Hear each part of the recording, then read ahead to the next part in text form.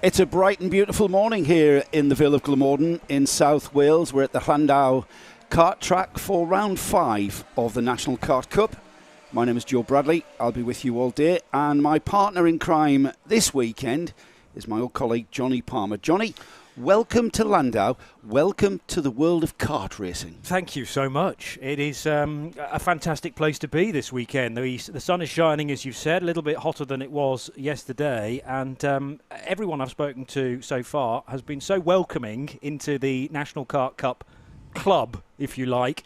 Family. It's a family, yeah. Yes, and there are so many people here that have obviously been coming to karting events for several years, nay decades, but if you are a first-timer like me, a newbie, you're also welcomed into the fold.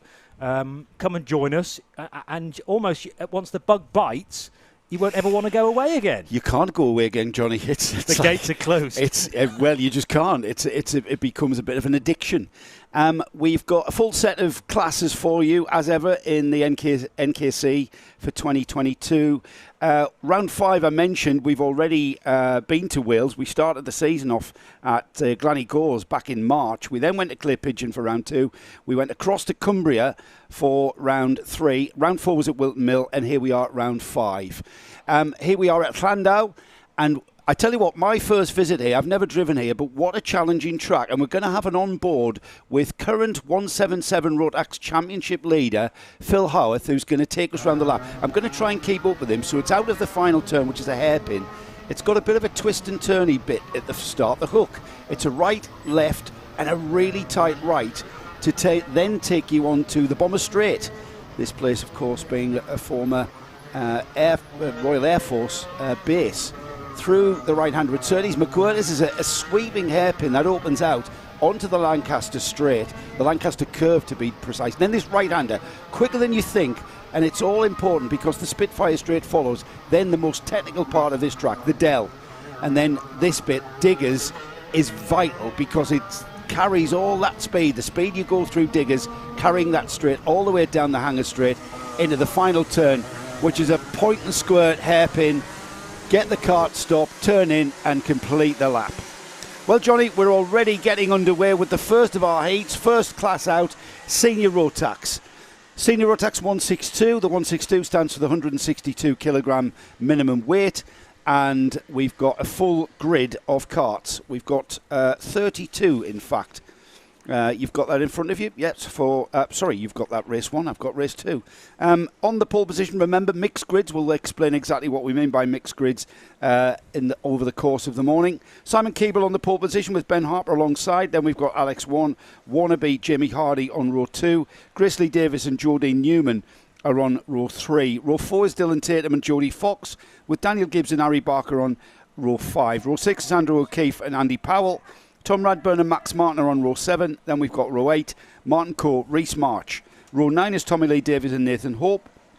Then we've got Henry Stratton, Ellis Humphreys, Lewis Jones, Scott Smith, Dan Andrews, Elliot Thomas, Adam Rogers, Patrick Williams-Rahaj, Jake Davis, George Boxall, Pedro Oliveira, Gez Owen, James Costin, Thomas Storer and John Hobbs and George Hunt. And out of the final turn, we are racing already, Johnny. Yeah, and it's a good start for Simon Keeble as they went across the line. Ben Harper was just marginally ahead. We were asking ourselves questions all morning and yesterday as to whether the hook would be in action for the first lap of the race. I'm glad everyone else has been paying attention to their drivers' briefings because they did all turn right and then left at turns 1 and 2 and already got a breakaway leader in the form of Ben Harper. So Ben Harper, it's a very short track here, Llandow. There's lots to it, though. It's 1,050 metres, so certainly not the... I'm not sure if that's the shortest track we actually visit, but they're already out onto the Hanger Straight to complete lap number 1 into the hairpin. It's got to be one of the simplest forms of overtake into a 180-degree tight hairpin. Textbook outbraking manoeuvres going on.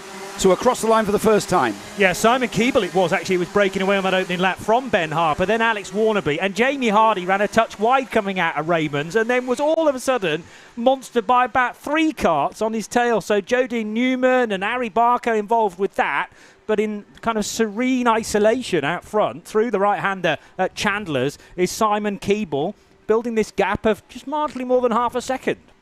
Yeah, so mixed grids, what that means is, as a competitor, you are in the heats, that is, which we are very much into at the moment. You're given one heat near the front of the grid, one heat in the middle, and one heat at the back. So what we effectively have, Johnny, is we have some really quick guys and girls at the back of the grid, and we'll see them making their way through. They're already completing 2 laps. It's a 44.3 there for Simon Keeble, and I can tell you, that's a very, very fast lap time there. Chaos at the hairpin at Raymond's at the end of the second lap, because delayed there was Andrew Powell, half spin. I think there was a little bit of contact that led into that as well. Race leaders getting closer together now, Simon Keeble and Ben Harper. And a nice dice as well for still 4th position with Harry Barker, Jodine Newman, Jamie Hardy swapping places hand over fist. But new leader is Ben Harper. No, still second place for Ben. Just slipping a touch back, therefore, from the race leader.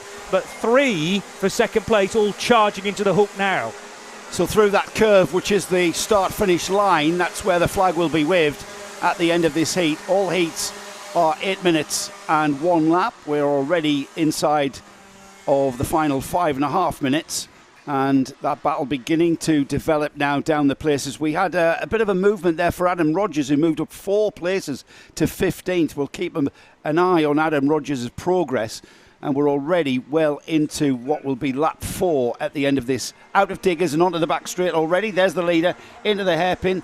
Second place, number 62, Ben Harper.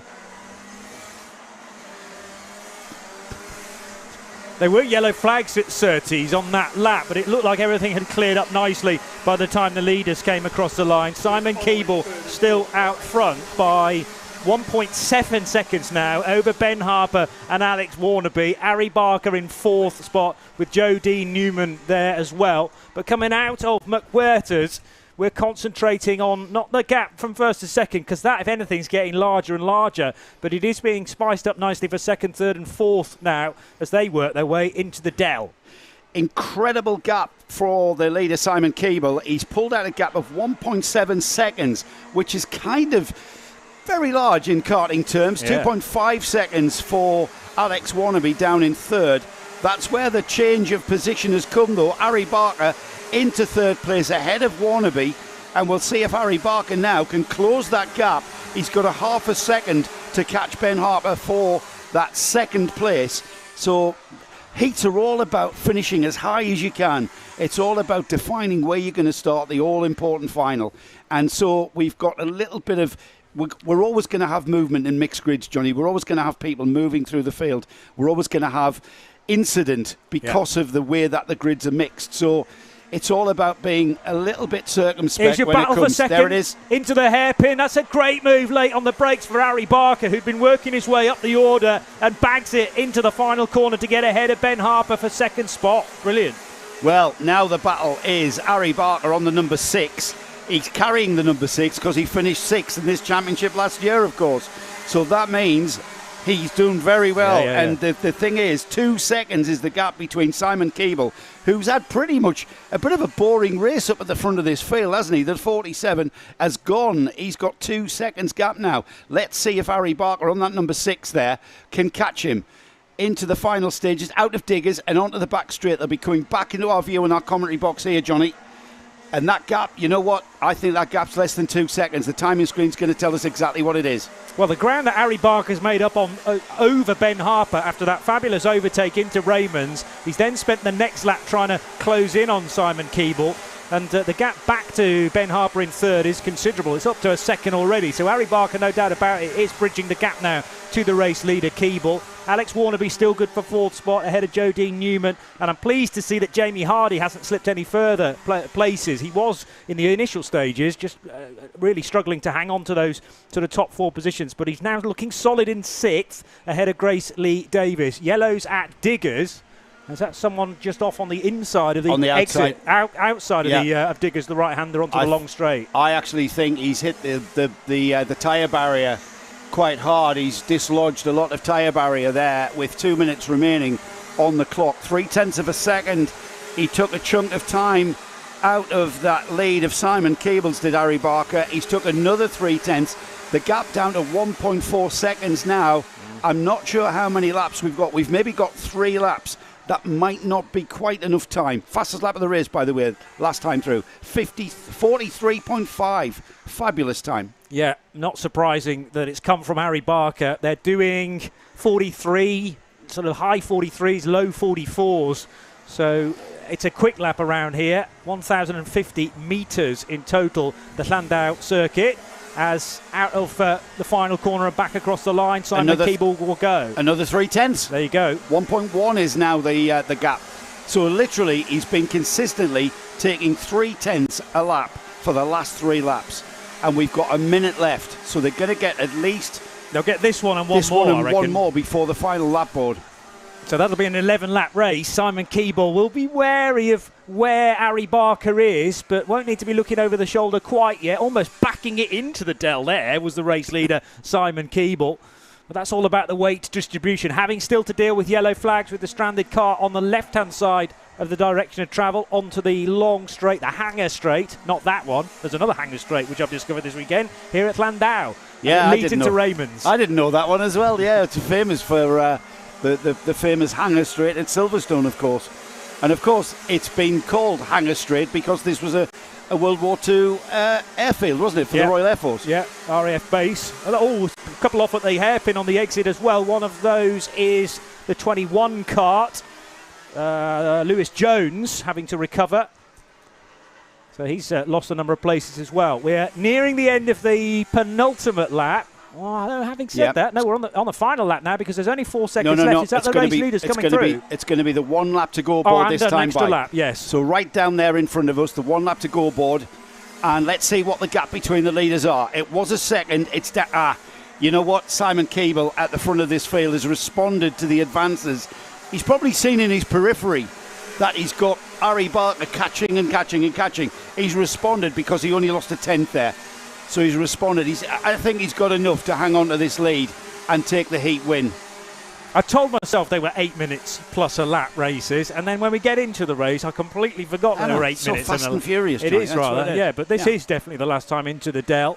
And like you say, Keeble maybe just keeping a bit in his pocket, therefore. Also, there's that grey area with the yellow flags as to what speed you go through. There's always the chance to close the gap.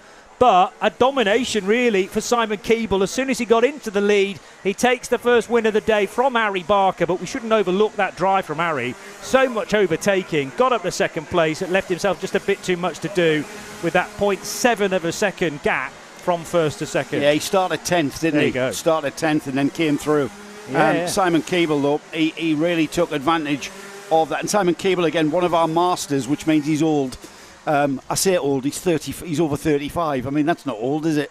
But yeah, a great win from that. Let's have a quick rundown of how they finished. And Simon Keeble takes the win. Harry Barker second. Harry Barker. Did I say Barker there? Because I was looking at Harper. Harry Barker second. Ben Harper third. Alex Warnaby was fourth. Jody Newman fifth. Jamie Hardy came sixth. Seventh was Jodie Fox. Max Martin was eighth. 10th was Tom Radburn. Ellis Humphreys... Tom Radburn was 9th, Ellis Humphreys 10th, Adam Rogers 11th, Tommy Lee Davies took 12th, Henry Stratton was 13th, 14th was Scott Smith, Jake Davies was 15th. Let's have a quick rundown from 15th down before the next lot of karts come on. So then we had Nathan O, Pedro Oliveira, Patrick Williams-Rahaj, Andy Powell, John Hobbs, Dan Andrews, James Costin was 22nd, Dylan Tatum, Martin Cole, Thomas Storer, Gez Owen, George Boxall, Lewis Jones, Grace Lee Davies, George Hunt. We lost Elliot Thomas on lap 7 and we lost Andrew O'Keefe on lap 6. Reece March went out on lap 5 and Daniel Gibbs went out on lap 2. First heat in the bag. Coming next will be the Rotax 177 class, Johnny. Same karts. However, the 177 stands for 177 kilograms minimum weight. So this is the big lads class. Yeah, okay, so if you're carrying a little bit of timber, then you would move from 162 to... You know what? Not really, no. They're just normal size rather than skinny kids who sort of, who seem to dominate the 162 class. Yeah. I say skinny kids. We've got sort of adult-sized people in there as well. It's, I suppose, for some people, I would fit nicely in the 177 class. Mm-hmm. I'd be overweight in the 177 class, True. But, and it's 177 kilos, which is the kart and the driver combined. Yes, minimum. So when you drive onto the scales, that scale has got to show 177. It can show 177.2, it can show 178, it can show 200. Obviously, you're going to be disadvantaged at 200. What it can't say is 176. Indeed. Or anything. It can't even say 176.9. No. Because you're underweight. Yes. You know. So you need to grab a quick burger or a bit of lead weight yes. to make sure that you've turned the scales in the right direction. If you've come in from the previous session and you're 1768 from a practice session, then you need to make your way to the burger van. Indeed. Of which are selling very nice. The double burgers I would recommend here at Llandow. Well, especially if you're trying to grab a quick quarter of a kilo before you do a round. And of course, it's a warm day. There's a fair bit of perspiration happening, I would imagine, so a chance to lose a little bit of weight through the course of the day as well. But I wouldn't imagine anyone's running it that close, frankly. If you're in the 177s, you're going to be a little bit north of that anyway. So this promises to be, again, a very interesting heat. It's a jumbled up grid, so we could have some star guys from the back of the field needing to make their way through. Shall we have a look at the grid for the 177s? An opportune moment because to do it's that, a very large grid in a short lap, which doesn't really blend.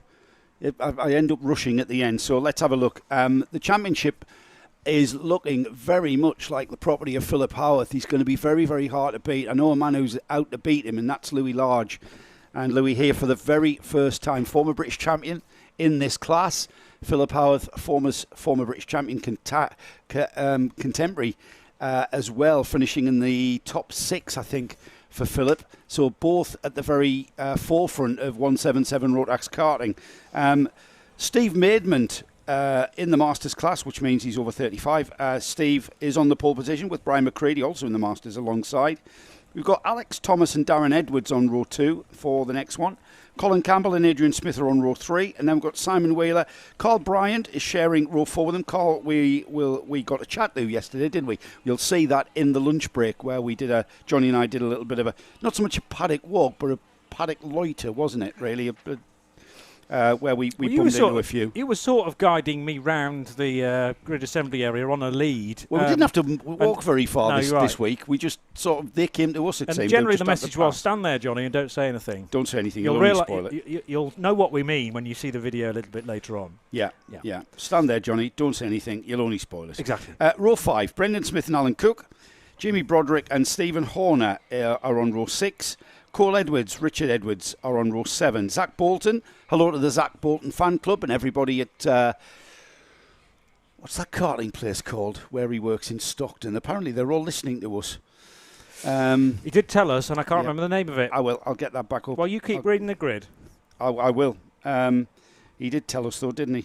I'll let you get that, Johnny. I'll type in Kart Club Stockton. Kart Sport, isn't it? Is it? It's Kart Sport Stockton. That rings a bell. Anyway, hello to everybody there, the Zach Bolton fan club. He's on row 8 with David Medlock alongside him. Steve Gilly, another chap that we bumped into yesterday, is on row 9 with Jason Bear. Taylor Adams and Martin Heath are on row 10. Martin Heath, former stock car driver. Yeah, Nudge is his nickname. Done some short oval legends racing. He did some national hot rod racing in the mid-2000s. Yeah. Team Sport Karting, isn't it? Team Sport Go-Karting, Stockton. Hello, everybody at Team Sport Karting in Stockton. Row 11, Alex Joyner and current championship leader Philip Howarth. Thomas Childs and Ben Hitch are on row 12, with Alex Jones and Billy Clark, row 13. James Yap and second in the championship, Louis Large, starting on row 14. So we'll look for Louis catching onto the rear end and the tail of Philip Howarth. This is going to be the battle going all the way into fullback, I think, for the final round. Rhys Llewellyn and Richard Evans are on row 15, and then row 16, rounding off the 32 kart field, is Charlie Jowers and Josh Mallett. I forgot to tell you, Johnny, we've got a jar. Mm-hmm. And you and I will put £1 in that jar every time we say car instead of cart. I've already preempted that because often when I've commentated on trucks in the past, whether they be the big rig trucks or the tractor units or pickup trucks, I always call those cars as well. And you've got to recalibrate the brain. I haven't done it yet. I haven't called a car it's yet. It's very early. True. I have called a car a cart. Have you? I've done so much of this NKC this season. Yeah. That when we've been doing some cars, we do some car racing. I've called it cart a car. It's still £1. Oh, all right, okay. So it works both ways. It's like pound to euro, euro to pound. Yeah, well, it depends what continent we're on, doesn't it? Doesn't matter what direction you do it. Ruples will do. Anything will do. So Right, so there's a bit of a delay, Yeah, and I know why, don't you? I would imagine it's to do with what happened out of Diggers and what damage it's done to the tyre wall, but also are we concerned about driver and kart? I think the driver was quickly out of the kart. I think the tyres have done their job. Yes. They've just been spread about a bit, so they're being realigned. We're getting a thumbs up, actually, from the track officials. So that little bit of work on the track has been completed. So it's the first heat for the Rotax 177s. And we've got the karts out on the grid. We had a lap of Llandow with Philip Howarth, who, as I said, will start down in 20 seconds. So we're going to have to keep an eye on for those. The two chaps that are leading the championship. Ben Hitch is third in the championship as well. And I'm trying to see where Ben Hitch is. 24th. Right, they're right together. He's right behind Philip Howarth, and then 2 rows behind Ben Hitch. In 22nd is Louis Large. So they're the 3 championship protagonists. Philip Howarth, Louis Large and Ben Hitch, 1st, 2nd and 3rd. Richard Evans is currently 4th in the championship with Joe Pfiffner and Tim Darlow 5th and 6th. Howarth has got a bright gold helmet. I noticed that in practice yesterday, so that will be easy to monitor because I don't think anybody else has. Louis Large has as well. Oh, he's got gold helmet as well? So there's Philip Howarth in the gold helmet, and there's Louis Large in the gold helmet. You're right. He's on the more of a red and blue liveried kart. Now they're being sent around again here. They don't get a race start quite yet. So more formation flying. Very difficult to hold the formation lap through the hook because there's only really one racing line through there. Yellow flags being displayed at Surtees as well to warn everyone. That's quite a common thing. You get sometimes it's a little bit crafty because what some of the drivers will do, especially the pole man. The pole man regulates the pace of this pace lap. If he thinks he needs another lap on these tyres just to get them up to operating temperature, he'll push on and leave the people who've come out the collecting area a little bit behind. And I'm not saying that's what the pole man did here, but in my karting days, that was certainly a tactic. And back in my karting days, you make sure you're not in formation, basically. You're not ready for a 2x2 start. And even somewhere down the field, you can do that because you can hang back. And that now we'll see in complete contrast, everybody in beautiful order. We'll see them come into our view any moment now. They're on the hanger straight now. Here they come out of the final turn in beautiful formation, led round by Steve Maidment. And we will get the goal into the hook. Oh no, they've been given another one. So something amiss to the dissatisfaction of the starter.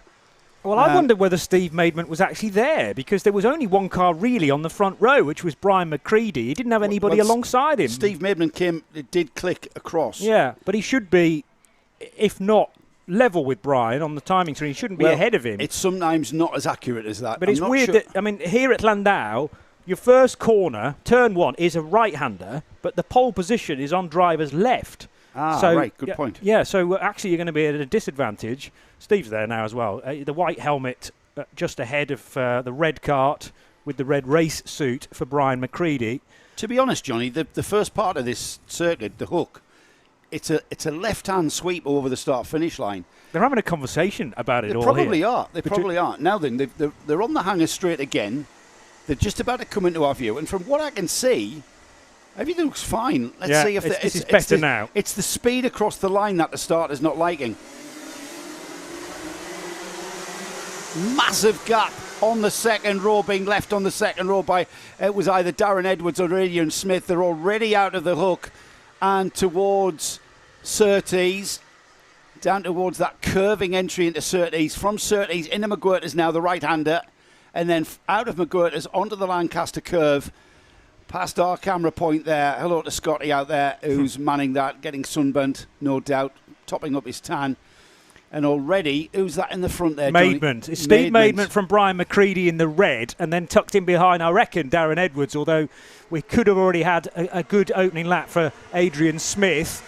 Closing in into Raymond's, and round the outside of McCready is going to go. Actually, it's the 2 of Carl Bryant, who was 5th. as they went across the line. He's already up to second position, in fact. He went round the outside of the hairpin, and he was able to keep that momentum up. Now, that shouldn't work. The textbook says round the outside of a hairpin. What we had there was Brian McCready had to defend into the hairpin, and Brian just went round the outside. By the time they got towards the hook, he had the line. So he's going to hang on to that second place. If anything, leading. He's already in the lead. By the time we get back round to, I think that's just coming off Spitfires. Yet they're into the Dell.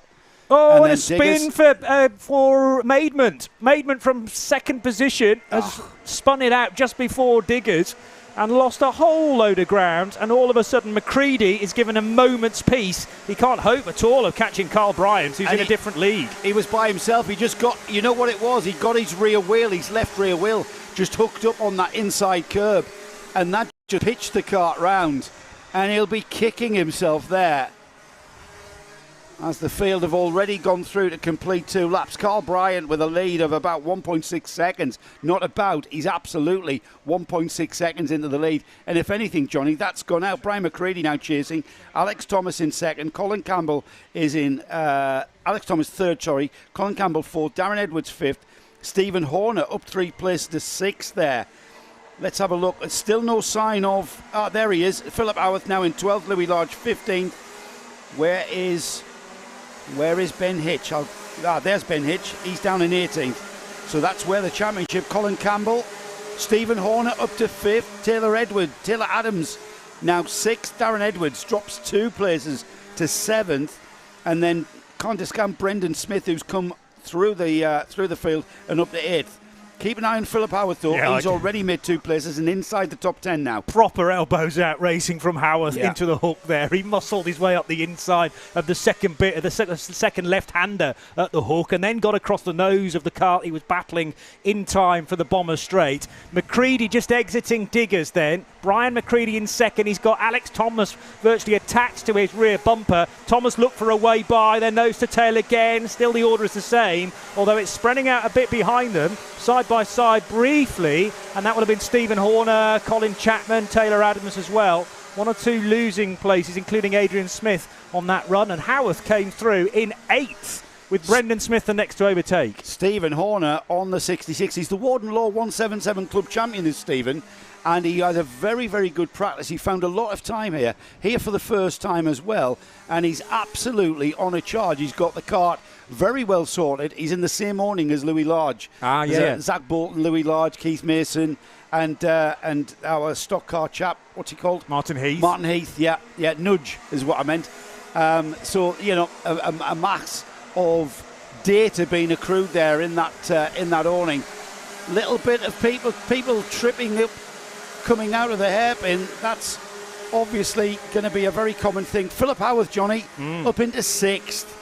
And still going forward. And what about this scrap now heading into McWhirters with McCready massively on the defensive. He's got Alex Thomas and Stephen Horner snapping at his heels. This is allowing Carl Bryant an even bigger lead now, because these 3 will be slowing one another down. Looking out for Howarth as well, who's just out of shot on the left. There he is with a gold helmet, running in 6th place. He'll have to get through these 3, if not 4 karters all together. This might be benefiting Howarth because they're all bottling each other up. Yeah, down towards the hairpin. And we had Stephen Horner making room. He used the tin opener to make his way through there. I think there was a bit of a nudge, and Stephen Horner's graciously let him back. Get him back, I thought that too. He probably thought he didn't want to incur the wrath of the clerk of the course. Bruce out there watching everything. He seems to be omnipresent, which is a bit of a task here at Llandow. Howarth up to 5th now. Just got ahead of Taylor Adams, possibly.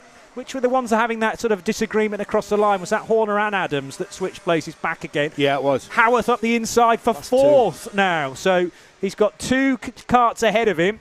Brian McCready in 2nd. Alex Thomas still 3rd. And Philip Howarth now running 4th. Look who was right on Howarth's tail, though. Louis Large, looming large, right on Howarth's tail. And he'll want to follow Philip through the traffic.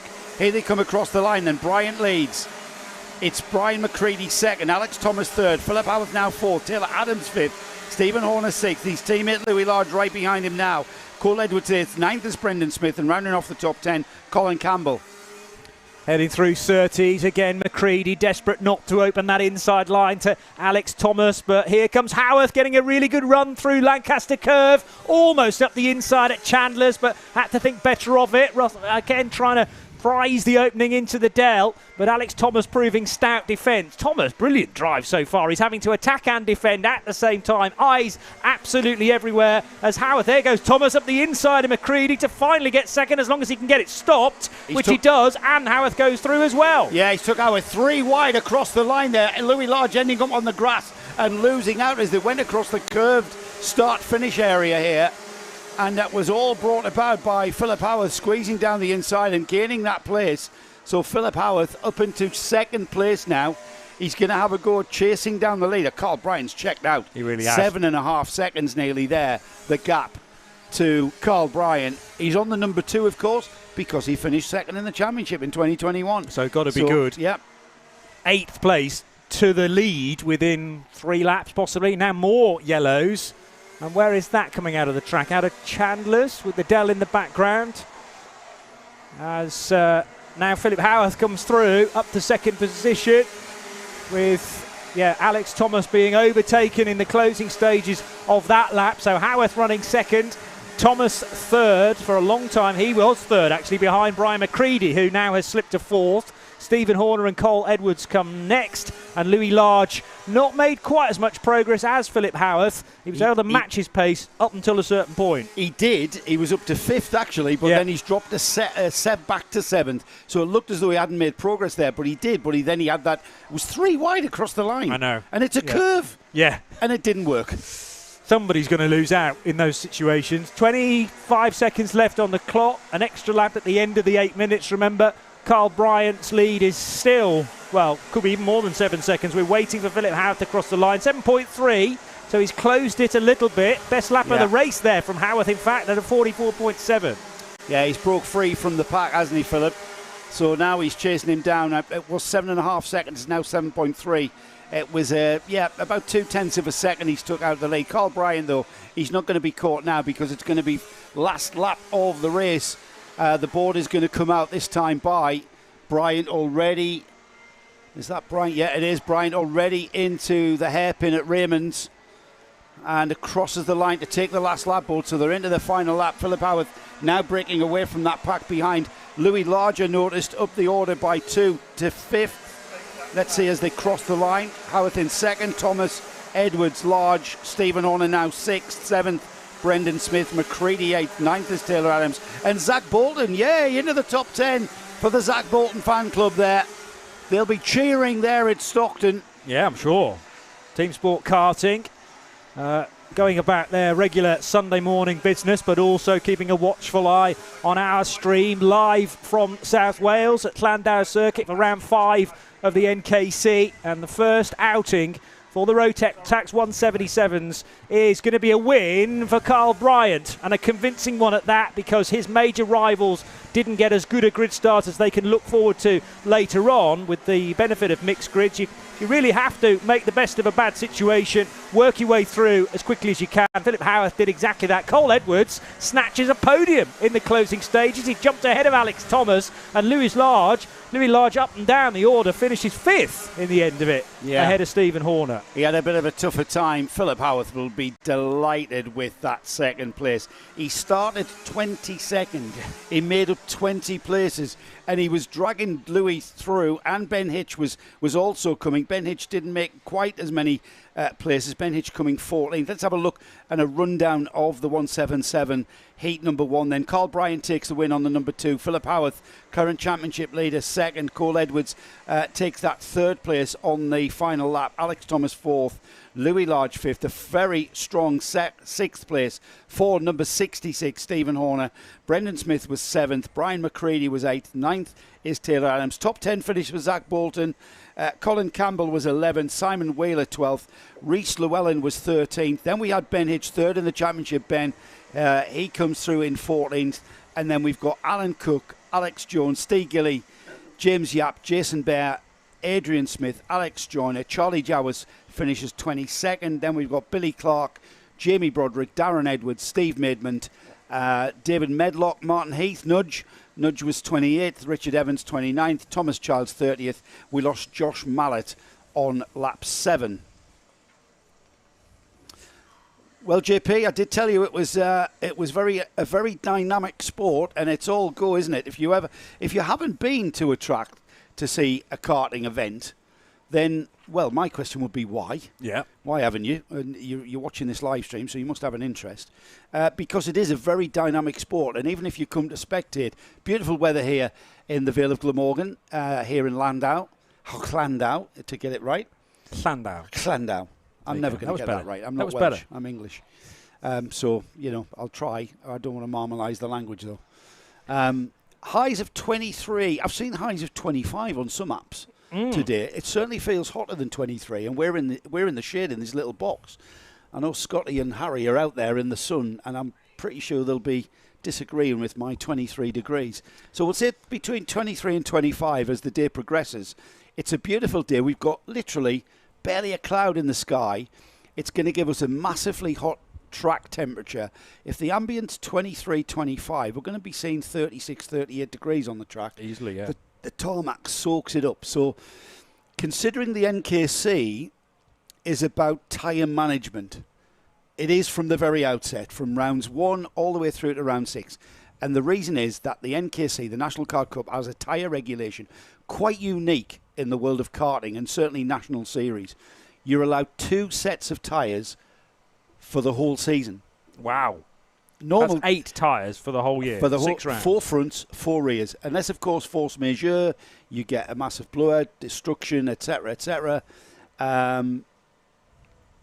You're is that of Scotty? Yeah. A melting. Scotty's just sent me a gif of a melting ice lolly. We'll try and get you an ice lolly down there, Scotty. Hang in there, mate. You're living the dream. Don't forget. So the tyres, Johnny, things like the Motorsport UK British Championships, the Ultimate Karting Championship, that sort of series where these classes would be part of those championships. Mm-hmm. It's 1 set of tyres per weekend. Wow. Okay. So and you'd be going through 6 sets. Well, you do more than that, because on the practice sessions you want to practice and get your setup on new tyres. So effectively 3, sometimes 4 sets of new tyres per weekend. This is why this series, in my view, is so successful, because it's a cost formula. It keeps your overall cost down. It's a national series. We've been all over the UK, as you've been up to Cumbria. We've been down to Dorset, to Clay Pigeon. Nice. North Wales, South Wales, sort of Midlands area, Daventry for Wilton Mill. Yep. And then we're going to go across to Lincolnshire in a month's time for the final round at Fulbeck, which is a kart circuit that I'm very familiar with. I used to race there back in the 80s and 90s, and it's apparently never changed. It's an old airfield circuit, similar to this, old airfield. Quite flat then. Very flat. It's going to be challenging for our cameramen to find elevation, but we're working on it. But yeah, so the attraction of the series is to keep the cost down. You're not having to throw money. A set of tyres, for instance, costs, I think, about 180 quid, 200 quid. Yeah. So if, you 3 sets a weekend, like I've just said, that's 600 quid. Yeah, gone that. It's just gone. And then it goes in the recycling bin after the weekend. But also, the interesting bit about making those 2 sets of tyres last a season, when you're out there competing in the heat of battle, like we've just seen Philip Howth, just seen Carl Bryant, Louis Large, Cole Edwards, those guys might think they want to just push a little bit harder just to gain another place. They're not going to be able to, because the forefront of their mind, that should be, is I need these tyres not just last today, but I've got to take these tyres to Fulbeck. Yep. Now then, a little bit slightly different karts out on track at the moment, 100 UKs. This is kind of a little bit close to my heart. I'd never raced 100 UKs, but this is from an era of karting, the 1990s. The 100 UKs are a 100cc air-cooled engine. They're a TKM, and we've got people who you will know. Ed Peed.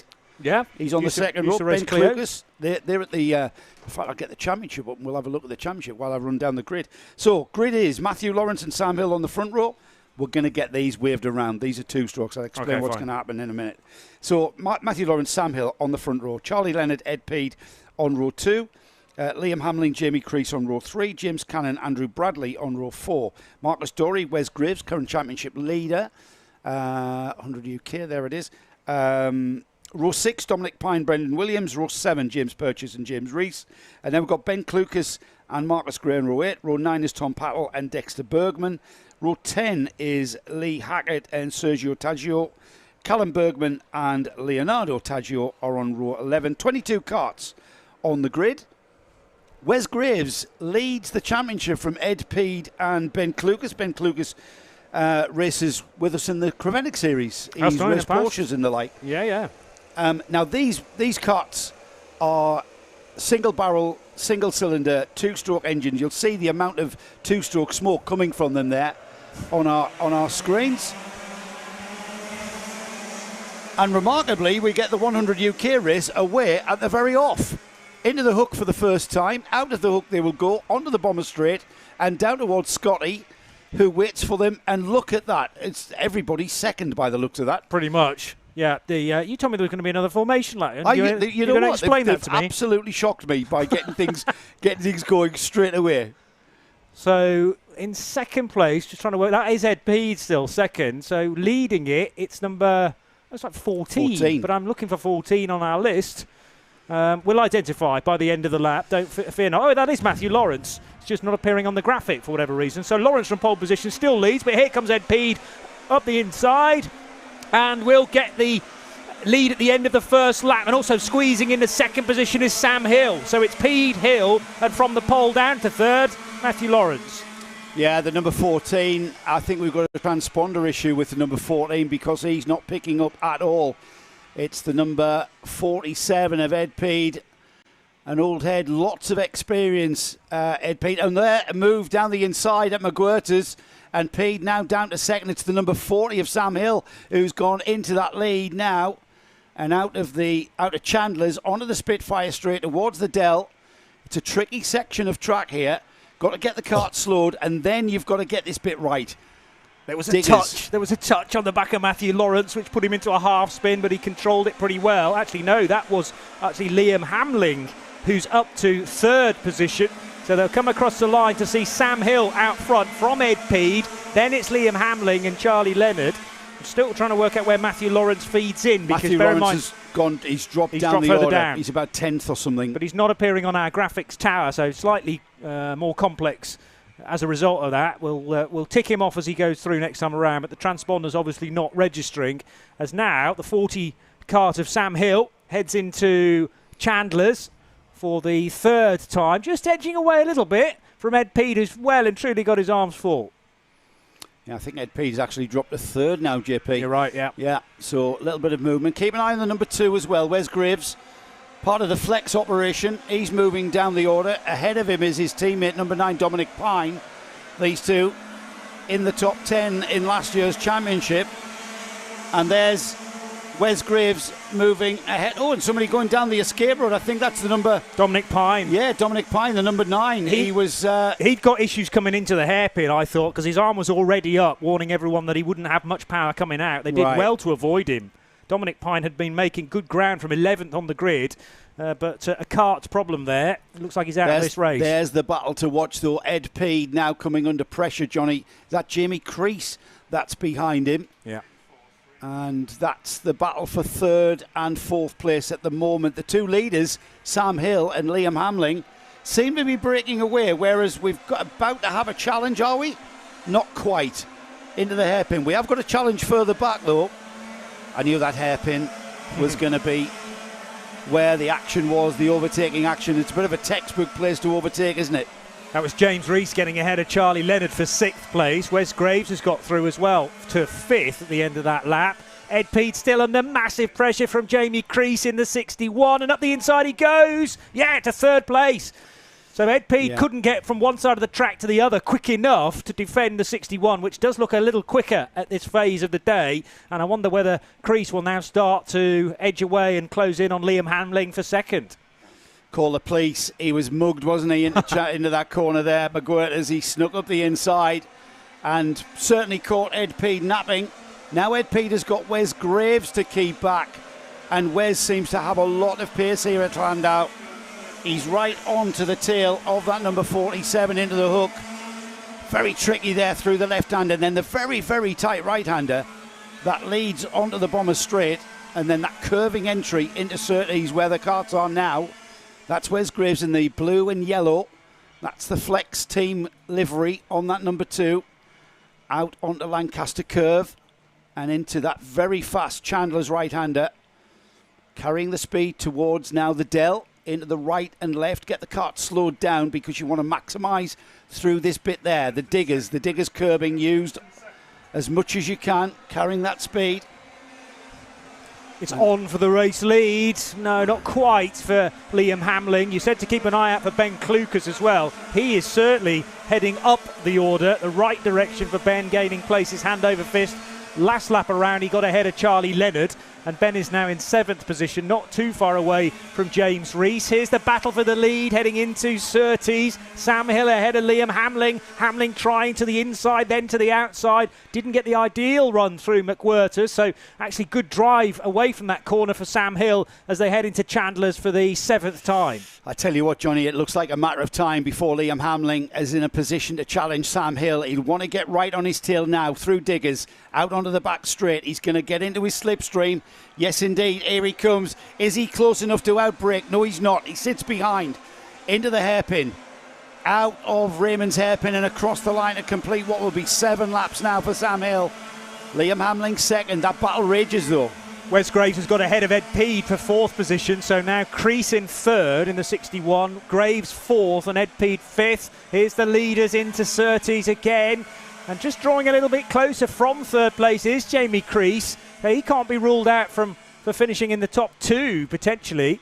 Wes Graves matching them for pace as well. Ed Peed just slipping further away from the leading quartet in 5th position. Ben Klukas has got a bit stuck in 7th with James Rees ahead. Yeah, you know what? Liam Hamling seemed to have momentum onto the rear end of Sam Hill, and now that momentum has been stifled. As I say that, they're into the braking area. Yeah, he's having to sit behind Sam Hill. He can't get past him because Sam Hill is absolutely driving exquisitely. He's leaving no gaps. He's optimising everywhere. They're into the hook at the moment. They're on lap 9. We're getting down. We're underneath. We're underneath 90 seconds remaining.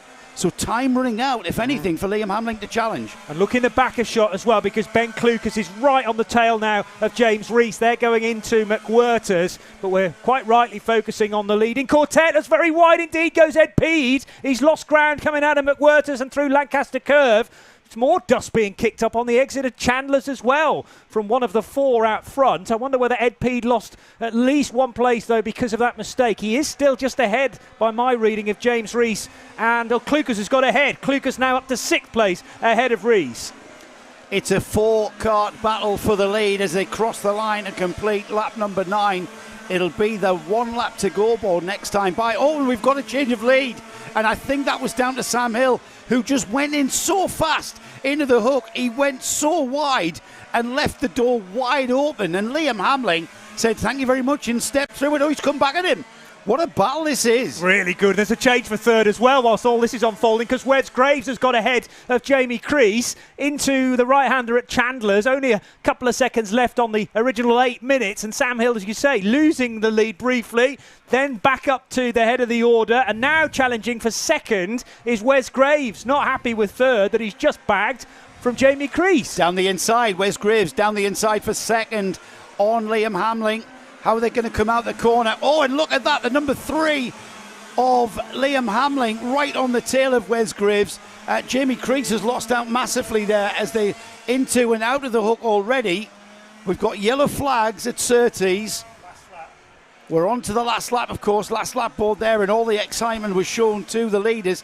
That battle there, Johnny, has allowed Sam Hill a bit of a breather. Yeah, it has. So Sam is the one that's well ahead now of the dice for 2nd, 3rd and 4th as they go through Chandler's. Ben Klukas, as mentioned, is up to 5th position and ahead of Ed Peed and James Rees, but it's going to be all about this final run into Raymond's. As you say, Sam Hill has enough, but massively defensive now to the right-hand side of the circuit is Wesley Graves. The checkered flag will fly for Sam Hill. Graves will get 2nd ahead of Liam Hamling and Jamie Crease. All sorts of sorting out to be done for the lower order positions in the top 10 as well, with Ben Klukas hanging on to 5th ahead of Ed Peed with that slight mistake coming out of McWhirters when he ran onto the grass running into Lancaster Curve, but gathered it up. And actually, all things considered, I think Ed should be happy with a 6th place finish ahead of James Rees, Lee Hackett in the 0 kart, James Purchase and Brendan Williams were the top 10. They're still dicing for positions over the line at the tail end there. And that was the 64 car heading kart over. Oh, there's a pound in the jar. Callum Berg. I didn't If notice. I hadn't called it, notice. I wouldn't have needed to spend a pound there. Callum Bergman coming across the line, something like 3 abreast. Yeah. With Sergio Taggio and Leonardo Taggio. Sometimes That was good fun. our good friend Henry Baudet, who is the main commentator for the Motorsport UK British Championships, this is his home track. He calls it the global centre of world motorsport. Wow. And he coined the phrase, and everyone else is 5th. That was a perfect line for that race. It was I have to say. absolutely, and I've said to Henry, I'm going to use that. Because sometimes, like you've just said there, that's the only thing that'll describe it. There go the lead, and everyone else is 5th because it's just chaos. Yeah, it's chaos. Yeah. Sam Hill took the win. Wes Graves, he'd be over the moon with that. Wes Graves started. Where did Wes Graves start? I've lost the grid sheet. He started down the order. It's all right. I've moved on. Okay. Liam Hamling eventually finishing 3rd. Jamie Crease 4th. Ben Klukas 5th. He'll be over the moon. Ben Klukas and Ed Peed work together. They're in the right. they're here together having fun. And Ben beating Ed Peed there to 5th. Ed Peed 6th. James Rees 7th. Lee Hackett 8th. 9th is James Purchase. 10th is Brendan Williams. And we're already into our first of our junior classes, the Junior Rotax class out on track. It's Curtis Latimer on pole, Mason Perrin 2nd, Daniel Whitfield and Josh Eaton-Brown are on row 2. We've then got Levi Goodyear, James Rigby, Samuel Wyatt, Alfie Bushell, Finn Smith, Ethan Wyatt are on row 5. And then on row 6, we've got Braden Hill, Aidan Pomeroy, Rafi Chalentano, Oscar Shrimpton, Ollie Morris, Ollie Naylor, Jaden Hewitt, Adam Catlinger on row 9, row 10, Gregory Akers, Nicholas Ellis. Then we've got Ronnie Shrimpton and Ashton French on row 11. Dylan Mitchell and Lewis Whelan are on row 12. Archie Butler and Jacob McDonald are on row 13. And rounding off 27 karts in this field is Daniel Davis. So Junior Rotax, Johnny. Samuel Wyatt leading the championship. Where are they, by the way, on the track? Just coming out of Diggers. Ah, here they come. So they're on the back straight, they're on the hanger straight. And they look quite ordered. So these are basically senior Rotax, exactly the same engine, but with a restrictor to give them less power than the senior kart. Makes sense. Yeah, same tyres, same everything. And if you think we've just had a lot of action, stand by, because these juniors certainly know how to race. And they've been given the get-go. We're above the lights. We can't see the lights, so it's a bit of a voyage of discovery as to whether or not we're racing, but indeed we are indeed racing on this first heat for Junior Rotax. Looks to be a good getaway for Curtis Latimer, who will run into McWhirters as the race leader. They're all sorting themselves out after that first run then through the hook, which we'd spotted earlier on in the weekend as the site of potential disaster on the opening lap. Oh, very sideways indeed, onto coolish tyres, I suppose, into the Dell. Very hard compound, as you've described to me, Joe. So it just take a bit of time to get them up to racing temperature. That's not Latimer. That's Mason Perrin, actually. Move for second, Johnny. Yeah. Move for second from the number 16. And that is Levi Goodyear, who went through and into second place at the very final corner of lap 1. So Mason Perrin in the red car leading the way from Goodyear now after that well-timed manoeuvre into the hook. Black helmet for Goodyear. Third position, the pole sitter, Curtis Latimer. Latimer's all over the back, though, now of Goodyear. And Goodyear goes for the race lead at Chandler's and gets it, as long as he doesn't head out onto the grass on the exit. Didn't do. And cool enough, actually, for a hand to move down just to make slight adjustment in the kart. So he's taken the race lead and already thinking, right, what's the optimum mode for this kart to be in for the next few laps? We've got movement into the braking area at the hairpin. Let's see how it comes across. That adjustment, Johnny, was just lifting the flap on the radiator to get the engine to operate a bit cooler. Yep. They keep adjusting that. The engine heats up and then they cover it and then they take it off and it cools down. Something else for them to think about. Yeah, I know. Across the line, then Levi Goodyear leads. Mason Perrin second, Curtis Latimer third, up into fourth when Sam Wyatt, he's currently leading the championship and moving up the order there. We're happy with that fourth. Daniel Whitfield fifth. Sixth is Ethan Wyatt. Braden Hill in seventh. They're already well into their third lap. Curtis Latimer got a slightly better exit out of Chandler's towards the Dell than the kart ahead of him, Mason Perrin, but there was no way by. Still the 30, therefore, in second position. Here comes Latimer from a fairly long way back, and he's actually doing more defending than attacking, so still no change for second, but they'll be side by side over the line for third and fourth. And Wyatt did get ahead of Curtis Latimer, so Sam Wyatt, who we caught up with yesterday, now up to a potential podium position if he can stay in third. Yeah, this is pretty standard junior Rotax racing with streams of karts going off.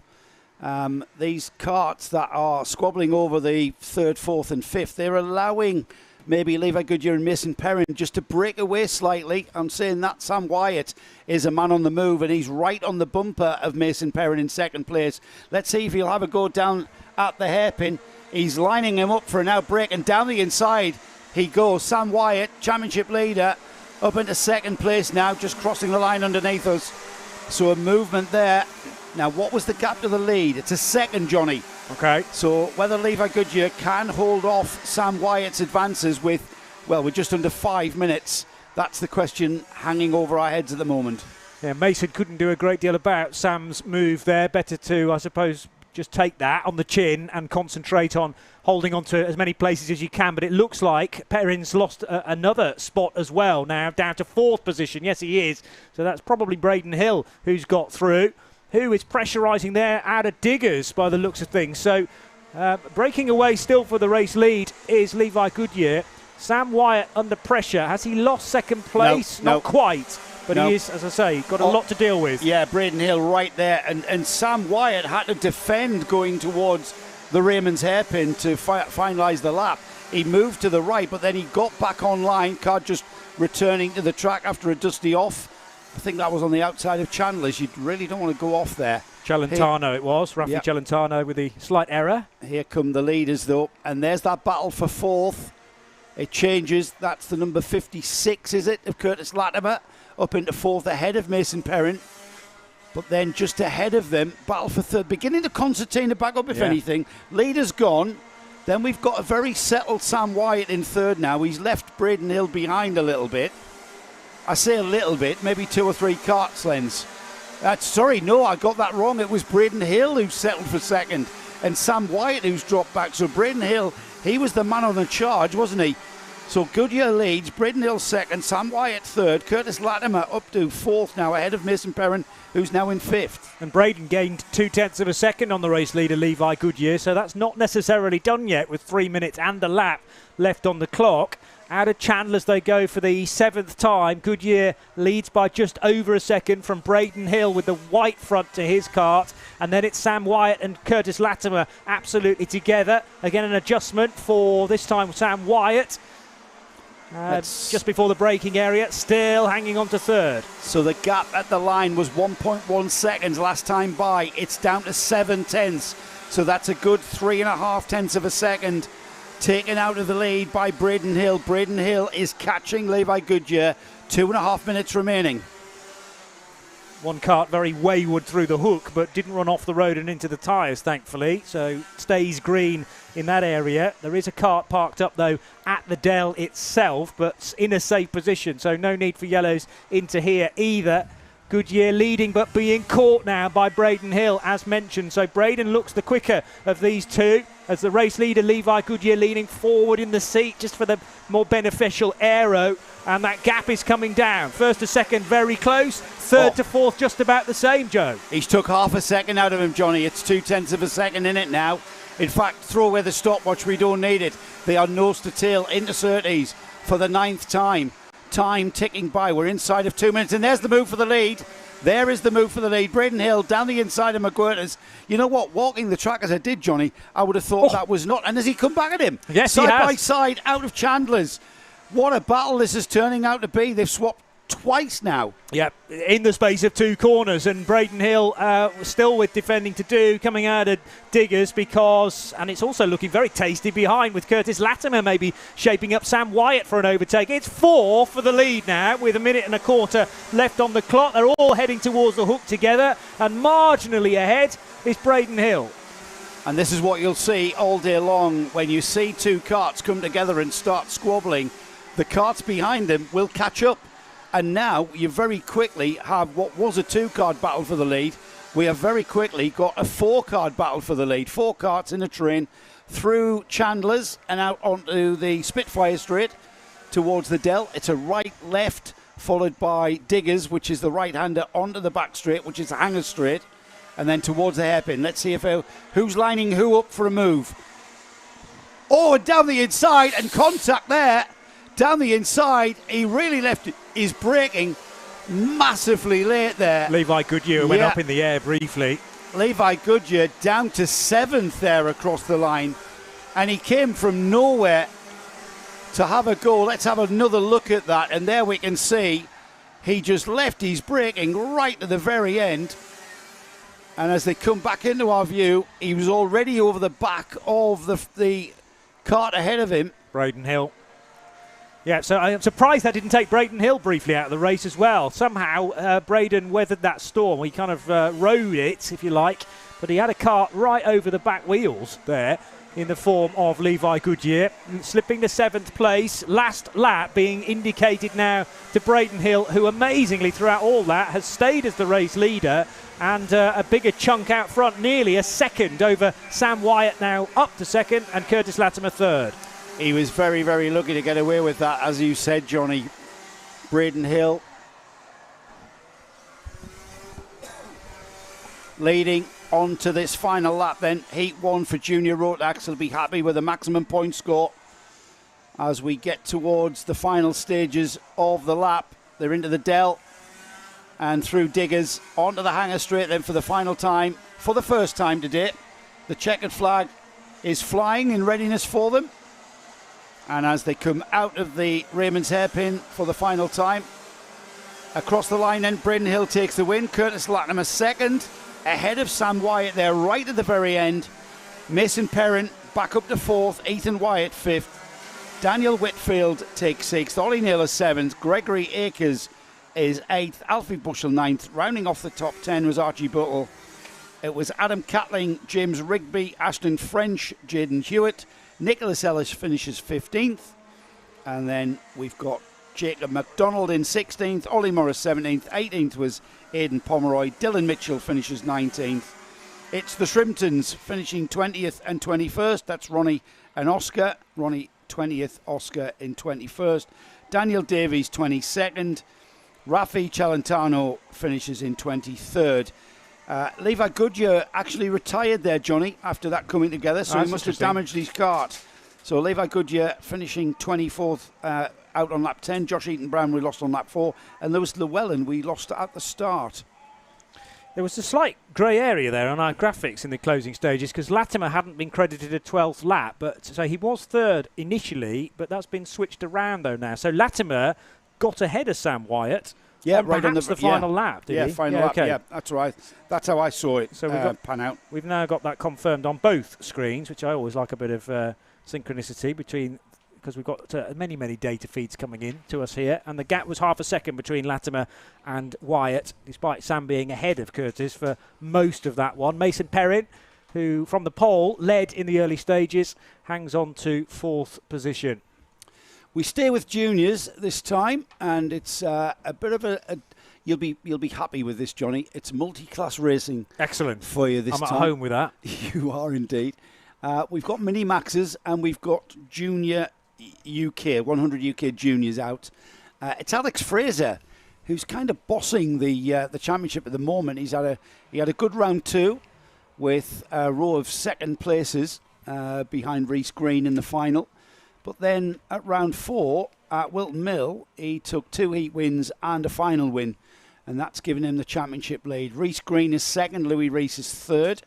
We've got perhaps one of the biggest grids we've seen for Minimax this season.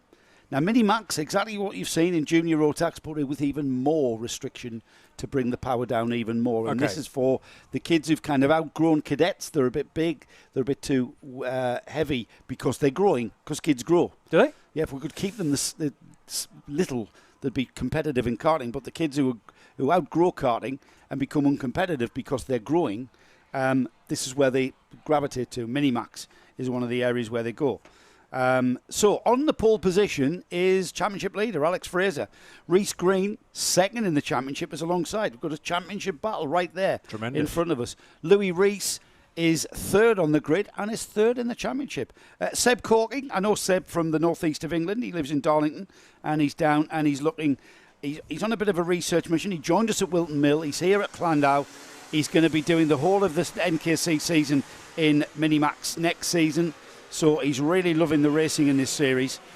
Row 3 is Daniel Parson and Harris Roberts. Then we've got Sonny Morgan, Emily Cotty, Daniel Haynes and Eric Smith are row 5. The 100 UKs will start behind the Mini-Max. A little bit different engines, single cylinder, air-cooled TKM motors on these karts. Alex Henderson is on the pole, Jamie Dart second, with Ewan Scott and Yelena Osbar-Scott on row 2 of the UKs. Row 3 is Adam Nicolai and Sophie Hadley, with Thomas Hadley and Jamie Scott on row 4, with row 5, Hayden Taylor, rounding off the 100 UK field. So 2 classes, which we'll try and keep a tab on what's happening in both of those classes.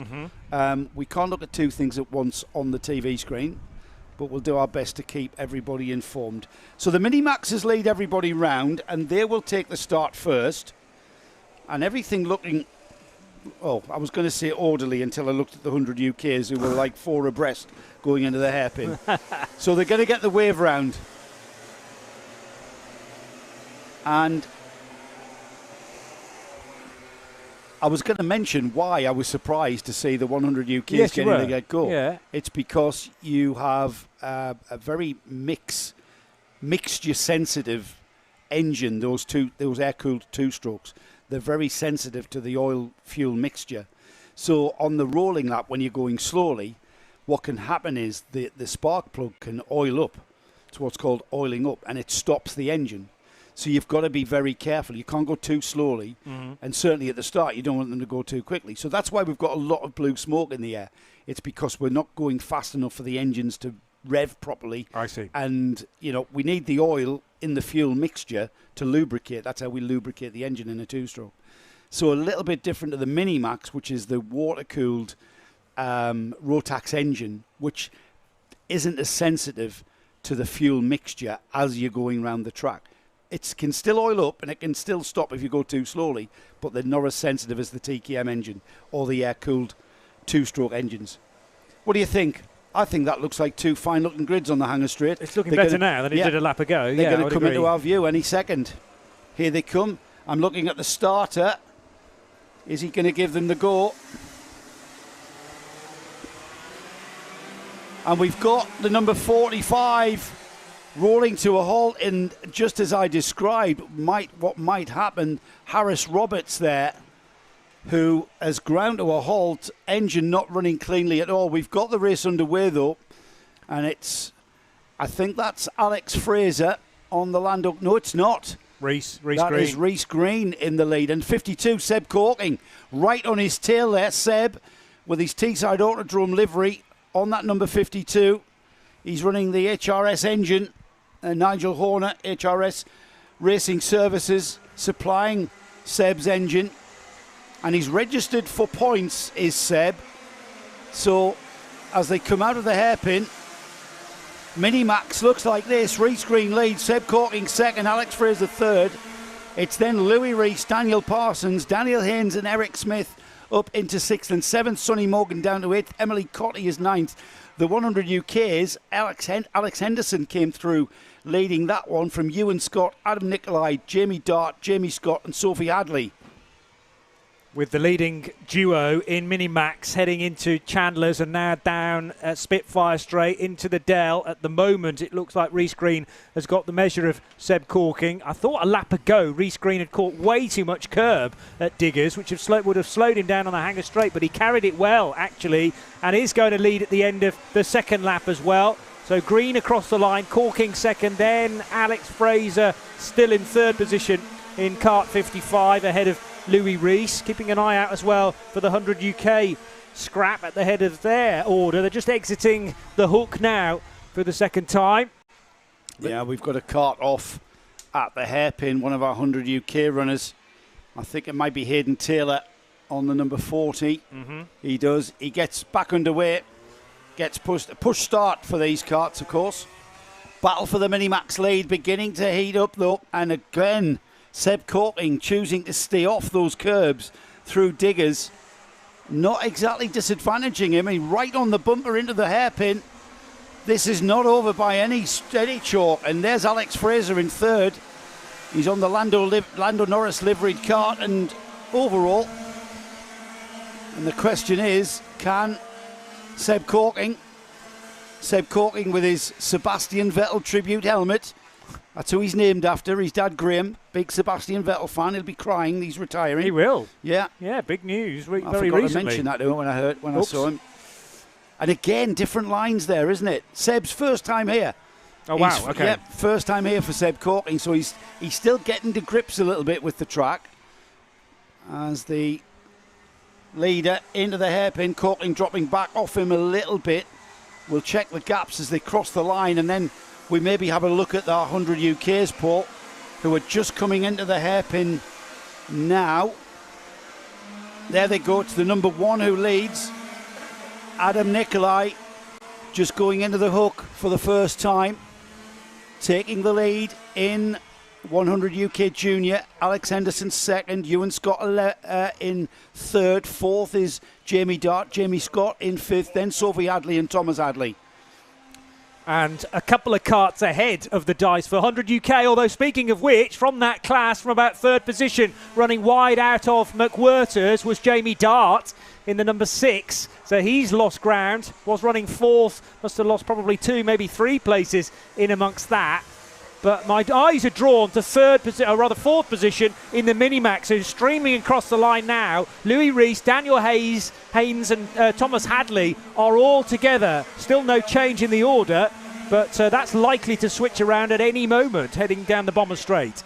As we stay with 100 UK, we'll try and pick up that battle for third in the Minimax class. The lead, I've got to say, Reece Green, Seb Corking and Alex Fraser, they're off into the lead.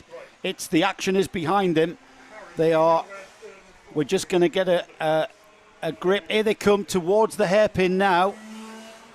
So Minimax leader into the hairpin now. There goes Reece Green across the line. It's 6 laps completed. This is the battle that Johnny was talking about behind these 3. Just coming into the hook now. Stay where we are. This is the battle there, right there, Johnny. Fourth, fifth, and sixth. And sixth in Minimax, yeah, with Louis Reece, Daniel Haynes, who's the meat in the sandwich in the red overalls, and Thomas Hadley tucked in behind. So Daniel running with the black helmet. They're rounding McWhirters now, and Reece just ahead, but I don't think he's necessarily got the lap speed compared to Daniel Haynes tucked in behind, but Haynes has got to find a way by, and he's just been sitting there for the last few laps, unable to prize the opening. Remember Daniel we spoke to, you'll hear our little interview. Daniel had a big off in practice on Saturday morning and winded himself quite severely. And I was happy to see him back out in practice in the afternoon and was able to chat to us. Great move from Thomas Hadley, but I'm not sure he's been able to stay there because Haynes has got back in front. So Hadley slotted down the inside at Raymond's hairpin. And again, he's having a nibble coming out of the hook as well. Now there's a kart off from the 100 UKs. And that's the 28 of Thomas Hadley. So Hadley's already had dramas earlier on in the race and is now out of it. Fourth, fifth and sixth still together and still in the same order as I say. Thomas Hadley had got ahead of Daniel Haynes briefly. So no change in the top 3 in Minimax, Reece Green, Seb Corking, Alex Fraser, and no change in the 100 UK Juniors either. Adam Nicolai, Alex Henderson, Jamie Scott still running first, second and third, but it's still that battle for 4th, 5th and 6th. The karts concertinaing up there as they come into and now out of the hairpin. There they are towards the hook. Is that a move? Yeah, Haynes up the inside for fourth. He caught a huge amount of curb into the hook. I'm surprised he kept it on the black stuff, but Haynes now up to fourth place. Great move by Daniel there. Quite a small, diminutive stature, isn't he? He slipped wide. He slipped wide at McWhirter's. And lost both places. Yes, unbelievable. We're just singing his praises there, and he just went into McWhirter's a little bit too quick. Ended up sliding very wide indeed and losing out again. Yeah, so it's like snakes and ladders sometimes, kart racing. You move one spot, you lose two. Here he comes again, though. Level pegging with Thomas Hadley, and he has the crucial inside line for Raymonds. He's toughing it out, in fairness, and Haynes back up to fifth. Can he hold it there? Can he go for fourth? He likes this corner. Into the hook. Brilliant squabbling. Now to the outside. They're both off. They both got tangled up at the hook, and the man to capitalise on that, I think, was Thomas Hadley. They both got hooked up, didn't they? At the hook, At the hook, yes, indeed. Let's have another look at it. And it was Daniel Haynes who went down the inside. It's the left-hand bit here where the kart's still squabbling. They just kind of come together and get entangled. One of those racing incidents, in my opinion, where those two youngsters were absolutely battling, literally wheel to wheel. And with 20 seconds remaining, I'll just get a grip. It might be another lap for our leader in Minimax. Very unfortunate situation, though, and that means that Louis Rees and Daniel Haynes, although still both in the race, they go across the line now. They slip down to 7th place for Rees and 8th place for Daniel Haynes. Yeah, and after being in massive contention. So we're getting towards the 1 lap to go board, which will be shown to Rees Green next time by. So we'll just keep an eye on that number 71 and find his location on the track. There he is. He's into the hairpin now.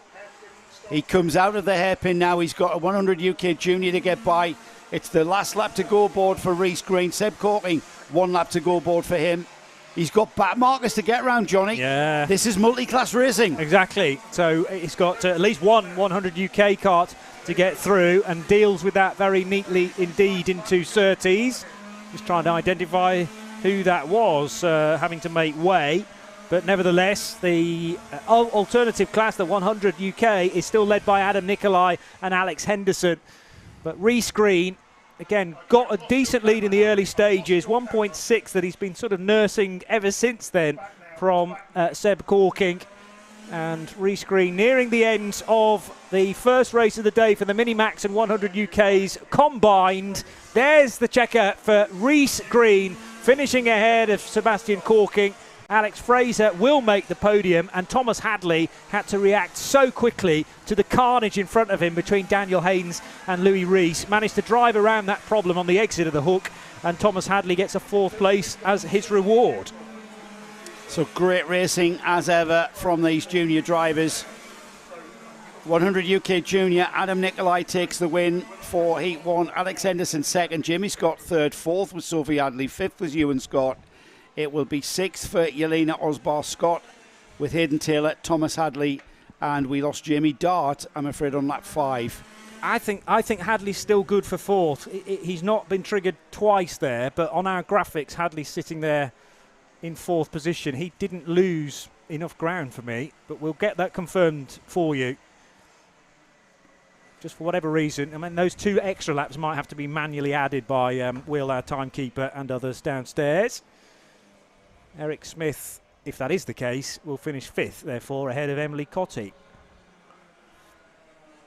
But you have to have eyes everywhere there, Joe. Yes, I mean, typically really with multi-class racing, two different lead battles, but the more striking one for me was for 4th, 5th and 6th in Minimax. I just had a feeling that was going to explode at some point. You have to have the neck of an owl, especially here at Llandow, where it's kind of a U-shape, isn't it, the whole track? Well, if you think that was something to go by, the senior TKMs. Now, this is a class of karting that also has representation in the Motorsport UK British Championships here in the NKC. Same rule applies, though, different tyre regs and the like. And they're a slightly smaller track and a slightly smaller wheelbase to the Rotax karts. And what that does is it kind of gives them freedom to pass pretty much wherever they want. Okay. It's in comparison to the Rotax classes, you know. So we will get a lot of movement in the senior TKMs, especially, again, with mixed grids. Oliver Fathers is on the pole position for our next heat, the TKMs, senior TKMs. Caelan Lamont, say it as you want. Caelan, Lamont. His family can't agree with how you say it, Johnny, so we're just going to have a go at Caelan Lamont. Say it as you will. I'll say Callan Lamont, I think. Yeah. All right. Just choose one. Just choose one You and can stick change with it during the day as well. Oh, can you? He's become quite a celebrity. I understand because of that. his name. Yeah. Charlie Savage and Jason Lovett are on row 2. Matthew Horton and Joseph Jacks are on row 3. Gordon Smith and Ricky Wright are row 4. Row 5 is Matt Slate and James Hull, with Mitchell Ball and Owen Potter on row 6. Adam Crofts Davies and Curtis Granger on row 7. Leanna Page and Cameron Ross are on row 8. Ollie Milner and James King are on row 9. And then we've got Alexander Lehman and Louis Bevan, current championship holder on the number 1 on row 10. Joseph Phillips and Lucas Sullivan round off the 22 kart field. It's Mitchell Ball, Callan Lamont and Louis Bevan who are first, second and third in the championship. So it's very, very much all to go for. And Callan will want to maximise his points haul in this first heat for senior TKMs. Again, Johnny, I'll be amazed if they are not waved round. And indeed, look at that. Yeah, the you're right. starter, he will wave them round. Again, these air-cooled two-strokes, very, very sensitive to their fuel and oil mixture. Two-strokes, of course, get their lubrication from the fueling. You basically mix the oil in the fuel. You'll see people shaking cans in the paddock, and you've got to get that right, because if you get that too weak, if there's not enough oil in the fuel, your engine seizes. Okay. It's got lack of lubrication.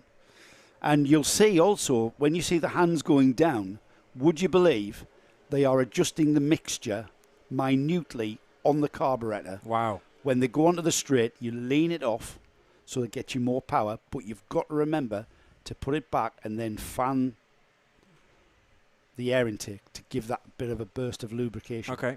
Because if you continue running it lean, it will seize. How much fuel in I might imagine a very small tank that each of these carts carry? Maybe 2 or 3 litres. Is that all? Yeah. Right. And they always have to factor in a little bit extra if more formation laps have to be done, because now we've had the requisite 2, but if, again, the starter's not happy and they're not in a tidy start position. But this looks very good, actually.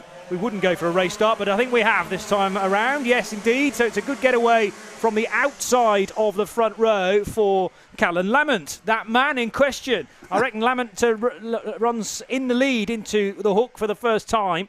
This is what I mean, you see, about taking pole position. I don't think that's the favoured line into the hook. Yeah, it doesn't You're better off on the right-hand side. Yeah. And you know what? It's because the start line is on a curve. Yeah. You're kind of not having a straightforward roll towards the first braking area. That's definitely Callan Lamont breaking free from the rest of this 100 TKM field as they come through diggers for the first time. As I say that, Oliver Fathers, I think it is, in second on the number 54. Or is it the 24, sorry. Yeah. He's closed up on the sort of second half of this lap into the hook for the second time then. It's Lamont leading, Fathers second, Jack's third, Charlie Savage, Matthew Horton, Jason Lovett, Mitchell Ball seventh, eighth is James Hull, Matt Slight and Ricky Wright rounds off the top 10. Jack's made 3 places on that opening lap, started from the outside of the third row, now up to third position and challenging Oliver Fathers into Chandler's this occasion, down the Spitfire straight, very short straight, where you stay well over to the left and then get the kart lined up for the Dell. But there's no point, as you were making the point to me yesterday, and challenging really hard into the first bit of the Dell and then messing up the next 2 corners. So easy to do. Better off biding your time and getting the better exit out of diggers, because that's so crucial onto the long back straight, the hanger straight. They're already into the hook for the 3rd time. Callan Lamont ahead of Oliver Fathers and Joseph Jacks still there in 3rd. So out towards Surtees then. It's Callan Lamont leading out of Surtees into McGuirt as he's pulling out a bit of a gap. The gap at the line was a half a second, let's say.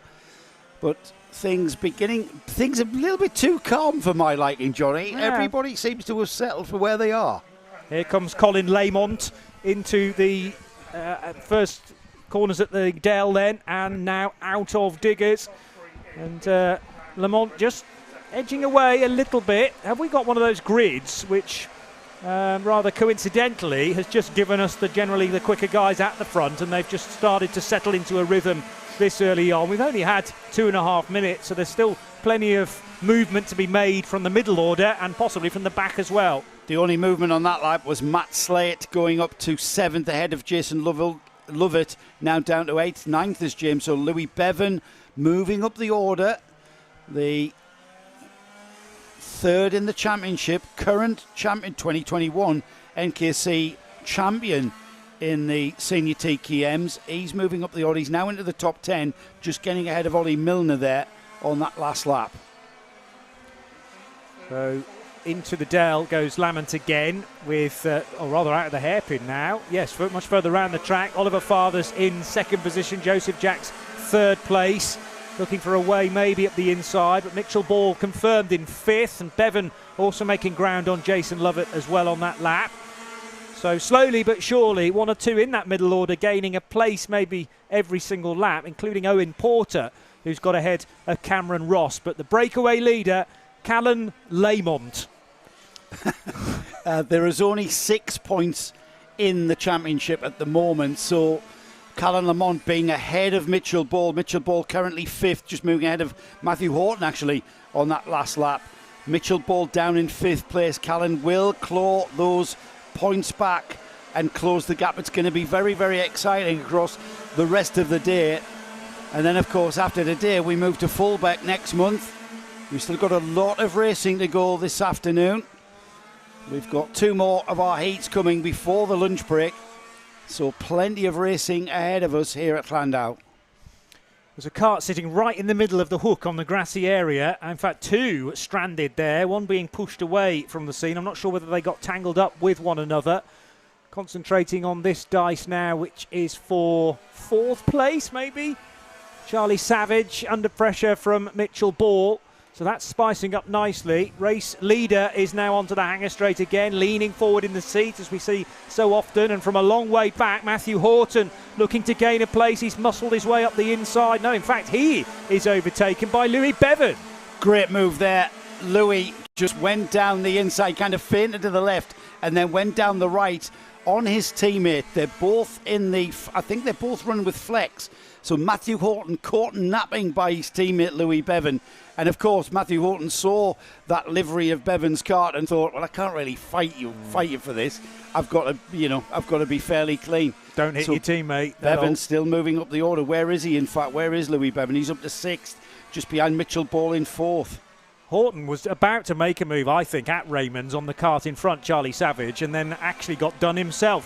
From a long way back again, here comes Louis Bevan, this time on Charlie Savage, and the number 1 at the inside of kart 82. So that's actually Mitchell Ball, I beg your pardon. Where does that put Bevan now? 4th position. Yeah. He's got ahead of Ball and Charlie Savage on that lap. And that's important for Louis Bevan's championship. He's got ahead of Mitchell Ball. Mitchell Ball ahead in the championship. He's on 703 points. Then we've got Callan Lamont on 697.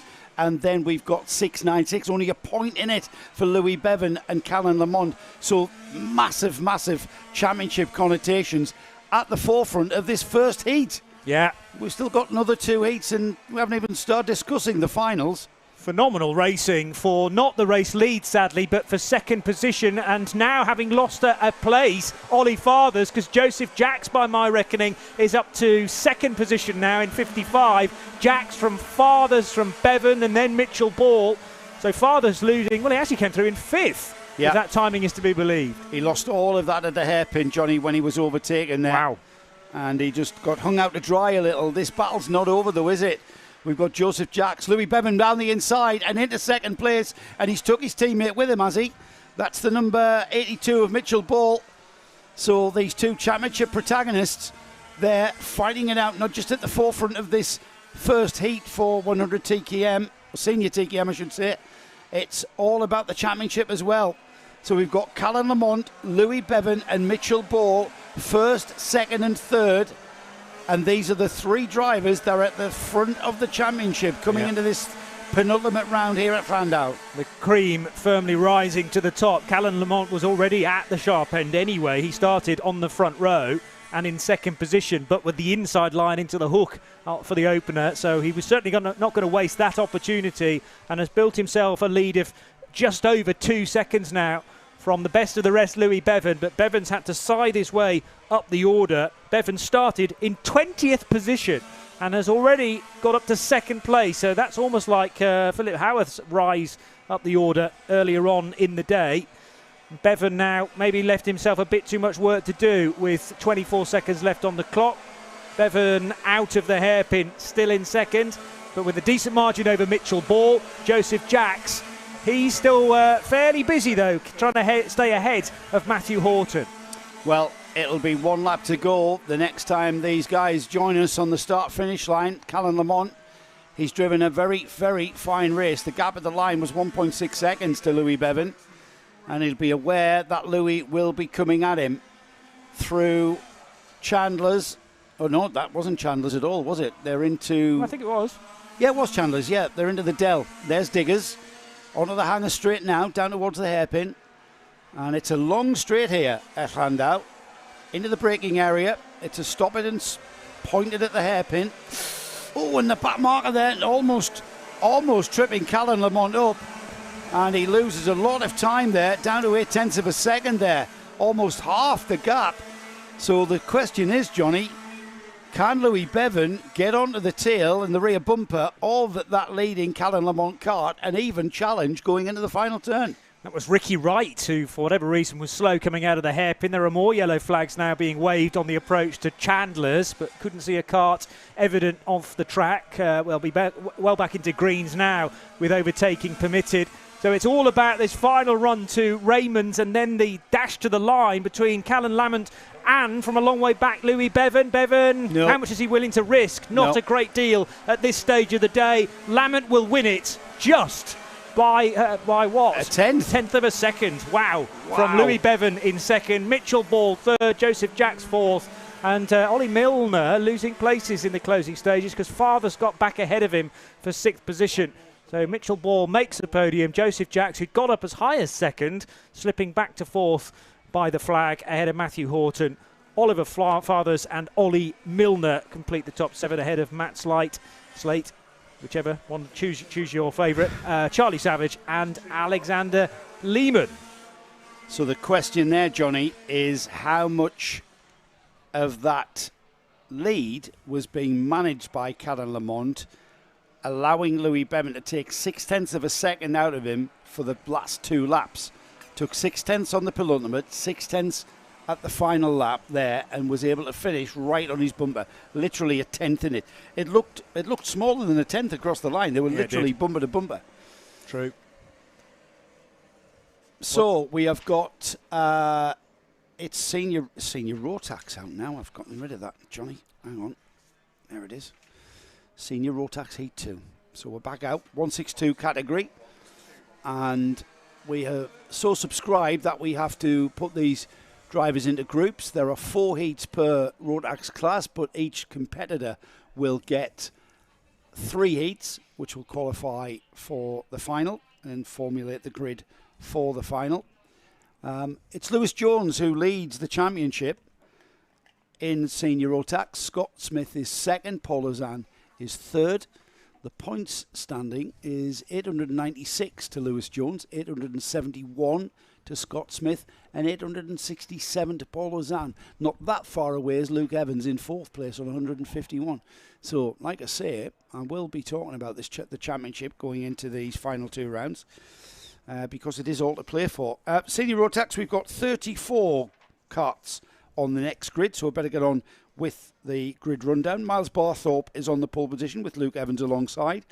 And then we've got Nathan Chattel and Tyler Fossey on row 2. Row 3 is Alice Humphreys and Jake Davis. Row 4, Dan Andrews and Henry Stratton, with row 5, Scott Smith and Andy Powell. Jody Fox and James Costin are on row 6. Row 7 is Dylan Tatum and George Sanders, with Thomas Storer, the current champion in this class, alongside Ari Barker on row 8. Row 9 is Jodie Newman and Jack Jones. Adam Rogers and Jamie Hardy are on row 10. Pedro Oliveira and Nathan Ballard are on row 11. Row 12 is Reece March and Andrew O'Keefe. And then we've got James Wood and Martin Jackson, row 13. Gino Cook and Lewis Jones are on row 14. Matty Hildred and Tommy Lee Davis are on row 15. Max Martin and Martin Coe are on row 16. And then the 34 kart field, 17 rows of karts. George Hunt and John Hobbs are rounding off this 34 kart field. So I think we've got some karts to retrieve out on the circuit at the moment. Yeah, one of them that needed to be taken away from the inside of the hook was Lucas Sullivan, stranded on the grassy area on the inside of that left-hander. But I'm just trying to remember back now, trying to work out how good my short-term memory is as to who took the opening win when we first saw this this category of karts out on track at the start of the day. I know Harry Barker had worked his way through. But left a bit too much. Well, remember, you've got people in this heat now that who we weren't see in the first heat. Precisely. And people who will be into their second heat of the day. Karts being released. You'll find this, Johnny. All of the timings available to everybody listening on Alpha Time. It was Simon Keeble, wasn't it? Simon Keeble who won the first one. It was. From Harry Barker, who had done a lot more overtaking along the way. But Luke Evans starting from pole position, rather from second position, alongside the pole man Miles Barthorpe in the second outing for Senior Rotax this morning.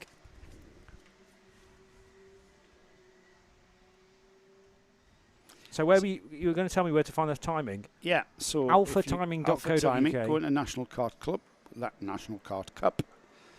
And there you will see the championship tables, and then you go down to this one here. Event round 5. NKC round 5. And there you've got all of your results as they are being accrued over the course of the afternoon. Looks like we're going to go for a race start here. Yes, we're underway for the second time today for the Senior Rotax. And that's a good start then for the inside poleman, I think, Luke Evans. What are you making a... Are we racing? Well, we've got... I don't think we are, actually. Because no, we've got a false start flag. Fine. So delayed start flag there. So they do that a lot to us. They look like they're racing. They were definitely racing into the hook, and then all of a sudden I think you've they got backed to. out of I it. think you've got to until you see that flag. You've got to treat every time you cross the line, every time you come to the line, you've got to treat like you are going to start racing. Yeah, great view. Great day here at Llandow for round 5 of the NKC. It's a bit like the Daytona 24 hours, that, isn't With it? all the campers. Yeah, camper vans stand on top of it, and you get a really good view of the banking there in Florida. You get a great view of this Llandow track, I would imagine, because there's very little natural elevation here. That's why they built an RAF base on this level ground. So you've got to find anything, really, to elevate yourself and get a slightly better view. Well, they look in good order there, our Senior Rotax grid, being led around by our pole position man, Miles Barthorpe, is that? That doesn't look like Miles Barthorpe at the front of that. Anyway, they're into the hairpin now. They're into Raymond's, being brought nice and steadily up to the start line. And away they go. They have been released this time. And it's the number 68 of Luke Evans, I think, slotting in behind Barthorpe. As Barthorpe already pulling a little bit of a cart's length lead through Surtees and towards McWhirters. The number 124 leads out onto the Lancaster curve for the first time. Nathan Chattel in third position then as they head through Chandler's for the first time of asking, and the top three just edging away on the opening lap then. Barthorpe, Evans, Chattel in the order that they were on the grid. I can only assume it's Tyler Fossey still in fourth, although Fossey in the 115 is about to be overtaken by one and possibly two karts, because he's again caught on that nasty outside line into Raymond's, where you just are not given the chance to cut back in. And yes, 2 places lost there for Fossey. Comes across the line in sixth to allow Ellis Humphreys and Jake Davis through. Lots of 2 and 3 wide in the midfield into the hairpin, as is the standard in any form of kart racing. And also is the standard is this wheel-to-wheel battling that's going on between Barthorpe, Evans and Chattel. Out onto the straight, the Spitfire straight into the Dell. And then getting towards that hanger straight through Diggers. And that first, 3 is now for the first 5. as they have broken away ever so slightly out of the hairpin then to complete lap number 2. We've got a 5-car train developing, Johnny. It's Barthorpe, Evans, Chattel, Ellis Humphreys, Jake Davies, Scott Smith up into 6th ahead of Tyler Fossey there, with Dan Andrews, Henry Stratton, Harry Barker now rounding off the top 10 by moving up 2 places from 12th there on that lap. The leading quintet still with Miles Barthorpe at the head of the order, but he has to take a very, very tight line, but can't fend off Luke Evans, who got the draft really coming out of McWhirter's through Lancaster Curve and prized the opening. So new race leader in the form of Luke Evans. Confirm that out of our window now. Yeah, 68 ahead. It's almost 3 abreast further back into the chicane. So again, more places being lost, this time by the 88 of Nathan Chattel, who falls back to 5th. Into the hook then. They're on lap 4 already. And it's all about keeping momentum in that right, left, right change of direction. It really does slow them down. They're already into McWhirter's, that sweeping 180-degree curve. It's almost an open hairpin out of there. Is that a back marker they've got in front of them? Yeah, possibly. Yeah, they're into the Dell. And now the first 4, that's not the leader, that's broken away. It is. It is indeed. Look at the gap he's got. Yeah, that's huge. That's a massive gap. They were nose to tail a few seconds ago, and that really did throw a bit of a confusion, certainly for me. Luke Evans has pulled out such a gap. He's almost got a second now at the lead of this field. He's gotten ahead of Miles Barthorpe, and once he's done that, Johnny, he's just pulled away. Tremendous effort from Luke Evans then. Barthorpe, I thought, looked like the quicker of the 4 that we initially had. We have now got 4 again together on track, but this is for second place as Luke Evans has checked out. Keeping a watchful eye on Thomas Storer as well. Storer gained another position up to 11th place, so a little further back than these guys. Now heading through Diggers. It's always a bit of a toss-up between how much you use of the curb there. It's all concrete on the inside, as again, potential place changing into the hairpin. And was that Jake Davis on Ellis Humphreys? Yeah, yes, Davis into 3rd position. And that was a textbook move down the inside at the hairpin. Whether Jake can stay ahead of Ellis Humphreys, we'll wait and see. They're already into Surtees, into the paddock area there. People been camping overnight. They're intense all the way around there, Johnny. And there's a move out of the Lancaster Curve towards Chandler's. Not really a passing place there. That's the speed is just too quick. Into the Dell, bumper to bumper karting. That's pretty standard fare as they out onto the hanger straight. This is where they're going to make a move, and down the inside at the hairpin with a very, very fine overtaking move. We've got a change for second place. Luke Evans leads. Jake Davies now in Davis, I should say, now in second. Miles Barthorpe demoted to 3rd. So we've got Humphrey, Chattel in 5th. Harry Barker still moving up the order. He's now 6th. Scott Smith 7th. Dan Andrews 8th. 9th is Henry Stratton. And Thomas Storer now into the top 10 on the number 1.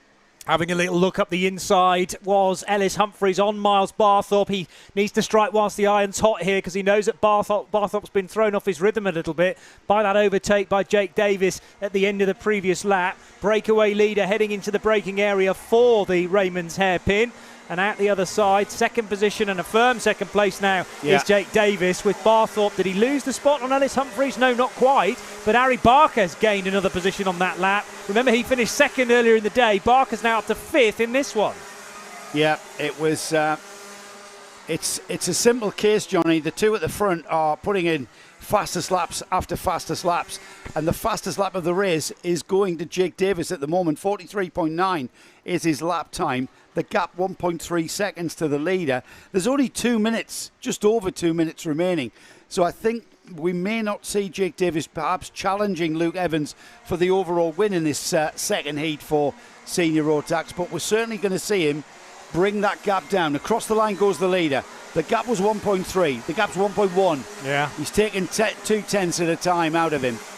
And last time through Chandler's, Harry Barker proved you a liar because he pulled off a sublime overtake to bag 4th position. Did he really at Chandler's? Ellis Humphreys, yeah. Of course he did. I mean, the run through Lancaster Curve was just so much better than Ellis Humphreys, and Humphreys knew the game was up and through went the number 6. So on course for here we go again. Yeah, there it is. That's his favourite overtake into Chandler's, and now on for a podium, Harry Barker. It's all about momentum out of that 180-degree sweeping hairpin of McGuirt's, and he's getting more momentum. It's how he's coming out of McGuirt's. It allows him to go alongside before they get to Chandler's.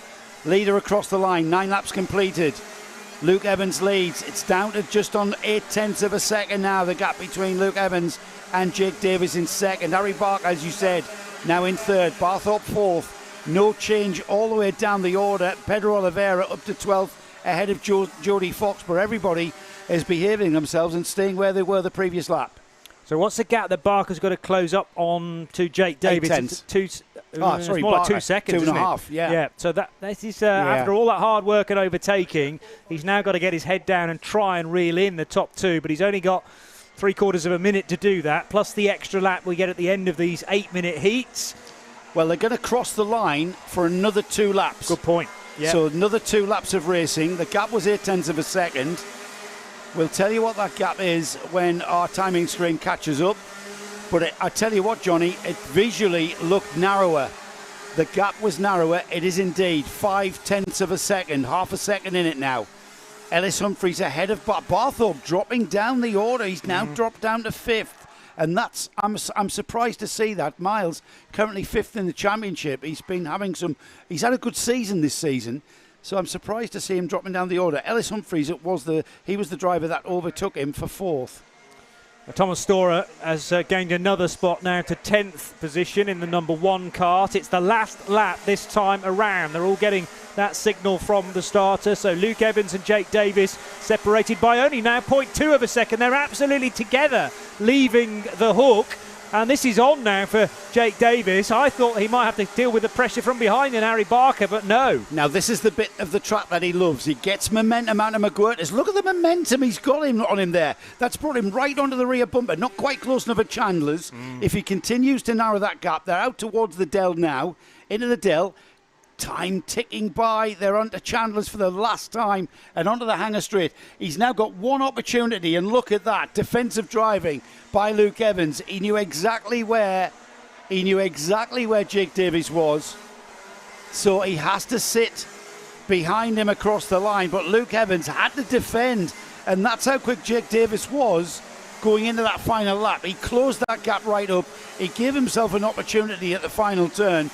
But all credit to Luke Evans, who saw it coming. Yeah, really good drive out of the final corner at Raymond's for Jake Davis. I thought the tighter exit line might do him good, actually, and they would be level across the line. They weren't very far away.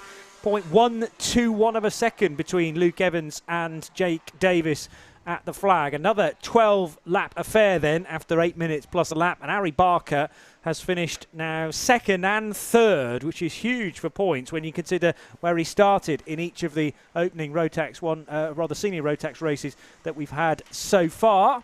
Miles Barthorpe, a good dice with Ellis Humphreys, but wasn't able to get back in front. So Barthorpe finishes 5th ahead of Nathan Chattel, the top 6. Great stuff. We've got one more heat to go before we go for a 30-minute lunch break. And it's the Rotax 177s out, the 177 kilogram class for Rotax Max karts. Pole position is Tim Darlow with Keith Mason alongside him. We've then got Tom Elridge and Jason Bear,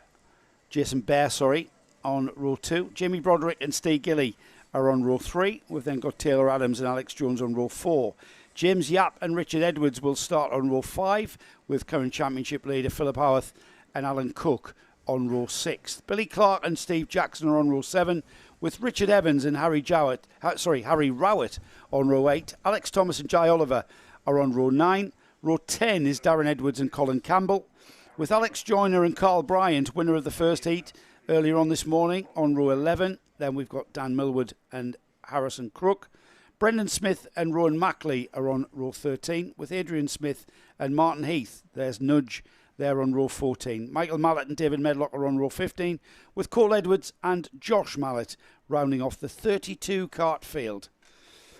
Very healthy grids here in the NKC in pretty much all of our classes. Minimax is growing. There's a lot of talk about a lot of competitors coming across to the NKC. Minimax is being eased out of Motorsport UK's British Championships. Oh, right. For whatever reason. I'm not really sure of the politics, but I'm sure the NKC will welcome any Minimax competitors with open arms, and are more than welcome to come here and race with us.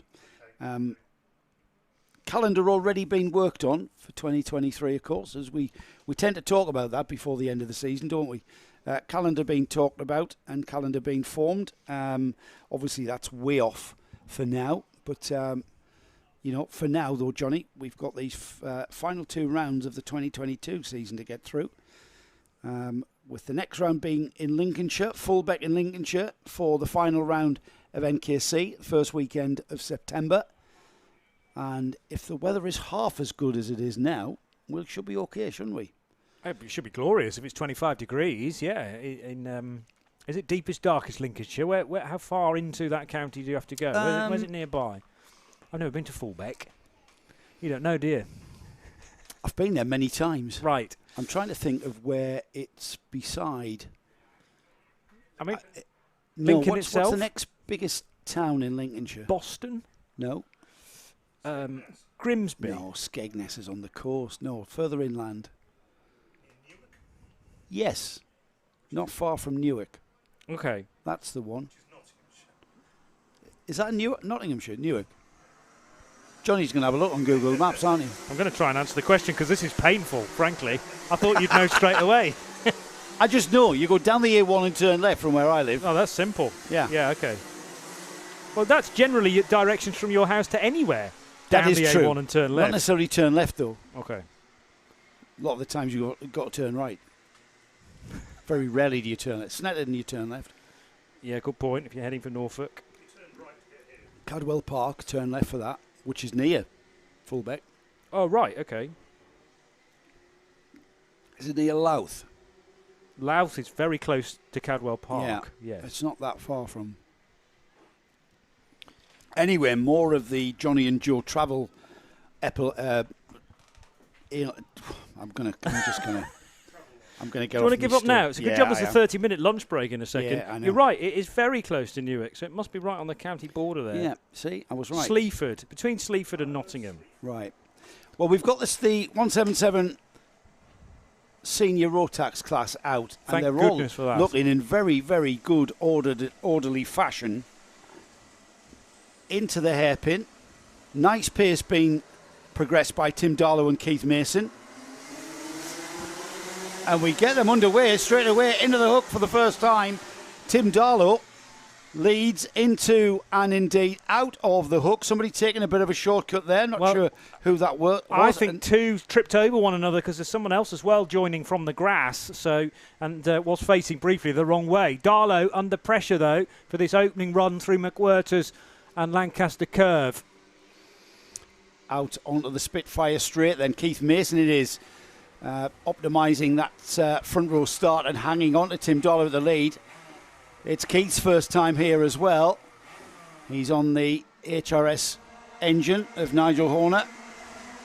Not quite defensive, but certainly defensive-ish for Keith Mason. Fully aware that he heard the third place kart of Jason Bear right with him.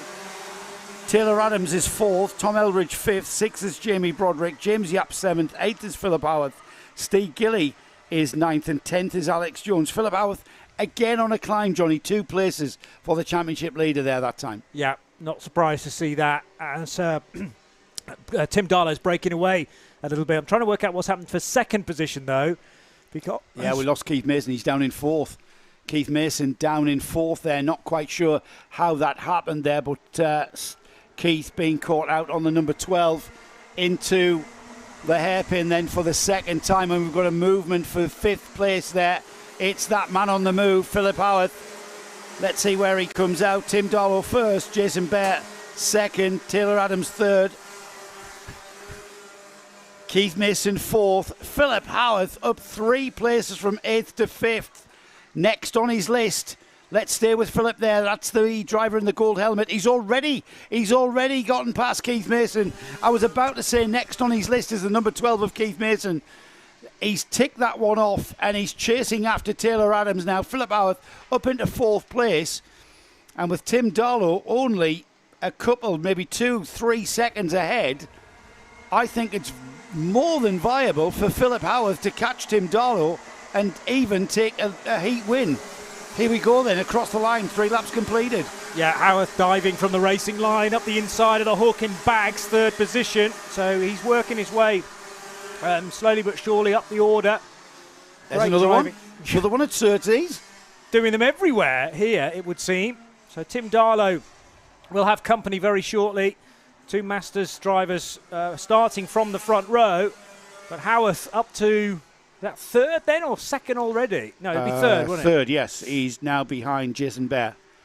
Oh, a little bit of a nudge there, inadvertent, of course. Out onto the back straight, the hanger straight, that is. Down towards the hairpin now. Philip just looking over his right shoulder there. See what he could see. Into and out of the hairpin already. And Jason Bear, there's no question that Jason Bear is slightly holding up Philip. And that's his right to do. They're beginning to bottleneck up behind them, aren't they? Out towards Surtees. Howarth down the inside at Surtees. That's a really tricky move to pull off. And he's pulled it off indeed. He's already pulling away by the time they get to McGuirter's and out onto the Lancaster curve towards Chandler's, and already pulling out 2, maybe 3 carts lengths. So Philip Howarth, right, who's on his list now, Johnny? It's Tim Darlow. Guess where he is? He's in the lead. In the lead of the I think he's there already, though. That's Howarth surely leading it now. Surely not. Having got ahead of Darlow. Was that Darlow there? Yes. That he overtook? In the 18. I thought that was Jason Bear. He'd already got past him.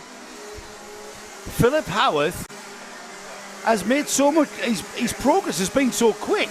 Yeah. It's caught us out. Phenomenal. And also, yeah, there's a slight discrepancy again with the timing, but the one we've been going by generally gives us Howarth in the lead. So on the scoring tower on your screen on the right still says Darlow out front, but Darlow's second and trying to hold back Jason Bear and Taylor Edwards, Adams rather, Keith Mason. and Mason in the 12. Yeah. So yeah, Mason in the red cart that started from the front row. Yeah, so Philip Howarth's gone. He's checked out. That battle I was describing was actually for the lead. Incredible pace from Philip Howarth, who's pulled out, 1.2 seconds? He pulls out 1.2 seconds in just a lap. Tim Darlow second now, Taylor Adams third, Keith Mason hanging on to fourth, Jason Bear fifth and challenging, Tom Eldridge sixth. Then we've got Carl Bryant, the number 2. Moving up the order is Carl. Alex Jones going with him, 7th and 8th, and Jimmy Broderick now 9th. Steve Gilly rounding off the top 10. So many karts on track trying to occupy the same bit of racing line between Surtees and McWhirter's. Amazingly, they all made room for one another. Howarth is just at a different level right now, it would seem, and maybe we shouldn't be too surprised about that. From 11th position to now lead this race, and he'd done that, I think, barely beyond the 4-minute marker, so halfway through, and we had Howarth out front. So remember, Tim Darlow on the scoring tower on the right of shot, not correct. Darlow actually second behind Philip Howarth, and Taylor Adams, Keith Mason scrapping it out still for third and fourth. Keith Mason under a lot of pressure now from Jason Bear. We'll stick with these for a little while. 2 minutes remaining on the clock, and Philip Howarth's lead at the front of this field. 2 seconds now, 1.934 to be exact. Let's call that 2 seconds. That's going to be even more by the time he gets round to us. As the leader goes into the hairpin, there's Keith Mason. He's hanging on to that position really well, is Keith. That 4th place stays in his possession as Jason Bear follows him through into the hook, through the left hand, and now the ever tighter right hand section to fire out of there towards Surtees. Into McWhirter's, the right hander. And I'm not sure Jason Bear has anything in the toolbox to have a go at Keith Mason. Maybe not. The key thing for him is that he's got to keep Carl Bryant behind, if at all possible, because Bryant has been working his way up the order as well. Remember Bryant's domination in his earlier race today in kart number 2. He started in 22nd. Yeah. Carl Bryant, winner of the first heat. Exactly. He's maximising that rear of the grid start for this second heat, and he's already up to 6th. Jason Bear, the next on Carl Bryant's list. Yeah, and Bryant he's got visuals actually all the way up to Tim Darlow, which will be a huge shot in the arm now. He's got 4 karts all within touching distance if he can keep it clean, neat and tidy as he picks them off one by one. But there are 5 karts within shot. The 5th of them is Carl Bryant from 22nd on the grid. Let's just keep an eye on these. They're into the Dell now. They'll soon be heading back down towards us onto the back straight there, the hanger straight, and that's a move, is it? Yeah, Bryant level, didn't quite get underneath. Slots in behind. Jason Bear, the kart he's battling with. They will stay nose to tail as they complete another lap. That's 10 now in the book, and therefore 2 more to go, I would have thought. Philip Howard's pace has been very good. This lap and 1 more, Johnny. Yeah. They'll get the 1 lap to go board next time by. And Carl Bryant, he's been stifled somewhat as Keith Mason loses out to Bear. Bear's gone through and he's took Bryant with him. He has. Keith Mason caught napping there. It's Keith's first visit here, and it's a really technical track. Certainly how you drive it, and even more technical in how you race it. And he got caught out there because of a lack of knowledge of leaving that door open at McGuirter's. He didn't really have a choice. Into the hairpin. The leader's already taken the 1 lap to go board. And I know our leaderboard showing Tim Darlow in the lead for some reason, not catching up with the timing and scoring. I'm not quite sure why that is happening, but it's Philip Howarth in the lead of this race and on to the final lap. Here's that battle though, Johnny.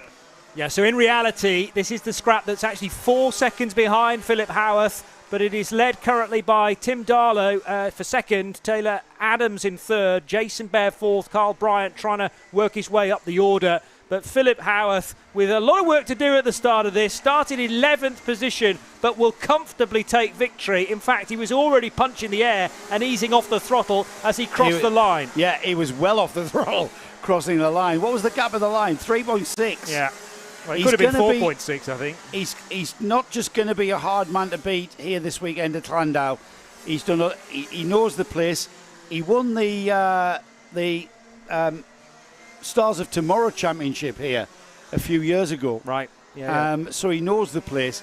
He's going to be hard to beat today, and I think he's going to be hard to beat in the championship if he continues in this vein. So Philip Howarth takes the win. Tim Darlow second. We then had Taylor Adams third. Jason Bear fourth. Fifth was Carl Bryan. Great drive from Carl, getting up the order there to fifth from 22nd on the grid. Keith Mason sixth. He'd be happy with that, will Keith? That's a good position to finish, considering who's ahead of him. Cole Edwards, Tom Eldridge, Richard Evans, Alex Jones in 10th. Alex Joyner, Billy Clark, Jai Oliver, Alex Thomas, Michael Mallet in 15th. Then we had Harry Rowett. And then we've got Steve Gilly, Jamie Broderick, Adrian Smith, Brendan Smith, David Medlock 21st, James Yap 22nd, Martin Heath finished 23rd, Josh Mallet, Darren Edwards, Dan Millwood, the last of our finishers in 26th. Steve Jackson we lost on lap 9, Alan Cook we lost on lap 4. We had breakfast with Alan Cook at our guest house, didn't we? That's true, we did, yeah. Colin Campbell we lost on lap 4 also. So those were the two that had the coming together. Yeah, right at the start of the race. Yeah. Unfortunate for those guys. Right, everybody, we're going to go for a 30-minute break. We're going to have Johnny and I in our little paddock walk that you can see now. And then we'll be resuming in about 30 minutes. So for now, Johnny and I and Paul and our camera crew of Harry and Scotty are going to have a little bit of a break. And we'll see you back here in about half an hour. NKC round 5. If you can hear me, that is. NKC round... I'll say it all again.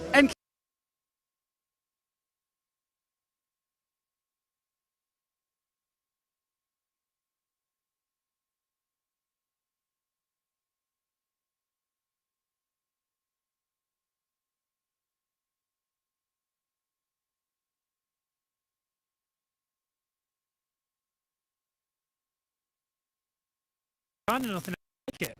No, it is fast and furious. We've just had the senior Rotax go out for their practice, and we're going to... In the 7-7 class, look at this. He's even got teamwear. Stay where you are, Steve. Steve Gilly Racing. How are you, mate? Good, thank you. Yourself? So we're all good. Johnny Palmer is here this weekend for us. I've been explaining the different classes, Steve. You're not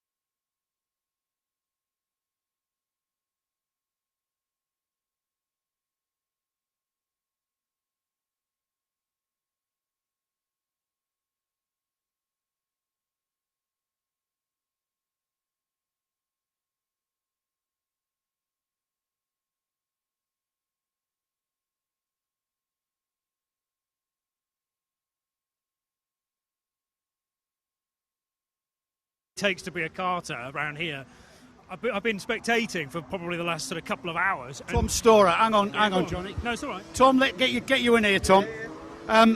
You're another senior Rotax driver. We've just been talking to Steve Gilly about the physicality of karting. Yeah. What's Llandow on the physicality? Is it a tough one? It's not as bad as some of the others like Wilton and Glannigore that we've been to so far this year. Never easy though, you know, it's always difficult out there, but in terms of physicality, it's more concentration for me around here than anywhere else. But yeah, on the physicality side, it's not too bad. Right. So Steve's a bit soft, is that what you said? Everyone's different, you know. I'm in the gym quite a lot, so and sometimes the others aren't, but you know, everyone's different. So I can understand it being pretty difficult anywhere, really. But we're all right here, so it's not too bad.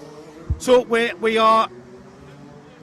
in the penultimate round of the championship. You've been with us for the whole series. Yep. You're 8th in the championship, but it's still wide open, isn't it? Yeah, I think it's only about 70, 80 points between first and around about 10th, and as you say, we're 8th. We've had a few bad rounds here and there, a few bad heats. Of course, this season with the mixed grids, every heat counts because there's points for every single race. So even one bad heat, it could offset the whole weekend. But yeah, still wide open. You know, you still got to, until it's mathematically impossible, you still got to treat it like you can still win it. So you know, we're still pressing on and trying to score as many points as possible. Now we've got mixed heats, which means you start one in the middle, one at the front, one at the back. Do you find you are thinking championship in that circumstance? I think it depends. Be truthful now, come on. I think it depends on where you are in the championship and how far along you've gone. So first round, you don't really want to mess it up in the first round. So you go a bit easier, and as you sort of get through the season, I think you try and get a bit more aggressive. but maybe in our case we weren't too aggressive at the start and we should have been. So, you know, in 8th and other people taking advantage of the mixed grids. But, you know, in juniors I was doing mixed grids, so I'm quite used to it. But it just goes to show you can be cautious or you can be aggressive, and sometimes it works and sometimes it don't. So you just need to see how you are on the weekend and how you are in the championship and go from there, really. Thanks, Tom. I'll let you get on, mate. Thank you for talking to us. Yes, Johnny, just to explain to the viewers who are new to the NKC, we've got mixed grids, which means that everybody starts their heat. Now, it's a chap I want to speak to, Daniel Holmes. Come in here, Daniel. I'm just explaining to Johnny about mixed grids, but I want to talk to you because you had a bit of an off today. You start a heat in the middle, at the front and at the back, and what that means is, from our point of view, we're in the entertainment business, and for us it's very entertaining because you get some fast guys at the back. Actually, it's been a good question for Daniel in a second, because I've tried to work out where it's good to overtake, best places to overtake around here. Hairpin, obviously. There's other areas as well that you get a good run on someone and get through. But if you are a quick guy, starting final row, let's say, you can't afford to hang around. You've only got 8 minutes to get to the front. I'll ask Daniel that question. Daniel, where is it easy, or where's the most hardest bit to part of the track here at Llandow? I'd say the hairpin's the easiest bit to overtake, but probably the most challenging bit to overtake is probably the first corner, or the first corner, because like it's so tight to get around that one line, so everyone's trying to get the one line, so you need to full on send it so you get through. Right. And I would imagine as well that it's very hard not to go too fast into there, because you want to be coming out as quickly as possible. Does that sometimes a problem? Is that sometimes a mistake that people make?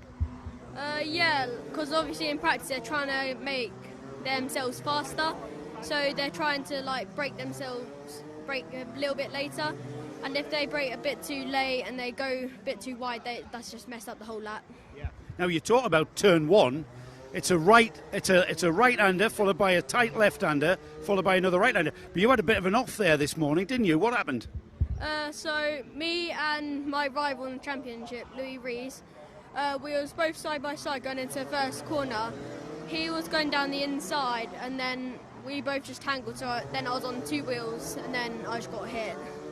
I forgot to mention, everybody, that Daniel here is number 22, Daniel Haynes in Minimax. Look out for him in the races today, in fact, or tomorrow, depending on when you're watching this. Daniel, I saw you were a bit winded in that shunt. Were you all right? Are you all right? You fit now? Yeah, and the best thing to do is just look past it and then just keep focusing to make yourself faster, and then it'll get you through the race. Total professional here, Daniel Haynes, looking past it, just bearing with the pain. Have you got a bruise or something? Probably, but we cut. Is that your mum over there? No. No? No. No, right. She seemed to be videoing us, that's all. I'm sure you'll be fine tomorrow, mate. Thanks for talking to us, Daniel. Daniel Haynes there, Johnny. A young man who was clearly winded. And what I take from that is we kind of take for granted that these karts are going to go out there and go round and round. And when we do see a shunt, it can be quite serious. Never let it be said, Joe, that I never do research coming into these meetings, because I did pay close attention on Friday, the week just gone, of Wilton Mill, and quite early on in the coverage there, you had a big one coming out of the final corner, and red flag. Unfortunately, the guy had to go to hospital, I think, and you realise, they're not strapped in, these drivers. They can be flung out, and often that's the idea, to avoid any further injury, but the landing can be pretty nasty. Yeah, they say motorsport is dangerous, and, God forbid, it is. It's an exciting sport. Now then, as a young man here, just let's wait until we see these karts off the grid.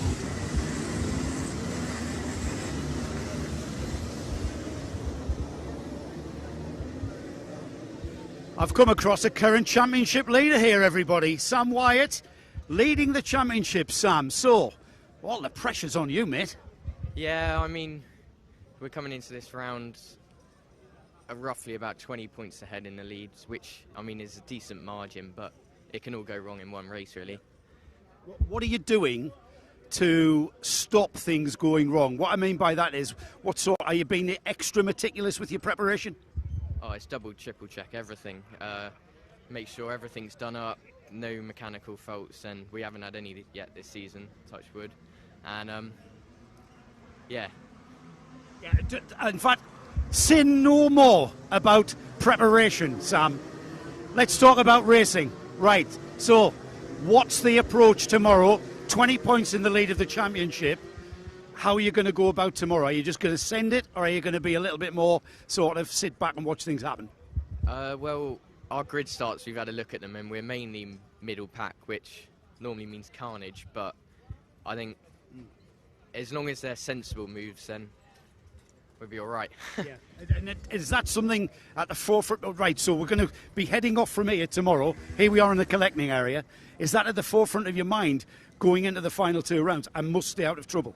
Yeah, definitely. I mean, if you're gonna have a crash in the heats, then your day's almost ruined with a bent kart, and you're never going to do well. So as long as you're a bit cautious, and with this lead, we can stay back a bit and just be sensible, really.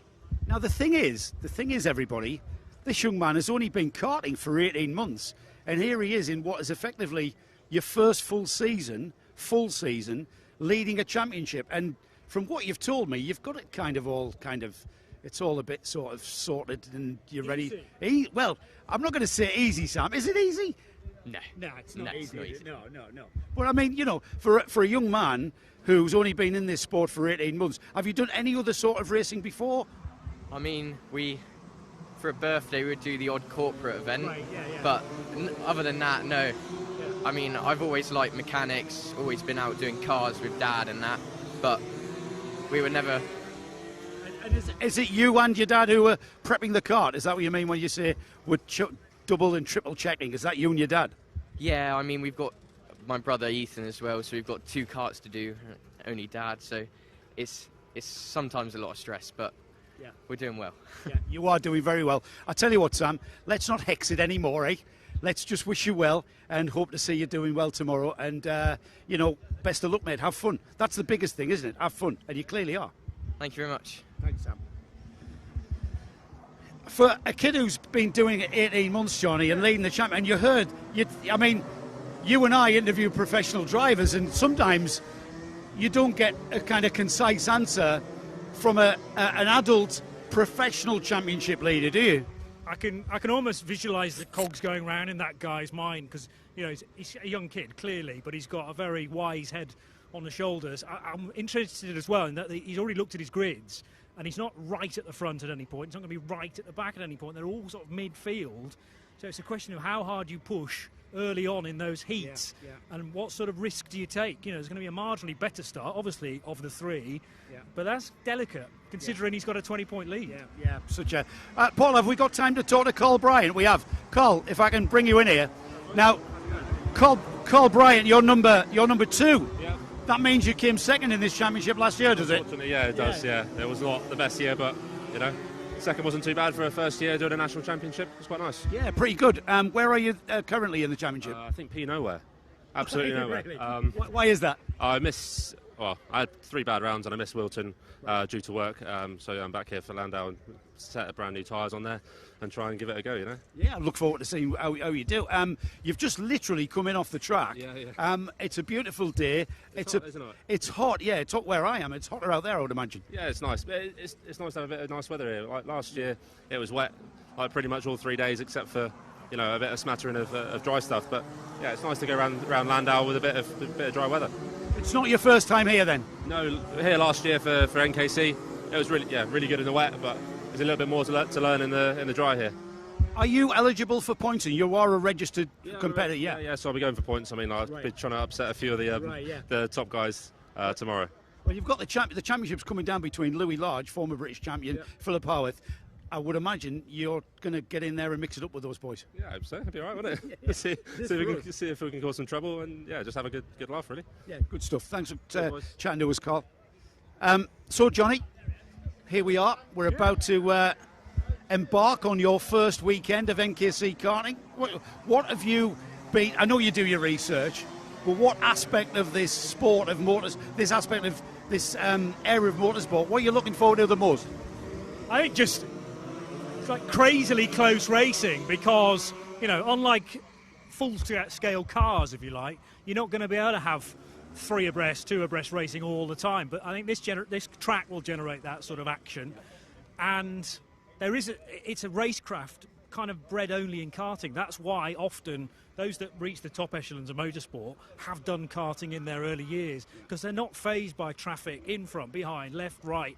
They can still departmentalise a lot of that stuff and just zone it out, if you like. We chatted to a few people in the paddock who say, I need big grids to get excited about the competition. We've got plenty of big grids. We've got a tight but technical track here. Some have visited before, as we've just learned. Some it's their brand new time, their first time here ever. We're not going to have the intervention of weather, because I think it's going to be even warmer for Sunday's racing. So I can't wait. It's going to be brilliant from start to finish. Me too. I can't wait as well, and we're going to be well into the NKC by the time you see this tomorrow. So from us, it's goodbye, and we'll see you back at Llandow tomorrow.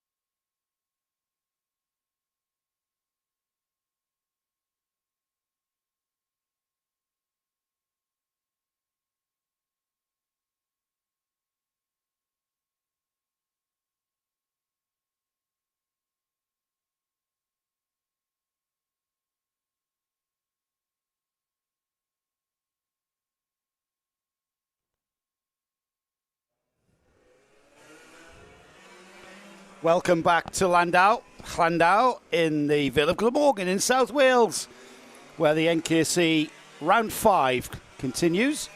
And out onto the track has gone the 100 UK grid for their second heat. My name is Joe Bradley. Alongside me is Johnny Palmer. Are you ready for this, Johnny? Do you want to have a look at that grid? Yeah, I was just polishing off a baguette, actually, from the cafeteria here, which is very pleasant indeed. Is it disappeared out of your mouth? I didn't spit it out. I've swallowed it. Yeah, but I couldn't possibly waste that food. Do you want me to read this grid? You can do if you want, mate. This is Heat 2 of the 100 UK karts, with a pole position for Dexter Bergman. Remember, it's mixed grids, so Dexter will have had a start earlier on today, which will have put him close to the back of the field. He'll start on the driver's left, then on the front row, alongside Marcus Gray, number 27, James Purchase and Tom Pattle on row 2, that's 7 and 16. James Rees and Andrew Bradley come next. Then it's Lee Hackett and Ed Peed. Charlie Leonard and Ben Klukas on the 5th row. 6th row is Liam Hamling and Sam Hill, who had a really good dice for the lead earlier on today. Matthew Lawrence and Brendan Williams come next. They head of James Cannon and Marcus Dorey. Jamie Crease and Dominic Penn. Wes Graves, Leonardo Taggio, Sergio Taggio and Callum Bergman at the back of the order. Are we going to go for a race start? First race after the lunch break. Yes, they get the go-ahead, and to the outside line, to the inside in fact, goes Marcus Gray. So he gets the better run into the hook. Again, second place on the grid, benefiting you because it delivers you right into the apex at that first corner. And we've got one kart off just coming out of the hook. That's one of the flex karts. I can't quite see the number. It's a single-digit number, so that could well be Louis Bevan. Yeah, there's a few other single digits as well, but Louis Bevan would fit almost certainly. No, sorry, Louis Bevan's not in this race. Is he not even in this race? He's number one's in the 100 TKM. Yeah. But who is it then? It's not Wes Graves, is it? I would hope it could be. Number 2, yes, he was at the back. We'll keep a check on who that was. The rest of the field, though, for the first time, into Raymond's hairpin. And out they come. Who's going to be across the line to lead lap 1? It's Marcus Gray, James Purchase second, Tom Pattle third. Fourth is Lee Hackett, Ben Klukas ahead of his team mate and good mate Ed Peed for 5th and 6th. 7th is James Rees, 8th is Sam Hill, 9th Liam Hamling, and Andrew Bradley rounds off the top 10. I'll have a look. I think it was, It was Wes Graves. I think it was Dominic Pine, actually, in the number 9. He's just crossed the line now. And what happened to Dexter Bergman? You're right. Did Dexter even start the race? He was supposed to be from pole position, but hasn't actually registered at the end of that first lap. Now, whether that's a glitch in the timing, he runs as number 98, and 98, isn't in the first batch of cars, so it might have been a non-start, in fact, for Dexter Bergman. Race leader Marcus Gray, number 27 in the all-black kart with his black helmet. James Purchase was second, slips to third, as Tom Pattle has got ahead now as well. So Pattle making good progress, up from 4th position to 2nd. So a big sigh of relief for all you Wes Graves fans. I got that number 2 mixed up with the number 9. So good news for the championship leader of the 100 UK class. Great battles all the way down the order in these mixed grids. I'm a big fan of mixed grids, Johnny. I'm not a big fan of time qualifying because the races tend to be processional. Yeah, but that automatically puts the quicker cars at the front. Karts at the front of each That's race. £2? Yeah, £2 for the day. And my background in commentary, if you go back far enough, 20 odd years, used to cover a lot of short oval stock car racing, and it's a similar thing. In the stock rods for hatchbacks, in lightning rods for Sierras, you used to have 3 heats. Often you only took part in 2 of those 3 heats, but it gave you a start at the front and a start at the back. It's a pretty fair way of running things. It is. Lee Hackett up into 2nd place, ahead of both Tom Pattle and James Purchase there. Another mover, Ed Peed, moving up into 6th. He did lose out to James Rees there, lost contact with Ben Klukas. Ben still in 5th. And then the biggest mover there, Jamie Crease, up into the top 10 from 13th. Very slight error from Ben coming out of McWhirters, which lost him a little bit of time. He's still there in 5th, though, and needing to be wary of Ed Peed, not very far away. James Rees will be the next kart through as well. Over the line they go. Now with Lee Hackett at the top of the pile, ahead of Marcus Gray and Tom Pattle. James Purchase is 4th. Ben Klukas, that was a slightly slower lap for him, a 49 flat, whereas he is capable of going about half a second quicker than that. So the D plate holder out at the front of the field Lee Hackett it is, who leads this field round. They're already on the Lancaster curve, and there's a move down the inside at the right-hander at Chandler's. That's the number 84 of Ben Klukas, getting ahead of James Purchase there. And he will hold on to that lead out of Chandler's now, and heading down the hanger straight. Let's see if Ed Pede has indeed held on to that position. Man on the move, Wes Graves, looking like he was challenging there.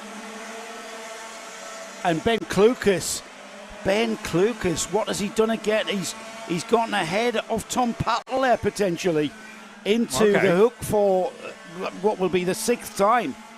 So we'll get a handle on that. You're right.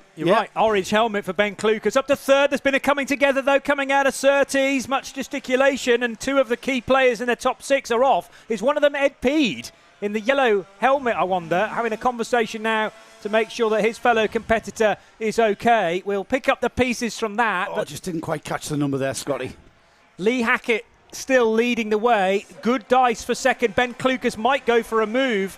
Is it 7? So that's James Purchase, and 47 was right next to. I can't see Ed Pede in the running anymore. Yeah. So Ed Pede was the 2nd car off the track as well. I'll tell you what. Look at that. That is Ed Pede helping to push start the number 7. Yeah, amazing. There's the camaraderie there. That to me is a behavioural of guilt. It was his fault. He's got to get him back into the race, James Purchase. Maybe there's a sign of guilt from Ed Pede. The D plate, by the way, is the Dragon plate. He's the Welsh champion. Oh, nice. So that's why he's in the lead. He knows this place like the back of his hand. Yeah, a former champion. This is his track. Current champion at Llandow. Slower carts heading up towards the Raymond's hairpin is Callum Bergman, who's had a bit of a nightmare. So Dexter Bergman didn't even start. Callum Bergman now crawling towards the final corner on the track, and those in the top 6 need to be very wary, therefore, of a slow kart. Sam Hill trying to make progress in the number 40. Who is he immediately behind? Wes Graves. So Sam Hill, who won earlier on today, is now dicing directly with Wesley Graves. They're running 4th and 5th. Well, Wes Graves up into 4th ahead of Sam Hill, and that's even better news for championship leader. Just ahead of him, 2 places in fact. Ben Klukas now into 2nd place. Just under a second the gap between Klukas and the D-plate holder who leads. Lee Hackett there just going through the right-hander on to Raymond's. And the gap just on a second, Johnny. Let's see if Ben Klukas has closed that gap as they come across the line. You know what? It looks like he has. He has indeed. I'll call that 7/10, 0.69 to be exact. Marcus Gray loses 2 spots to not only Wes Graves but Sam Hill as well. So an opening created by Graves, and I bet Sam Hill capitalised on that, made sure that Marcus Gray couldn't pull across the line. And 2 places lost, unfortunately, for the 27. Here's the D-plate runner, Lee Hackett. Ben Klukas, though, looking more close than he has done all race long. We've had nearly 7 minutes of the 8 minutes in question, plus the extra lap.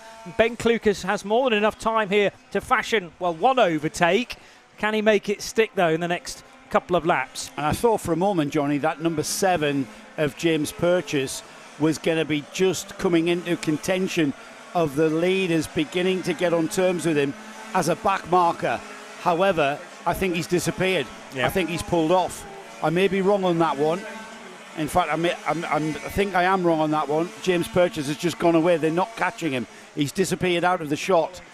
I tell you who hasn't disappeared off the rear bumper of that D-plate, though. That's Ben Klukas. That gap is now much closer than 0.3 of a second. You don't need a stopwatch, do you? It's right there, bumper to bumper.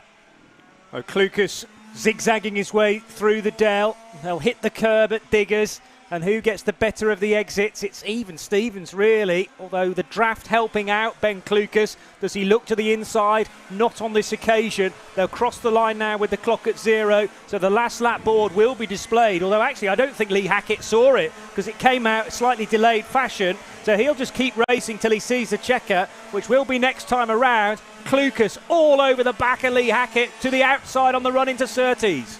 He's got the line. He took a wider line through Surtees. Defensive driving into McGuirtis. Now that's track knowledge right there from Lee Hackett. He defended into McGuirtis. Look at him defending through Chandler's. Will he defend into the Dell? Little bit of position. See how he positioned the car in the middle of the track? And here he is. This is the important one. The Digger's right-hander out onto the hanger straight. Defends into the hairpin, all the way into the braking area on the inside. He's going to do the switchback. He's gone wide. He's gone wide. Done exactly what I thought he might, and he takes the win in very fine style. Because Lee Hackett had to defend on the inside, Ben saw that and thought, right, I'll just stay out here. Did the switchback, had the acceleration out the corner. Experienced head on Ben Klukas there, takes the heat win in what was very, very fine style. Lee Hackett second then. Wes Graves, the number 2, leading the championship at a good points haul from where he started on the grid. Evil finished third. Sam Hill fourth, James Rees fifth, Marcus Gray sixth, Jamie Crease seventh, Brendan Williams eighth. Ninth was Marcus Dorey. Charlie Leonard was 10th. Tom Pattle was 11th. Dominic Pine 12th. Matthew Lawrence 13th. 14th was Andrew Bradley. Leonardo Taggio was 15th. Sergio Taggio was 16th. Liam Hamling, he'll be disappointed with that 17th place. James Purchase, a recovering 18th. Callum Bergman 19th. And Ed Peed went out with that coming together on lap 5. We lost James Cannon on lap 3. And Dexter Bergman, we lost at the start, didn't we? We lost Dexter at the very start. I don't think he was actually on the dummy grid at all. So sadly, whether that was damage from the earlier heat for Dexter, that remains a bit of a mystery. But he was due to be there. And the 100 UKs do 3 heats, don't they, through the course of the day? Yeah. The finals later on. So unfortunately for Dexter, unless he can have a kind word with the clerk to say, well, come on, let me into heat 3 because I wasn't able to do heat 2. But very rarely will that happen, I would imagine. You get a chance to run, and if you're not there, that's it. Well, you can't run outside of your group, you see. No. If you've had a bad heat, that's one of your 3. Yeah. Just because there's another heat for your class, it's not. You haven't been. What's the word? Selected.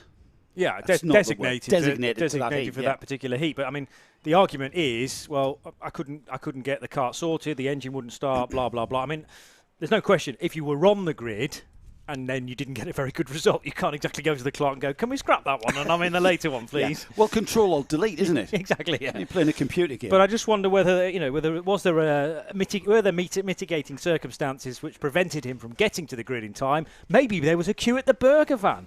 I don't know. It's worth a go. It is. It's worth a try. It is worth a try, mate. We've got the junior Rotax out for their second heat. Jacob McDonald and Roddy Shrimpton are on row 1.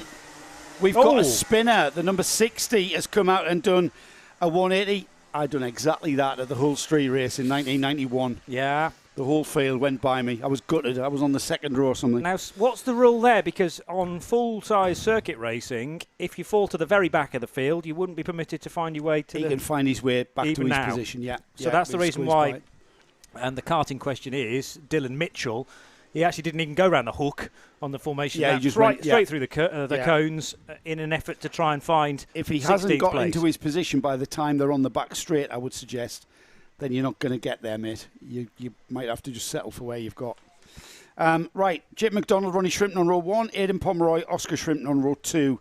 Ollie Naylor, Lewis Llewellyn are on row 3. Row 4 is Adam Catling and Gregory Akers. Then we've got Nicholas Ellis, Alfie Bushell, Ashton French, James Rigby, Archie Buttle and Samuel Wyatt, Curtis Latimer, Dylan Mitchell, Mason Perrin, Josh Eaton-Brown, Ollie Morris, Rafi Chalentano, Jaden Hewitt and Finn Smith. We've been giving them the start though, Johnny, so we better get on with it. And it looked like Jacob McDonald, or was that Ronnie Shrimpton, I think Shrimpton into the lead? I think it was. It was indeed Ronnie Shrimpton into the hook and out of the hook in first place. Yeah, we were having a chat with Ronnie's dad, I think, yesterday, and it's those colours, the orange and blue racewear, that are out front that match very smartly his kart. Second position, then Jacob McDonald. Aidan Pomeroy's not very far away, but it's all about this leading duo in the early stages, the short run between Chandler's and the Dell along Spitfire Straight, and Shrimpton able to measure the gap in this early stage then. Reasonably happy, I think they were, with the progress being made yesterday, utilising their tyres delicately as well, because they had an old set on for a lot of the sessions yesterday, but that key set will have been applied for this latest heat. So Shrimpton leads across the line in complete lap 1. Jacob McDonald in second. It was Ollie Naylor moving up to third. Adam Catling moving up 4 spots to fourth. Aidan Pomeroy losing out the most there, drops to fifth. Up into sixth has gone Gregory Akers. Nicholas Ellis has gone to seventh, and then dropping down to eighth is Lewis Llewellyn. Oscar Shrimpton drops to ninth, and running off the top 10 was Ashton French. Alfie Bushell's had a drama though on the opening lap, and that kart is out of the race because Alfie's kart, the yellow machine, is parked up on the exit of McWhirter's. It looks like Alfie though has got out of that safely. Leaders into Raymond's hairpin for the second time. Ronnie Shrimpton leading from Jacob McDonald and Ollie Naylor still there in third. Progress being made by Gregory Akers though. He's got ahead of Aidan Pomeroy now for fifth position. Yeah, Ronnie just getting to grips with and settling in. His tyres have come on now. They're on to their third lap. And you see there he's just pulled about 2 kart lengths as they come out of McWhirter's and head down the Lancaster curve into Chandler's. He's got a little bit of a cushion to Jacob McDonald, Ollie Naylor. There's all sorts of karts moving around behind them for about 5th down to about 15th. So lots of movement in the midfield. But I think it's not going to be long before Jacob McDonald will move onto that rear bumper of Shrimpton. They're very close coming out of the hairpin, look. And it's not going to be long, Johnny, before that 3-card battle is going to turn into a 5-card battle. Yeah, Adam Catling's not very far away now, is he? And Gregory Akers wanting to get involved as well. Oscar Shrimpton dropping a long way down the order on that lap. 17th from something like 12th. And Daniel Whitfield, some ground lost as well as they crossed the line. So there have been dramas. Red flag, in fact. So I wondered whether there was quite a bit of shuffling in the order there in the middle part of it. It's not to do with Alfie Bushell's kart, which retired very early on the opening lap pretty much, and I would have said that Alfie's out of the kart and his machine is in a safe location, but there's clearly been some strife elsewhere. And so are you saying that earlier incident is probably what's brought out this red flag? I think the Bushell incident isn't. Now, there are 2 off on the exit of Diggers, and unfortunately it's compromising the exit line because there's one in the tyres and one on driver's right. That's what's brought out the red flag. We've got just coming out of Diggers, the right-hander onto the back straight. We've got Daniel Whitfield and Mason Perrin. They've sat in the kart, which is standard practice. You keep the youngsters in the kart. You don't move them. They can be winded. It's quite, they've hit the barrier hard. They've hit each other hard, and they can get winded.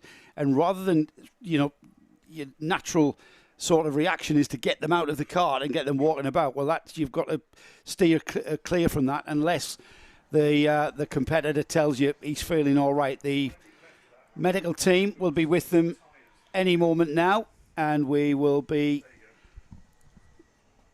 hopefully getting to some sort of assistance to the drivers involved. Just looking as to what we've got left, Junior Rotax out at the moment. We'll get that restarted as soon as we can. We've got the final 2 heats in the second round of heats, I should say, for Minimax 100 UK Juniors coming next after this one. Then we've got Senior TKM. That rounds off the second round of heats.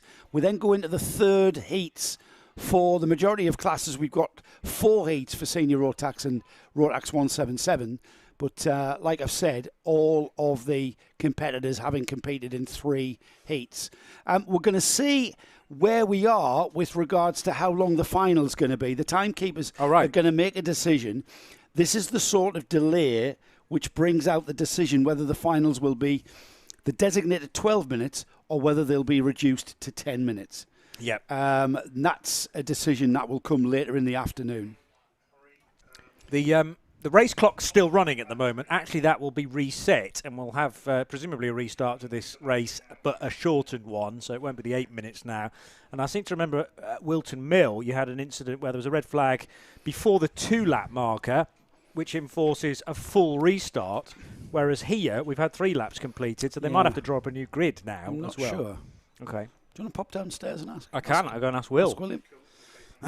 Yeah, and ask him also. Ask him whether has he got any cake? We've got our we'll own go cake in the corner. Yeah, good point. I don't know when we're going to eat that.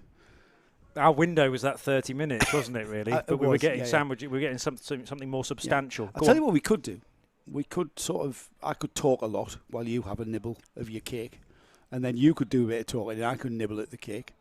But the way our morning's gone with coughing and spluttering, we perhaps should err on caution. Yeah, stay I'll away let you from pop the food. downstairs to see Will. I'll have a little bit of a look at the championship rundown for Junior Rotax, which is the race that we've got going on at the moment. All the competitors out of their carts. It's a very hot day out there. I know my weather app says 23 degrees, but when I walked to the refreshment tent, let's say, it certainly felt a lot hotter. I would suggest it's more towards 25, 26. That's going to bring the track temperature right up there, and it's also going to be a factor of what tyre pressures to run. If you run the wrong tyre pressure, and by the wrong tyre pressure, I mean if you get a pound or two out on your tyre pressures, that can have a massive effect on not just the performance of the tyre, but the durability of the tyre.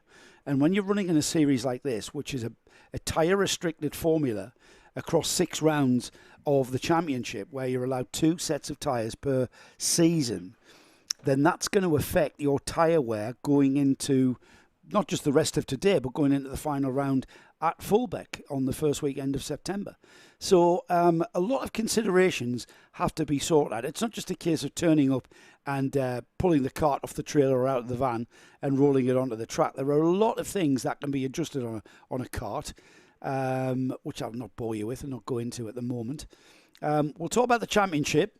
We are off to Fulbeck for the 6th and final round of the 2022 National Kart Cup.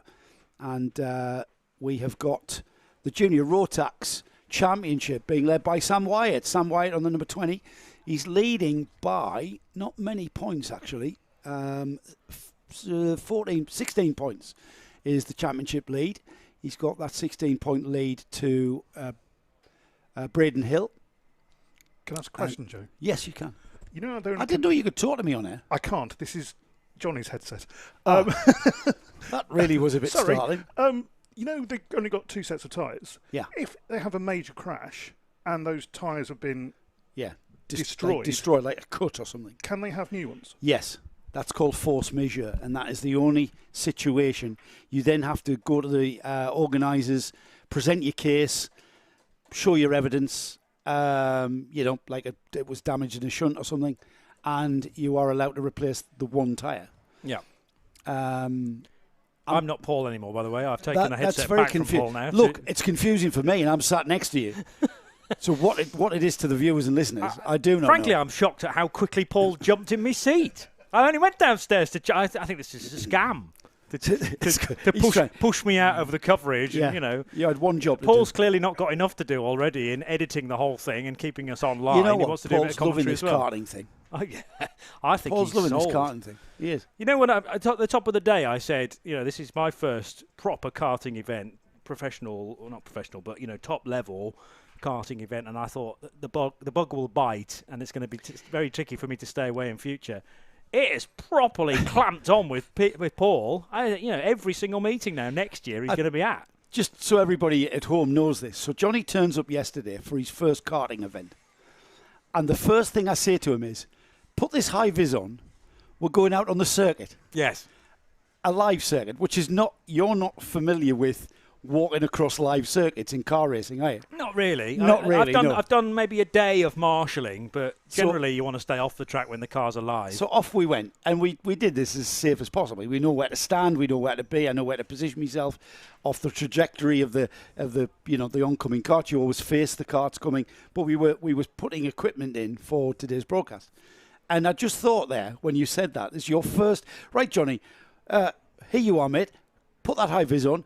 Come on. Yeah. You really saw karting up close yesterday, didn't you? 100%. Yeah. You said, right, Johnny, judge the gaps. That'll be all right. I said, there's one coming right for us. No, he's got that hairpin to do first. It'll be another 30 seconds. All right, then. I wasn't judging the gaps. I was just hanging on to your coattails, really. And don't trip over. And don't trip over, yeah, precisely. Yeah. It's very easy. So it was. I would imagine. So, what was your impression? I mean, I've been around karting since the mid '80s, yeah. And so I fell in love with the moment I saw walking into Rowra. There they were going through that first chicane, and it was like, I need to do this. So I sold me Formula Ford and went karting for the rest of my life. What was your initial impression on walking into Llandow and seeing karts at speed? Because I know we've done lots of corporate karting. Wherever we go, we look at where's the nearest corporate track that we can do some higher karts, but a little bit different to full-blown race karts. Yeah, I mean, just purely from a spectating point of view, I know we were far closer than you can actually spectate here at Llandow, but it's not that far away from the side of the track. And to see, I mean, it's almost like scale speeds. You're millimetres from the ground, and if you were to kind of upload that then to full-sized cars, these karts are going at a ridiculous pace compared to race cars on a full-size circuit, and they're then 3-4 abreast sometimes. So the speed is one thing. The ability to change direction is another thing. How flat they are because of the low centre of gravity. But also everyone that's driving them just kind of looks so cool and so kind of it's like a measured attack, if you like. There's very little movement in the kart. Because because you are at one with the cars, I suppose. And you know what? If we could see Formula One drivers at work as well, in the same way, you would find there's a massive similarity. It's economy of movement, isn't it? You don't want any radical. Well, some drivers might want a kart that's moving beneath them. But even generally, then, the smoother you small go. inputs on the steering will change direction in the kart. Yeah, and they don't seem to be fazed by it because they've been doing it quite possibly for decades now. And if you can get into it at a very young age, which of course you can in karting, and then stick with it, it just becomes second nature. Well, if you think about it, these youngsters in junior Rotax. 11 to 15 years old, 0 to 60. Well, it's hard to measure 0 to 60. 20. But say 10 miles an hour to 60 in just over 3 seconds. Yeah. With a top speed here at Llandow of doing 75 miles an hour into the hairpin. I mean, they are not slow speeds. No. That's not a small consideration with regards to performance level. But that's what I mean about them being, now, are we back to running, by the way? What did you find out of Will? It's going to be a 5-minute race now, and there is a new grid, which I have in my hands. Right. Are they going to, what are we going to do? Are we sending them off? Is that what they've been doing? They've been gridding them up while we've been chuntering on. Yeah. And the 5 minutes is ticking down now. And the 5 minutes has started. So they're on like a pace lap, a safety car lap, if you like. It's a single file restart. Yeah, as well. single file restart. Yeah, absolutely. So it'll be Ronnie Shrimpton who leads them round, as he was the leader at the red flag, and they're onto the back straight.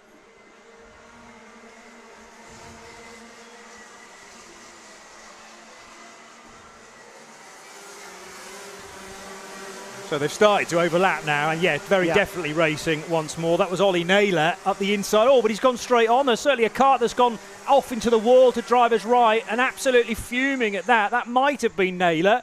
We'll check them through at the end of the lap.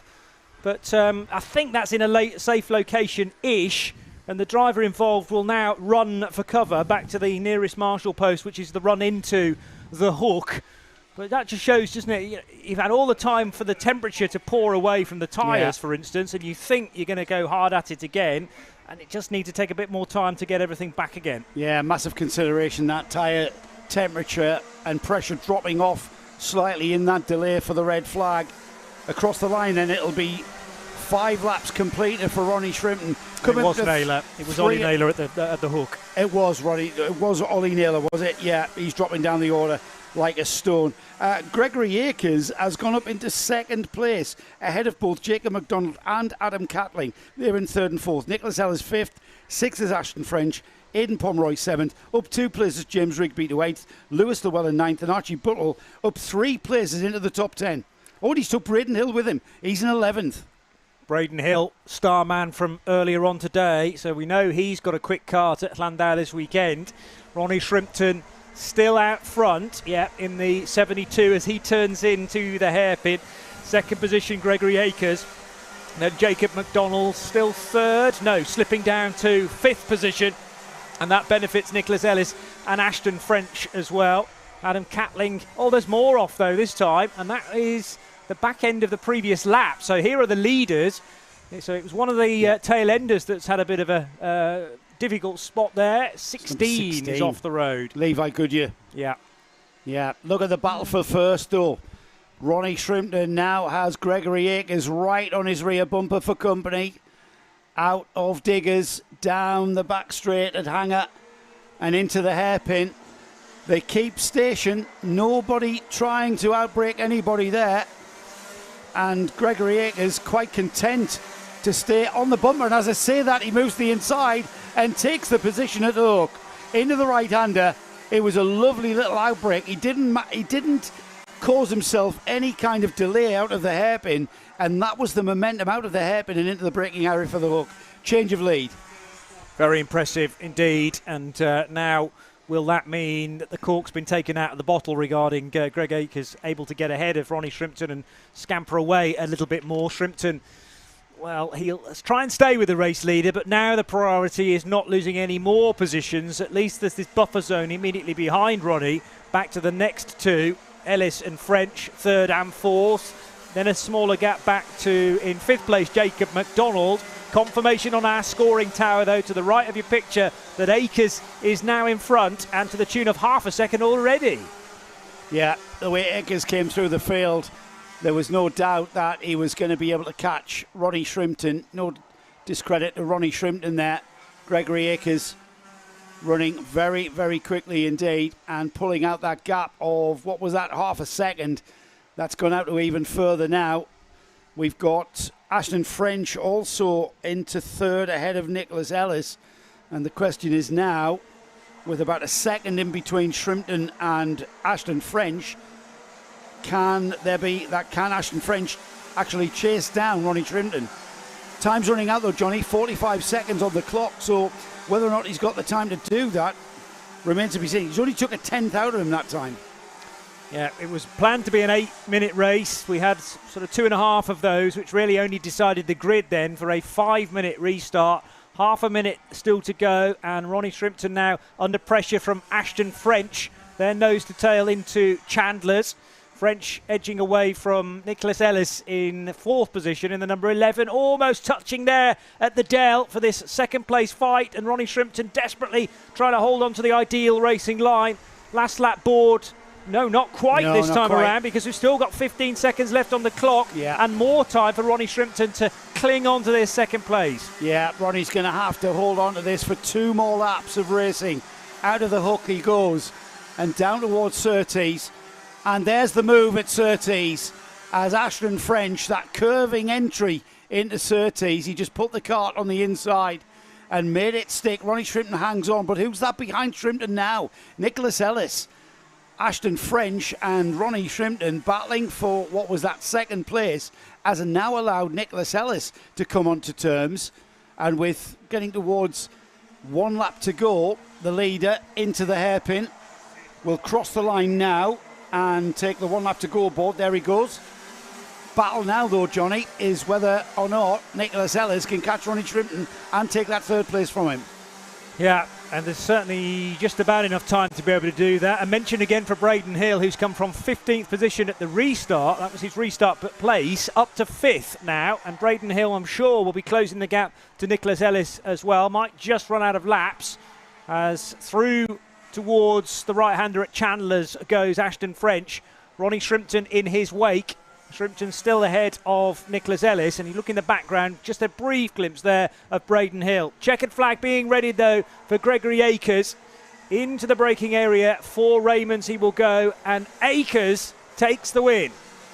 Great win for Gregory Akers. Ashton French takes second.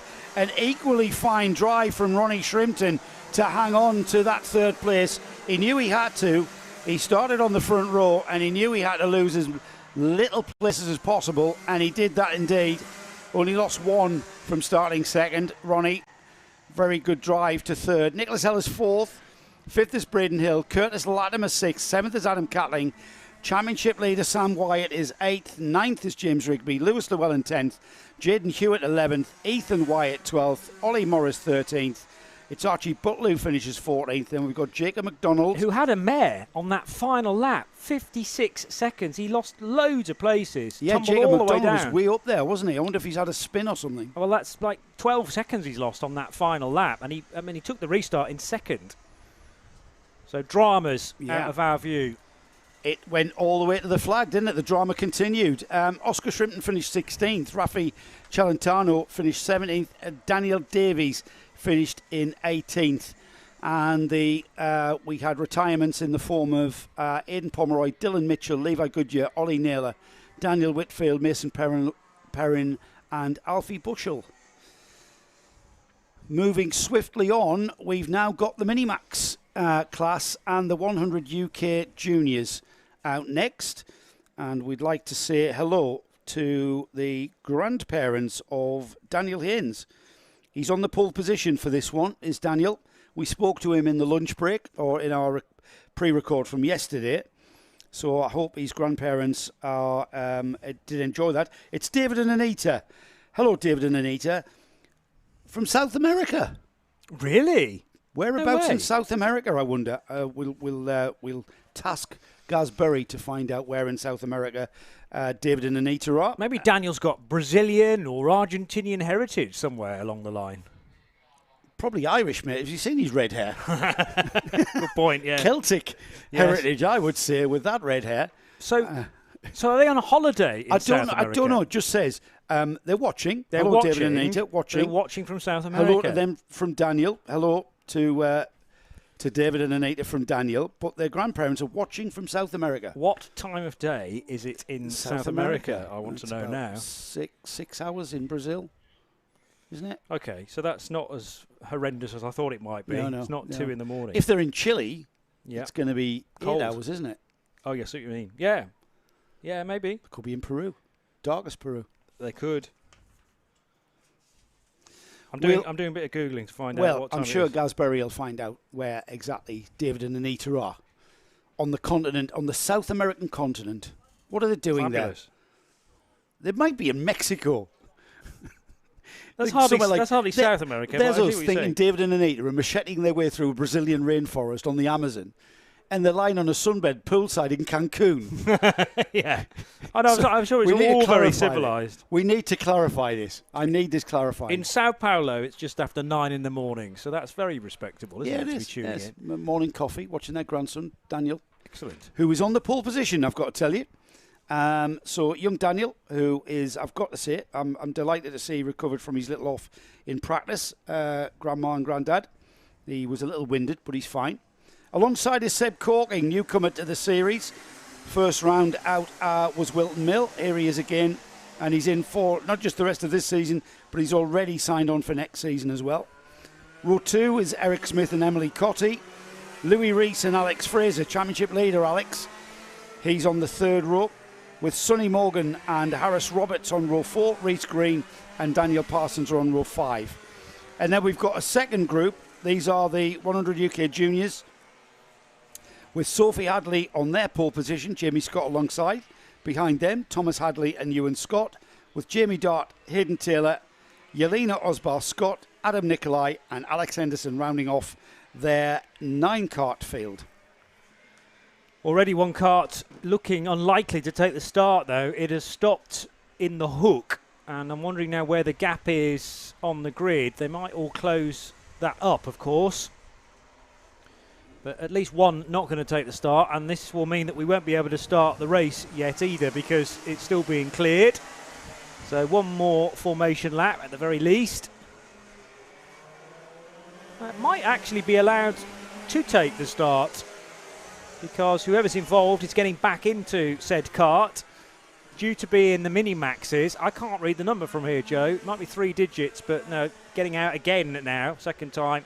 Maybe it just won't restart. It won't restart. Remember, push button start on those carts. What's Paul's eyes like? Can you see that number, Paul? 71. There you go. It's Reese Green. Okay.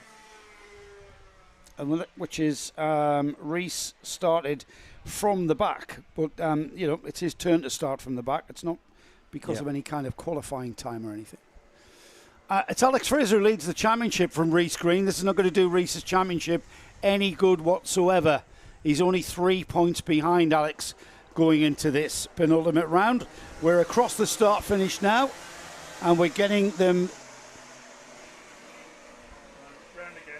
round again. Yeah, wait for the signal from the starter, Johnny. Reese Green rejoined from where the cart had stopped and came in onto the main track via the little chicane that we're not using. But now Reese has gone straight into the paddock. I think he'd hoped it might fire into life, and then there was another moment of just desperation as he flung his arms up into the air and pulled off to the left. So definitely Reese not going to be part of this. Everybody else, though, I reckon is there and heading into the Dell. The formation of this grid, though, has sort of gone for a Burton a little bit. It's going to take a while to get them all back into shape again. And Daniel Haynes, his responsibility to slow down enough to allow everyone to catch him. Yeah, mini maxes are always the hardest to get into order. It's like herding cats. I'm still not sure whether we're racing, Johnny. I think we are. Haynes loses the lead to the cart alongside him on that front row. No, we're not. It's full start. Okay. Delayed start flag being waved there. So we're still not underway. The timing screen has started ticking down. Yeah, I think it was planned to be a race Red start. flag. I'm not surprised. Right. Yeah. I reckon Let's take a breather, everyone. I reckon Bruce will want a word with them. Yeah. It's been a little untidy. Not helped, of course, by Reese Green's problems. Would he take the start? Would he not? In number 71. All the arms are up, though, now, acknowledging that they need to not necessarily come to a complete halt, but they're nowhere near grid order. I mean, Seb Corking should be starting on the front row. He's about fourth. So that grid bears no resemblance to the sheet I have in front of me. So we'll get things underway. They're just off the camera's left there, so we can't quite pick them up, can we, Paul, from the back straight? We'll wait to see what we're going to do about this. There's Bruce, our clerk of the course, making his way to them with purpose as well, Johnny. Look at the stride on Bruce there. He's striding with purpose. He'll no doubt want to have a word. I don't know how Seb Corking has gotten out of grid order there, but he's been forced out of grid order, quite frankly. So we've got a little bit of a delay. So what was Will telling you about this possibility of dropping to 10 minutes for the finals? Oh, I didn't ask him about adjustment to timings of finals. What, because we're already behind, you mean, in the day? Yeah. But that was our first red flag, wasn't it? Yeah. Not too long ago. This was our second now. Yeah. Yeah. I'll need to ask him the question again. Do you want me to do that right now? No, okay, fine. No, well, we'll give it a few more minutes. There's plenty of heats left. I mean, we've got. In fact, just talk amongst yourselves while I count how many heats we've got left before the finals. I'll talk amongst myself.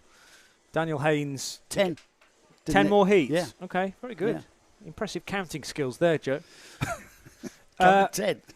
Yeah. I needed all fingers. The speed that you did it. So there's quite a lot of reshuffling, but they are all being given a stern talking to by Bruce and his team about how to behave on this restart.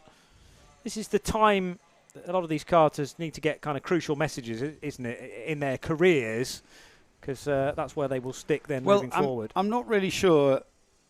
They're not in grid order at all. So I'm not really sure why, I mean, there's the number 21 of Eric Smith, who's gone away into the lead, and Eric should be starting on the second row. Seb Corking was allowed, I think, to get by one or two that time. Reese Green, I've got to say, glad to see he's come back on again. To start. Yes, he's just gone through. Excellent. All of our 100 UKs have gotten started, and that's not a simple task. No. On these things when they're stopped and then restarted. So, as we get this Minimax field into some semblance of order, whether that semblance of order bears any resemblance to this grid sheet, I will be able to tell you when they come back into my view. Yes, it is. We've got Daniel Haynes on the pole, Seb Corking in second alongside. Then we've got Eric Smith and Emily Cotley on the second row. They're on the hanger straight now. Daniel Haynes, the pole position driver in the red overall. Seb Corking in the kind of orange with the silver helmet. You'll see them just coming into our view any moment now. And they're in good grid order, and we should get this underway. Yes, we do. And it's Seb Corking who drops to third behind Eric Smith and Daniel Haynes into the loop. The hook, sorry, the loop. Where'd I get the loop from? That's another Silverstone reference, isn't it? Like Hanger Straight. I suppose it is. That's maybe where it was, buried in the back of my head. Into McGuirtness for the first time. Daniel Haynes. Then we've got Eric Smith. Then we've got Seb Corking. He'll be kicking himself, will young Seb, that he will be having lost that place. And he's coming back at them already. Down to 5 minutes, I think, Johnny. Is that right, the duration? Yeah, the clock had actually started ticking down from 8 minutes before the race started, but that time's been adjusted now because of the time that was lost during the red flag. So I reckon a 5-minute race plus an extra lap now for Daniel Haynes to stay ahead of Eric Smith in second. Seb Corking down to third. Emily Cotty fourth. Oh, tail kicks out a little bit there for Daniel Haynes, but he controlled it nicely on the second bit of the hook. And into Surtees, still the driver with the red race suit and the black helmet is ahead, and we'll be loving the fact that behind him, Eric Smith and Sebastian Corking are going hammer and tongs for second position. Yeah, Daniel likes that. He likes the sign of that, because by battling, you kind of slow yourself down. And it's Eric Smith who's going to have to defend a little bit from Seb Corking. As I say that, as they pull onto the Hanger Straight, he's actually pulled away from Corking and now getting onto the rear bumper of Daniel Haynes. Here they come across the line then. It's actually 2 laps completed. Haynes leads, Smith second, Corking third. Up into fourth has gone Roberts. Reese Green up to fifth. What a great drive from him. Emily Cotty sixth, seventh is Alex Fraser, then Sonny Morgan. Daniel Parsons ninth, 10th is Louis Reese. And the 100 UK leader, Jamie Scott from Thomas Hadley, Adam Nicolai up into third there. Jamie Dart fourth, Aidan Taylor fifth. Yeah, the absentee on our scoring tower is Thomas Hadley, who should be slotted into 12th position there, but for some reason 12th place absent, but he's definitely there in the race. Meanwhile, you mentioned Reese Green, really good overtake in the end of the previous lap on Emily Cotty. Can Reese do a similar manoeuvre? No, he's not quite close enough to the kart in front, which is number 45, Harris Roberts, over the line. Daniel Haynes still leading from Eric Smith and Corking. Roberts and Green next. 4 karts now, Johnny. 4 karts in the lead battle because they've all come together. Daniel Haynes at the front of the field, 2.5 minutes remaining. Eric Smith. Oh, and there's a move on Seb Corking, side by side. Corking forced onto the grass and a spin from the 52. Karts go left and right of him. And Seb Corking there, he had Harris Roberts move down his inside at McGuirtness, and he was kind of erred onto the grass with a spin. Here we go again. There's Harris. And whether there was contact there or not, there was definitely contact there. And that put Corking sideways onto the grass and at the back of this field now, Johnny. Not a nice sight to see Seb buffeted around like a rag doll almost over those curbs and then pirouetting as well. Often the rule in car racing is if you put yourself on the outside of a bend on the exit, then the guy on your inside is within their rights to shove you out on the curb. But it's kind of brutal racing, isn't it? It's kind of an unwritten rule here as well. And Harris Roberts pulls the same move on Daniel Haynes next time round at McGuirtness. Same move on the inside, gets the lead. And Harris Roberts now on the number 45, finding a huge amount of pace down the Hanger Straight, and by the time they get round to us, Johnny, he's going to pull about a second and a half. Yeah, Roberts really scything his way through the order. Oh, Haynes is a bit wide. That might mean he's a sitting duck now to Eric Smith, who dives to the inside. No, he controlled it well, actually. And Smith now susceptible to losing his spot. I think he did. So that's Reese Green in 71, slotting up the inside of the 21, yes, and into third. What on earth was wrong with Reese Green, which meant he almost didn't take the start of this race? That kart's going so well now. It's going really well. Whatever it was, maybe it oiled up. He's now got that oiling issue cleared, and the kart is on fire. Daniel Haynes now come under the attention of Reese Green. Reese Green now into third place behind Daniel Haynes onto the Hanger Straight. Not quite close enough to challenge, it looks like. And as they come out of the hairpin to complete lap number 6, it'll be 1 lap to go board next time round. So much vibration on the front of Harris Roberts' kart. The fairing is all over the place as Haynes loses a spot there to Rhys Green again. So Rhys Green, so pleased to have him finally in this race because he's making a massive impact on it.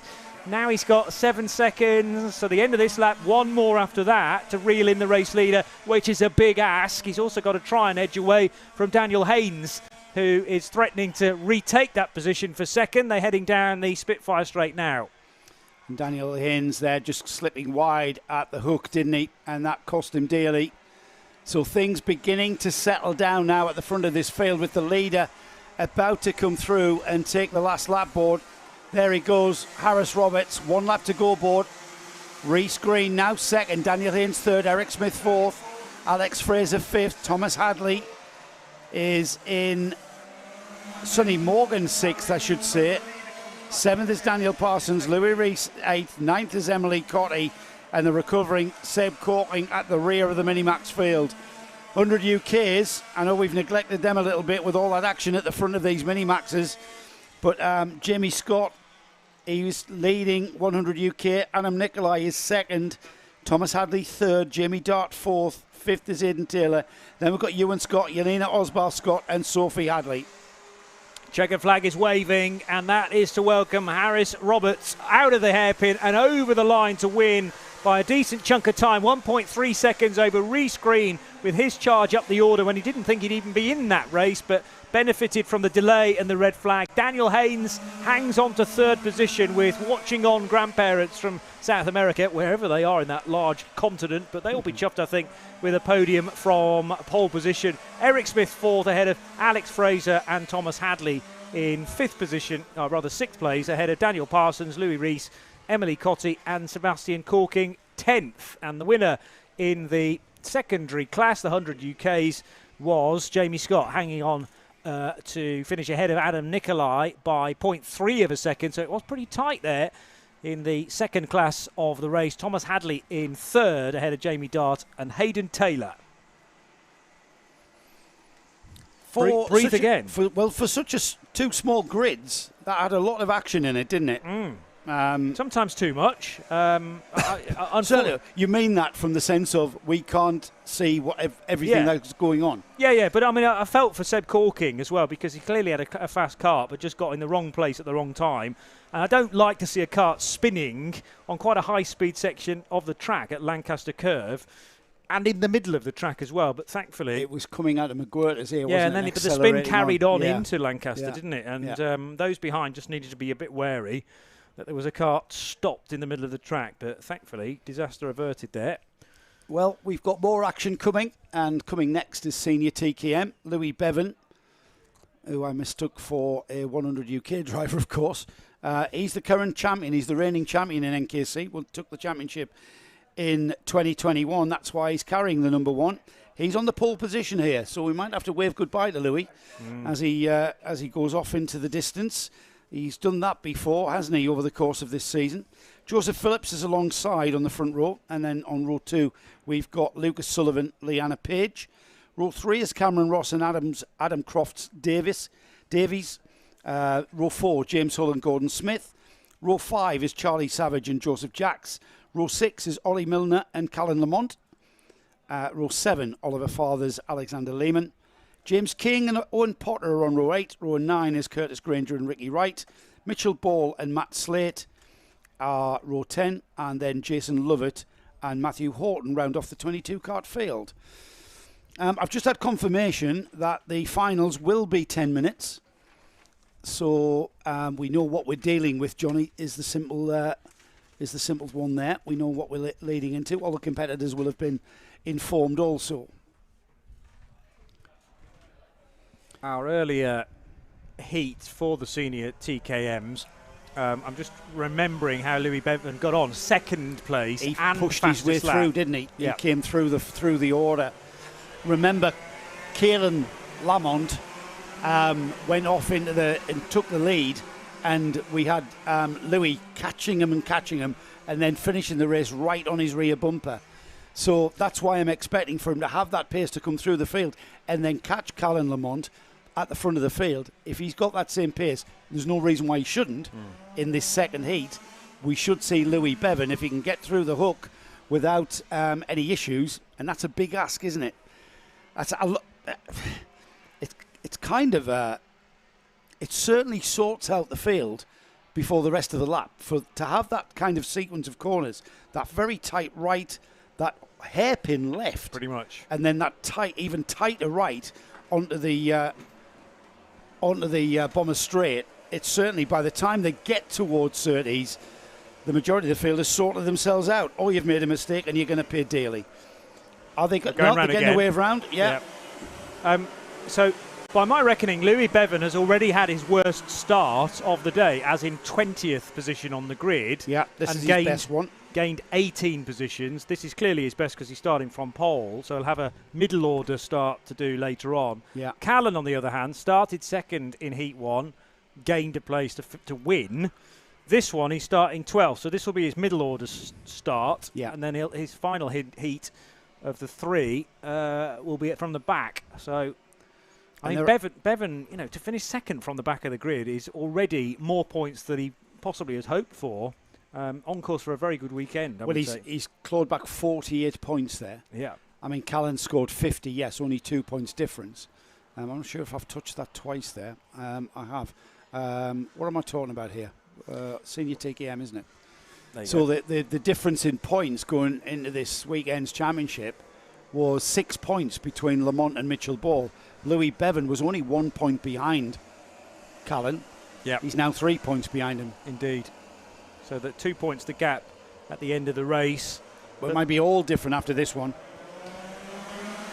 One kart very slow away there, which was the 33, but I think Leanna Page just couldn't get up to speed along with everybody else. Teammate to Louis Bevan, but Bevan's got an electric start, and the number 1 kart will lead, as we expected, into Surtees. Going with him, Lucas Sullivan, who had a drama in his earlier heat. Lucas actually ended up on the island in the middle of the hook and couldn't finish. So let's hope that they've managed to fix that. The 16 kart up again, looking fine for the moment. Yeah, and Louis Bevan did what he knew he had to do, and that was lead into the hook for the first time. He did that. He's gotten round the rest of the lap, and already he's pulled at least 6 or 7 kart lengths into Raymond's hairpin, out of Raymond's hairpin and across the line. Let's have a run down the top 10 then. Louis Bevan leads. It's Lucas Sullivan up to second. Joseph Phillips third. Charlie Savage fourth. Ollie Milner fifth. Sixth is Leanna Page. Seventh, down from fourth, is James Hull. Joseph Jacks up 3 to 8th. Ninth is Oliver Fathers. And it's Curtis Granger up 4 places and rounding off the top 10. There's Louis Bevan, second position. Lucas Sullivan, Joseph Phillips at a safe distance for the time being in kart number 10, just exiting Chandler's now and down Spitfire straight into the Dell. Bevan is stretching his legs even at this early stage. Lucas Sullivan looking like he won't be able to match the pace, but if Sullivan can hang on to second place, that will be huge for his point scoring when he had a DNF earlier on today. The dice at the moment is the one to watch for third position between Phillips. Milner now up to fourth. Page back up to fifth after her tardy getaway. Well, the gap was 6 tenths. It's now 7 tenths, almost 8. So Louis Bevan, fastest lap of the race for him, 45.872, 46.016 for Lucas Sullivan. So very little in it. That battle for third and fourth now. Joseph Phillips, Ollie Milner, Leanna Page involved, third, fourth and fifth. Charlie Savage down to sixth. Here they come again, down towards the hairpin. Leanna Page on the number 33, looking like she was about to challenge Johnny. Not sure if she's made it stick. I think she has, you know. She has indeed. Yeah. Up into fourth. Tidy little move that. I think I just caught a glimpse of a slippery surface frag coming out of Chandler's, so whether a car has dropped some fluid. Let's check that again next time around as Page goes up the inside. I think gains another position this time on Ollie Milner. So 33 back up to third position, which is one better than where she started. Into and out of Chandler's, and Page to third. Lucas Sullivan will be next on the list. So really is a girl on a charge. Leanna Page showing great pace in that Flex Team kart. Into the hairpin. She holds off the drivers behind her. Out of the hairpin. Great driving. Lucas Sullivan is the next on her list. Whether she can catch him. The gap to Lucas is a chunk of time, though, 2.7 seconds. And Ollie Milner, Joseph Phillips, Charlie Savage, Joseph Jacks, Oliver Fathers now beginning to stack up behind her, Johnny. And it's she's got her hands full to keep these. She's aware, though. She looked over her shoulder there. She's fully aware of where Ollie Milner's positioned. Yeah. But the queue is growing, isn't it? It is 4. There's about to be another 4 attaching itself onto the back. I'm keeping an eye as well for Callan Lamont, who started 12th. He hasn't made as much progress as he would have wanted.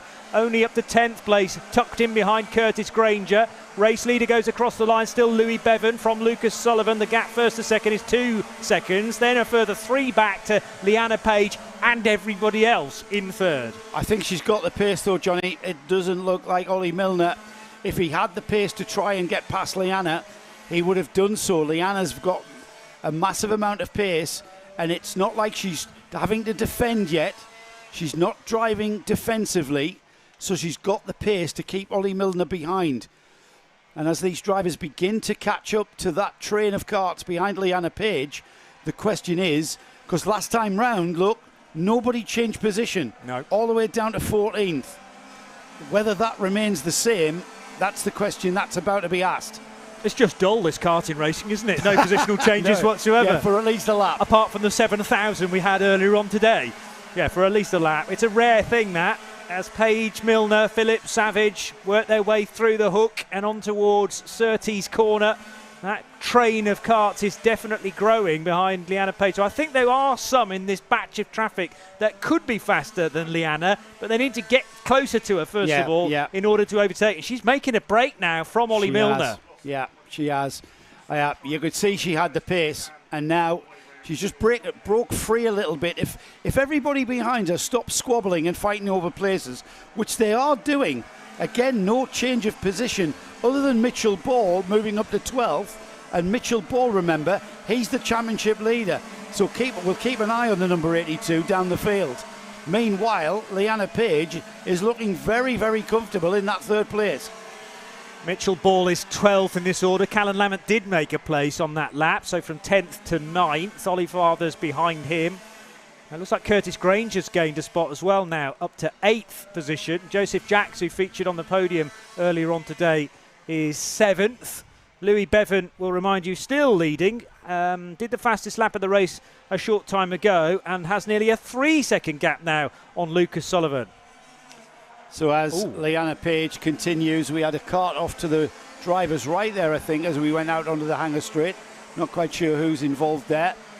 Great view of the start-finish, curving start-finish straight, and then straight into the hook. There's the battle for 4th. That's the battle between Ollie Milner and Joseph Phillips, and there's no doubt about it, Johnny. Ollie Milner is having to gauge keeping ahead of Joseph Phillips, and that's costing him time. Look at the Team Lotus livery on Lucas Sullivan's kart, the number 16, and that's so refreshing to see. You see team liveries and kart manufacturer liveries, but there's a pure homage to Team Lotus there in the old style British Racing green and gold livery of the late 1960s. Jim Clark, Graham Hill comes to mind. And I think he's got the race wear to match that as well. He's got certainly that kind of British Racing green adorning his race overalls. So Lucas Sullivan showing the speed that he had hoped to run with earlier in the day.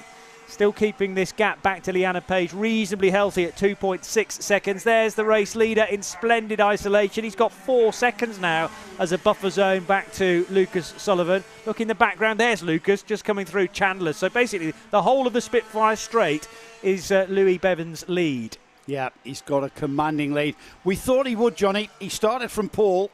He's currently 3rd in the championship. There's every chance he'd be going into the final round at Fullbeck at the front of the championship field. He had a bit of an odd start to the season. He had some dire luck in the first couple of rounds, I think, and that sort of he's then been quite formidable in the past couple of rounds. And he's looking over his shoulder to see where everybody is, and there's nobody there. No. Yes, Louis. You've kind of left everybody in your dust. Final lap. You can probably see one or two of them creeping through Surtees, which is the left-hander before McWhirters, but he's 2 corners, or was 2 corners on from that. Now down the long hanger straight into the hairpin. Fair bit of curb on the exit of that corner, but he's getting the last lap board now. Lucas Sullivan crosses the line, still in second position. Then it's Leanna Page, who's a long way in front of Ollie Milner, Joseph Phillips, and Charlie Savage as well. Callan Lamont up to 7th place, so he's slowly creeping 1 place virtually every lap. Although Fathers has had a drama there. Granger and Fathers, I think they may have caught one another. Yeah, down 3 places there. Curtis Granger dropped 6 that time by, as Louis Bevan out onto the hanger straight then for the final time in Heat 2 for the senior TKM class.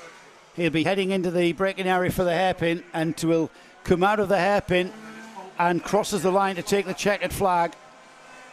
In second place, a little bit further back, 5 seconds further back to be exact, is Lucas Sullivan.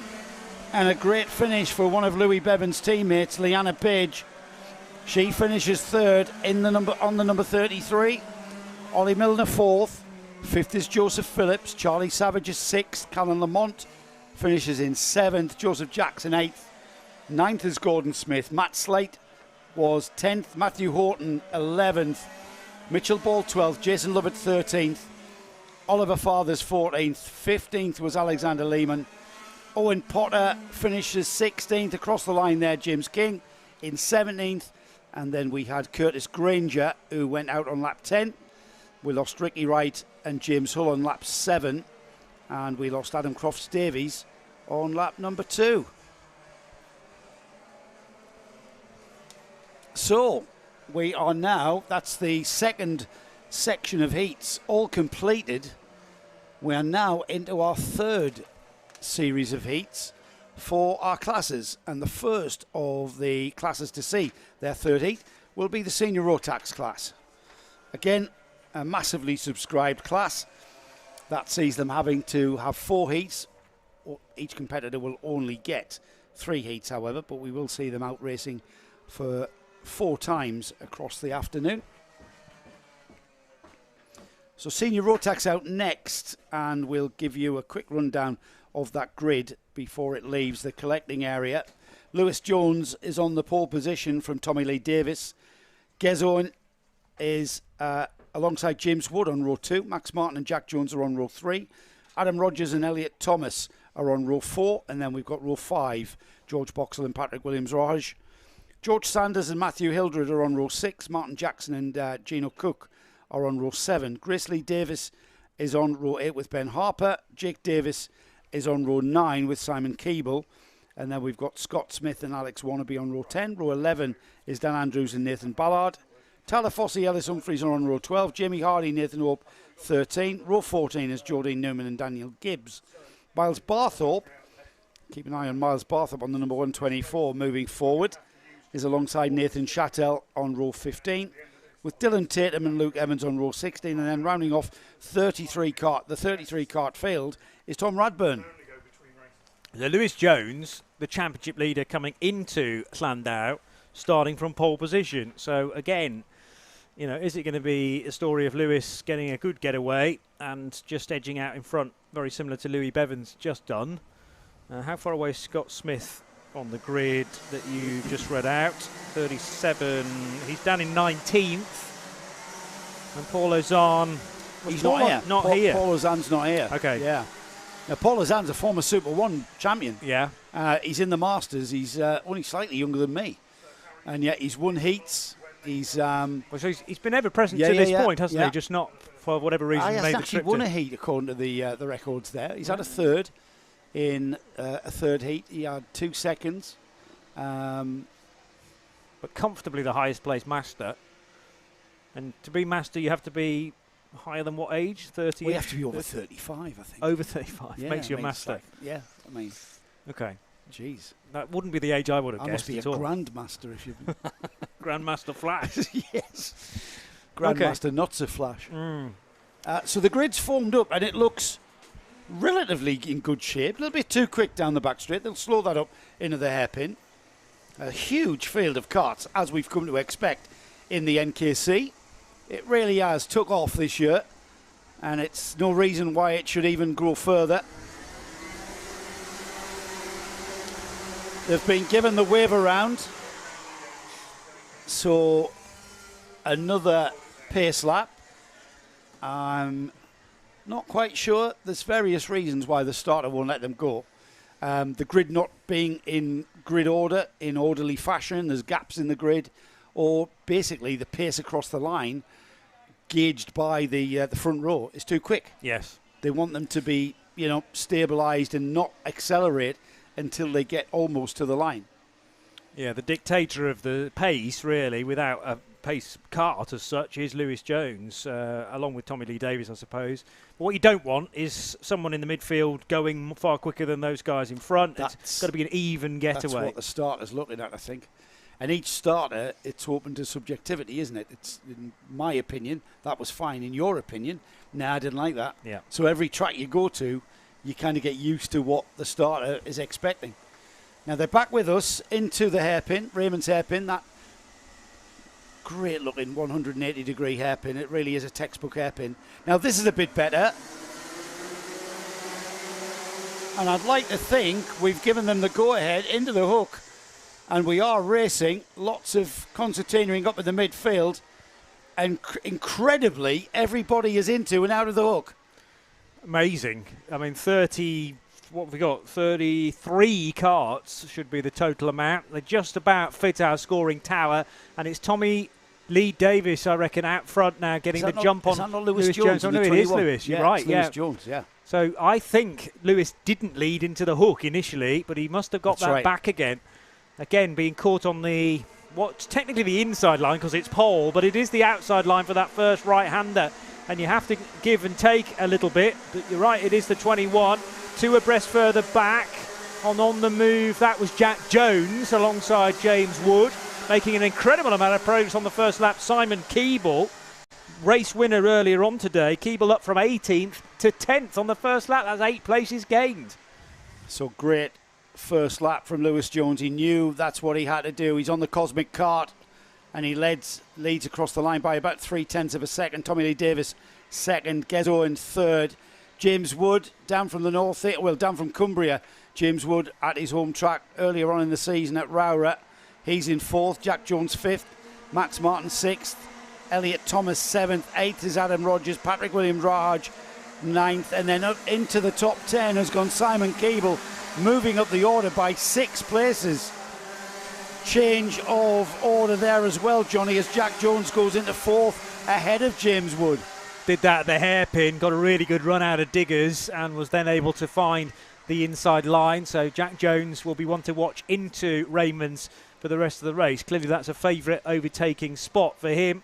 But as expected, Lewis Jones, championship leader, is edging away now to, a decent leading margin. There's always the chance that he might catch a back marker here and there and stumble, but looking very promising at the moment to extend his championship lead over Scott Smith, who, bear in mind, had to deal with his middle order starting position. And Scott is kind of bogged down a little bit. Adam Rogers, a great move at the hairpin. It was his second move to go up the order. He's gone up the order 2 places to 5th from 7th. That time there at the hairpin was Max Martin. The previous lap had been James Wood.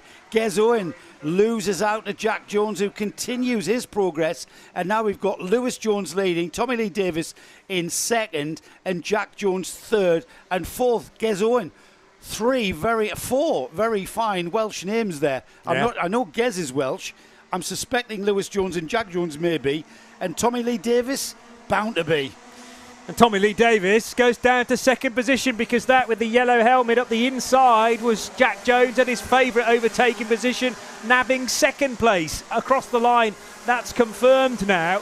And I'm not necessarily sure Lewis Jones is going to have this all his own way because now Jack Jones has wriggled free from everybody else. Let's see what the outright pace is like. Over half of the race distance still to go. So there's plenty of opportunity for the two Joneses to find each other. It's keeping up with the Joneses in this race. Oh, you've took it from me. I was about to say that. Sorry. You robbed that. That was my turn for the line.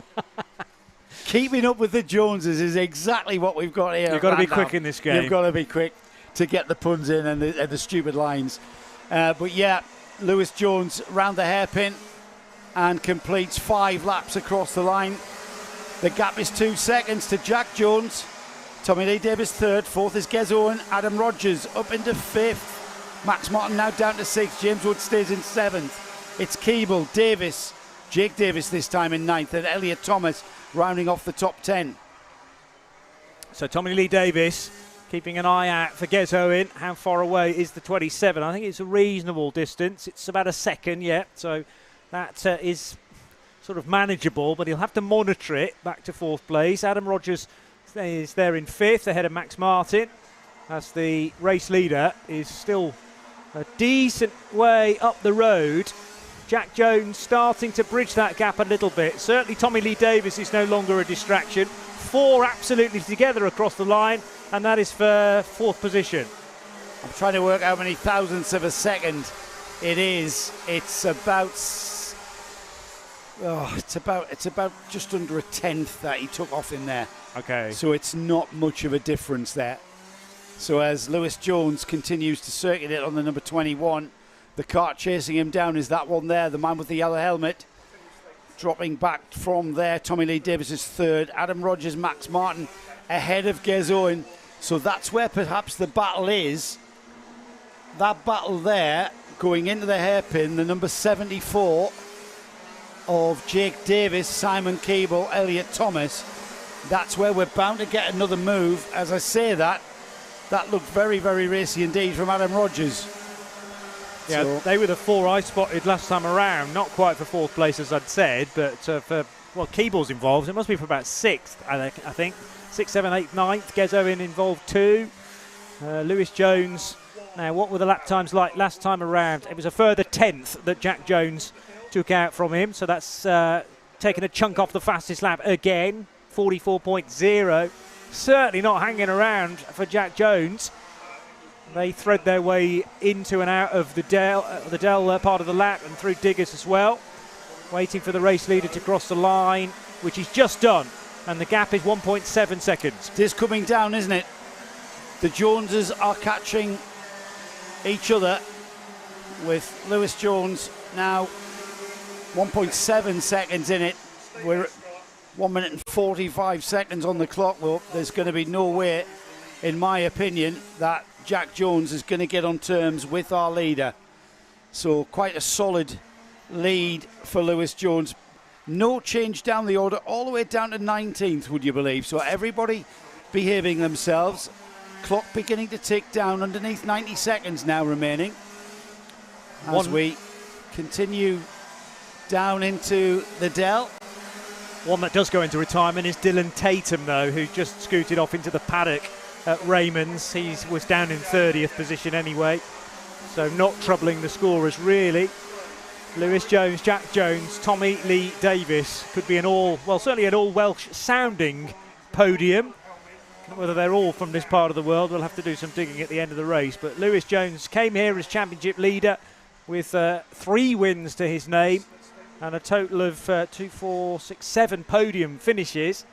So this will be an 8th podium finish. He's going to have time for at least 2 more laps, by my estimation, as he crosses the line now and goes into the hook.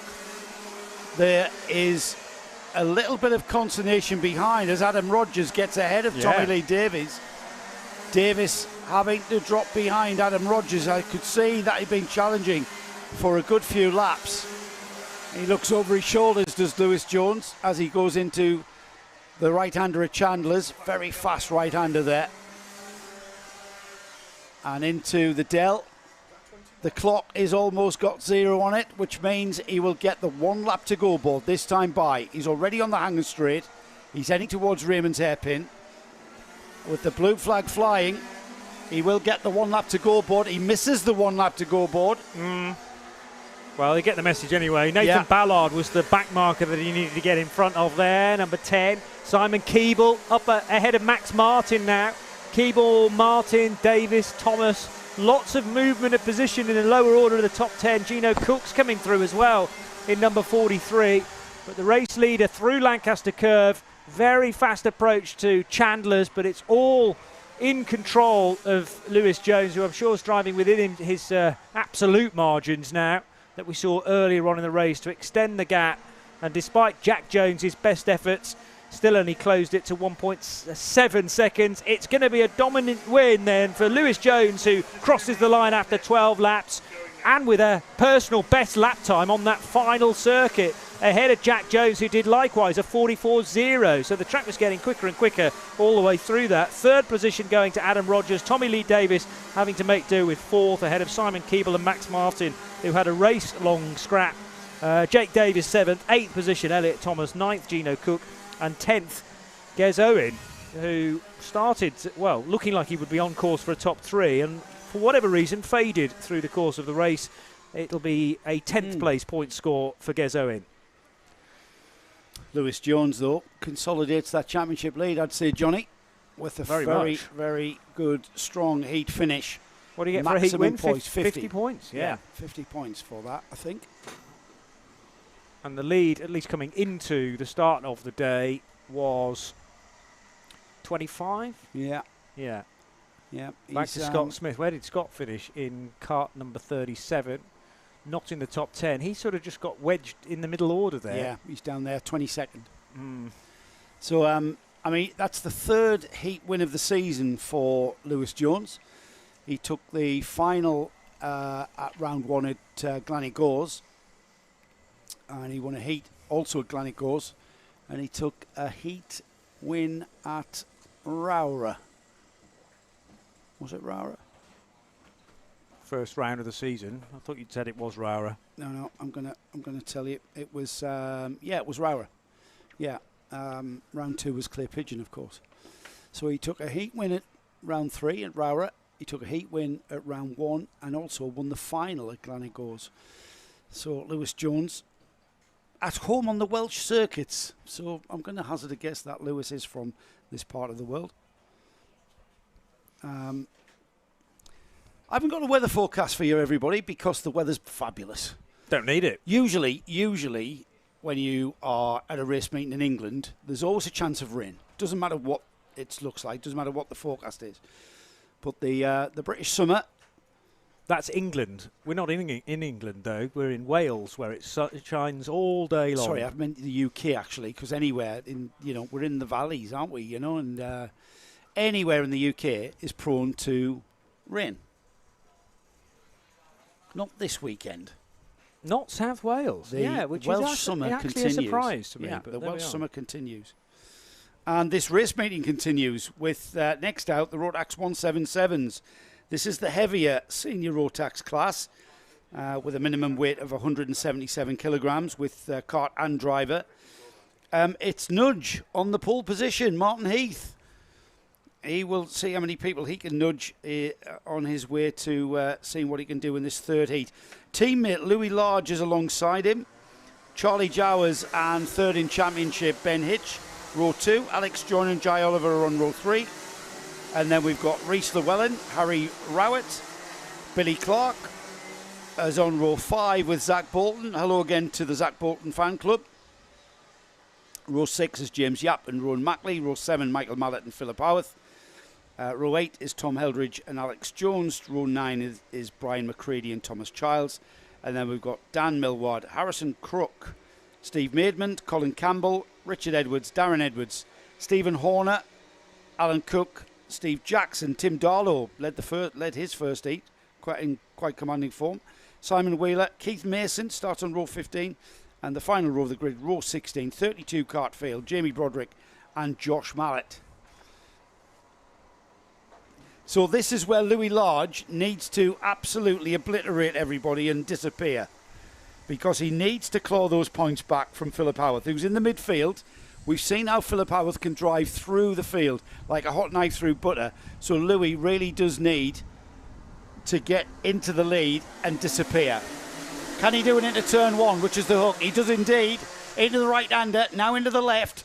There's Louis Large leading. Out of the right-hander, tighter still. And down that bomber straight towards Surtees. It's very much the gold-helmeted Louis Large who leads this 177 class. Large through McWhirters for the first time of asking, with Martin Heath trying to hang on as much as possible, but Heath's got his hands full with so many karts now stacking up behind. Heath, remember, starting from pole position with Louis Large alongside, but he utilised that second place spot on the grid to dive up into the inside. And now again, we've had two races really with dominant front row starters turning those good starting positions into useful points. Are we going to have a third race in the row with Louis Large? Incredible 1.7 second lead after one lap. Yeah. What a start. He knew what he had to do. He knew what was on his job list. And on his job list, just one thing: disappear into the distance. He knows Philip Howarth is coming. Let's see how many. Yeah, 5 places for Philip Howarth there, up to 9th from 14th place. Jai Oliver up 3 places to 10th. Zach Bolton currently 6th. Michael Mallet 7th. But it's Ben Hitch up into 3rd. He'll want to get past Nudge for 2nd place. Let's drop back to Nudge on the number. In fact, where's Nudge gone? The number 16's disappeared, I think. Louis Large leads. It's Ben Hitch in 2nd. Charlie Jowers through in 3rd. Nudge is dropping all the way down. There he is in 8th. So Harry Rowett 4th. 5th is Zach Bolton. 6th is Michael Mallet.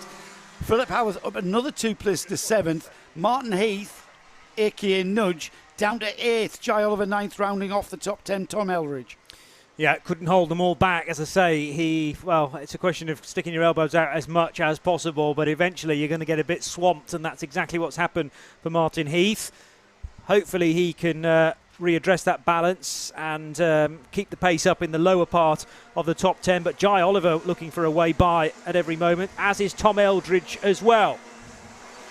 So Philip Howarth, who is the gold helmeted kart there, number 101,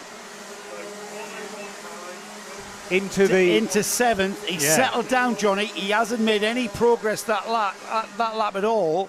5.5 minutes remaining. He's come up against Michael Mallet, and that progress he was making is now being stifled somewhat. And to the inside, he moves inside. Yeah, Mallet side by side. He has the crucial inside line though into Chandler's, and that was great kart placement on the road, preventing Mallet from turning in at the point that he would want to have done. Otherwise, he would have ended up in the weeds on the exit of that corner, and has to allow the gold helmeted Howarth through, and Howarth diving to the inside into the hairpin as well. Will bring Mallet with him, actually. They're dicing with 69, which is Zach Bolton, and I reckon Mallet's got ahead of, well, no, at the line, Bolton was marginally ahead, and Howarth, though, definitely got the place. I reckon by the time they come around again, Mallet will be shown as ahead of Zach Bolton, as will Howarth as well. Yeah, Zach Bolton, teammate with Louis Large, remember, out of the same horning here in the paddock. And, of course, there's nothing, there's going to be no shenanigans from teammates holding people up. And Zach Bolton there, totally outbraked by Philip Howarth. But all credit to Michael Mallet, who took advantage. So the Zach Bolton fan club not having too much to cheer about. Zach now down to 7th. And Louis Large continues to put in personal best fastest laps as he comes through to complete 5 laps. We just wait for the timing screen to update itself. The gap 1.1 seconds, so it is coming down to Ben Hitch. Ben Hitch, remember, 3rd in the championship.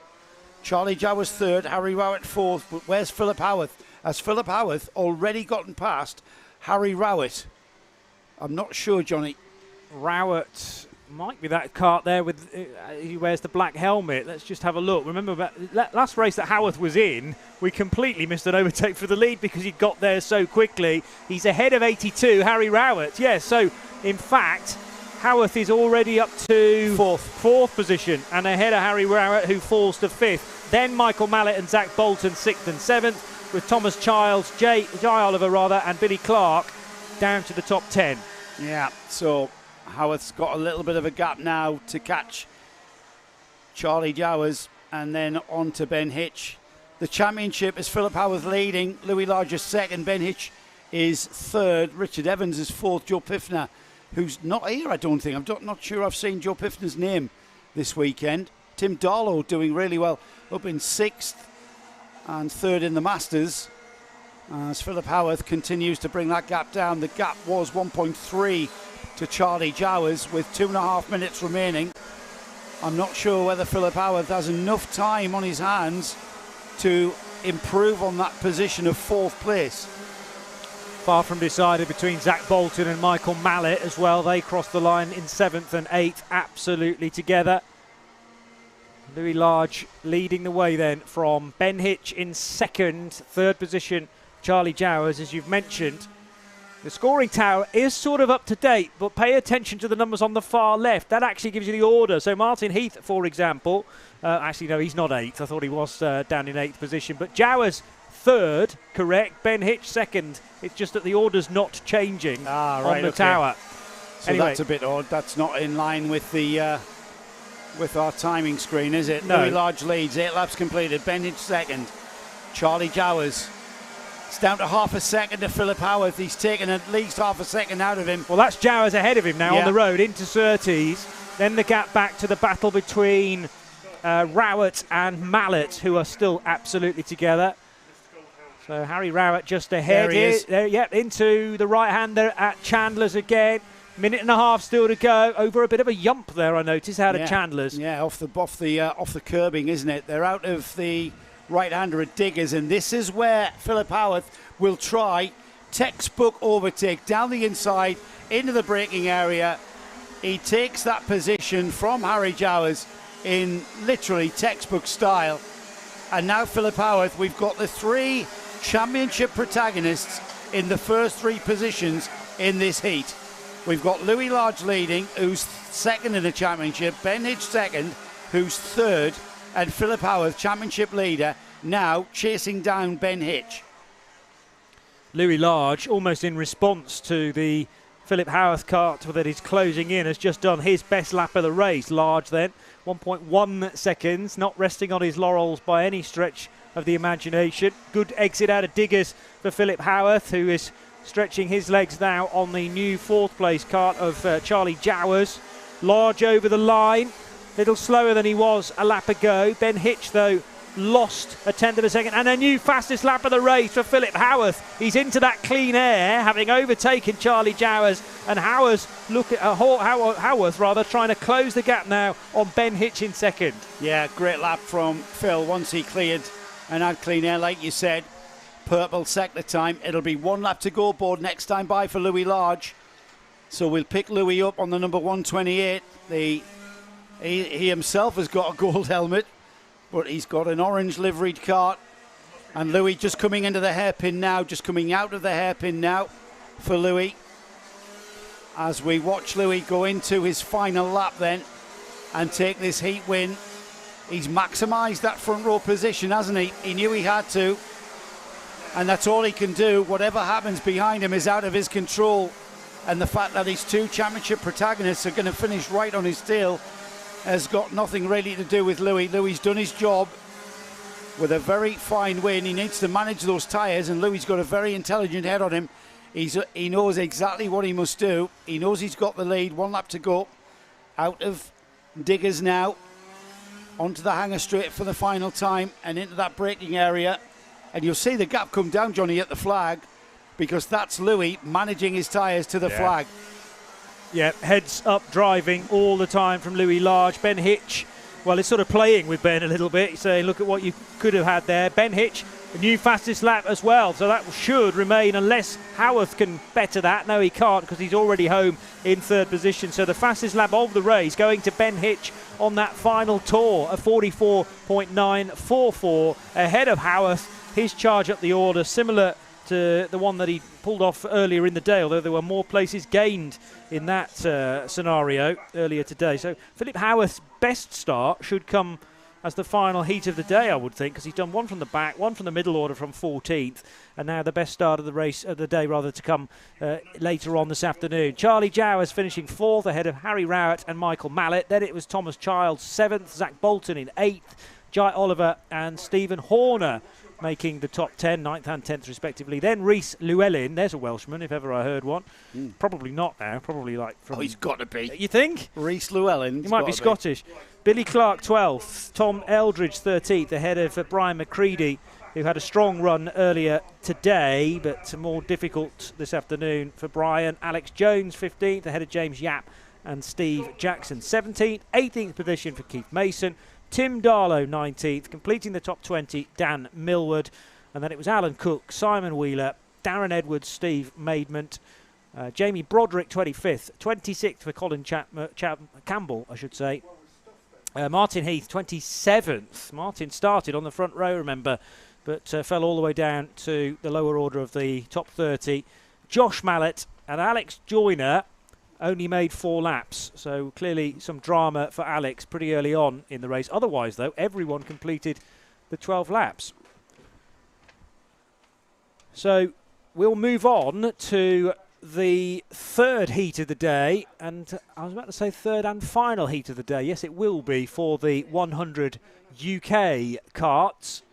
We've still got 100 UK juniors to come for their third heat, joined by the Mini Maxes, but these are the standard 100 UKs, and it'll be a pole position for number 9 Dominic Pine alongside Wesley Graves in his number 2 kart. So 9 and 2 on the front row. Second row will be Lee Hackett and Marcus Dorey. The third row, Brendan Williams in number 13 alongside Ben Klukas, who's been going well for much of his outings so far today. Again, from 6th place. Might even win this, although he's got people like Wes Graves in his way, who's had a strong day too. Jamie Crease in 61 alongside Tom Pattle. Then it's James Cannon in number 57, joined by hopefully Dexter Bergman. But we'll have to hope that that is the case. Number 98, Dexter, remember, didn't feature in Heat 2 when we would expected him to be there. James Rees, 76, alongside Marcus Gray in 27. Number 7, James Purchase, and number 3, Liam Hamling, are on the 7th row. The 8th row, Andrew Bradley and Sam Hill, 52 and 40. Sam's also had a very good result earlier on. I think he won a race, in fact. Matthew Lawrence in number 14, starting alongside Ed Peed, who sadly retired from the middle heat of the day, and Ed actually helping out James Purchase to rejoin the race, if you remember, push starting him. Charlie Leonard alongside Callum Bergman on the 10th row, and finally on the 11th row, it's the 2 Taggios, Leonardo on the inside from Sergio Taggio on the outside. And they will head on to the track now here at Llandow. 0.65 of a mile, or just a smidge over a kilometre in length. And I am intrigued by the fact that Dexter Bergman is able to take the start of this race. I wonder whether he did have a word with the clerk of the course saying, I've had mechanical dramas, I can't take part in my allocated heat. Would it be okay to start in another one? I just need to check back in the 100 UKs to see whether we've had Bergman in both of the previous ones. We know about Heat 2 when he didn't complete any laps at all, and I don't think he was there. The 100 UK Heat 1, which is that one there, did we have 98? Yes, we did. So normally is the plan, Joe Bradley, that the 100 UKs have 2 from 3 heats, or do you compete? No, they have 3 compete heats. in all 3. All 3 heats. That's the reason why Dexter's therefore. Yeah. So Dexter Bergman hopefully is on the starting grid for this third heat of the day after he wasn't able to take the start in Heat 2. Dominic Pine's been kind of up and down through the course of the day, so I would reckon that Wesley Graves should get the better of the starts. We won't get a race start this time around though, Joe. No, we're not going to get that started, Johnny. The grid has fragmented somewhat. Yeah, rather. And they're being waved round again.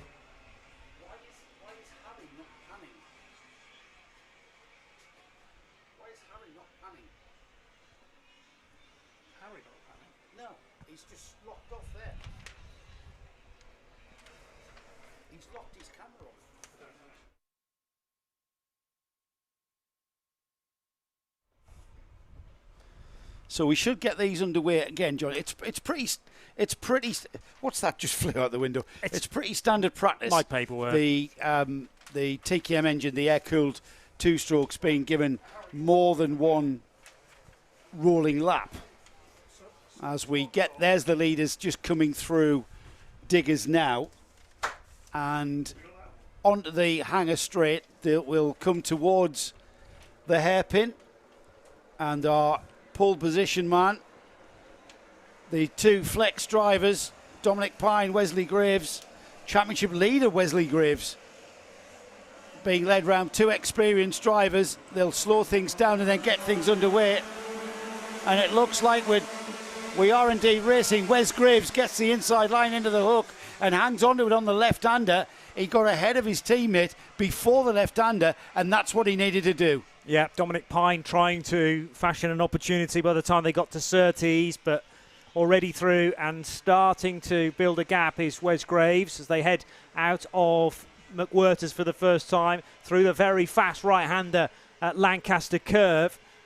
And it is Wes Graves then from the inside of the first row who gets the good getaway, but they're stacking up behind Dominic Pine. And the first kart to do that is number 22, Marcus Dorey, who's starting to push on a little bit. Also alongside him, Lee Hackett in the D-plate kart. We saw him earlier on win a race, Lee Hackett, with a superb defensive drive, Joe. I think we're going to have a full 8 minutes and 1 lap of this very, very close racing. TKM, it's a fabulous class, senior TKM, here this weekend. And just look at that train of karts, Johnny. It's kind of, what, have we got a train of 32 karts or something, or 21 karts? They seem to be nose to tail. Out towards the back straight now of the Spitfire straight, in fact, to give it its full title, into the Dell. It's a right-left, and then the right-hander there, Diggers, all important, and it's going to be all important for Marcus Dorey, who may have a challenge into the hairpin.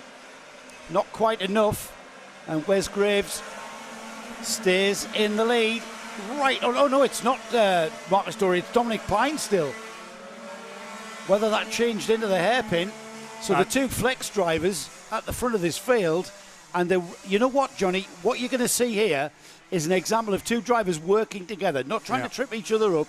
They're going to work together, and if they can do that, they may be able to pull a gap to that 3rd place Marcus Dorey. Yeah, Pine actually trying to squeeze up the inside into Chandler's that time around. Now they're fanning out behind. Is that Ben Klukas gaining ground? Yes, it was on potentially Lee Hackett, and Klukas got through into 4th position. So Dorey still, and a deplated car as well. So Lee Hackett and Ben Klukas have both got in front of Marcus Dorey. £3 in the jar for Johnny Palmer with another car reference.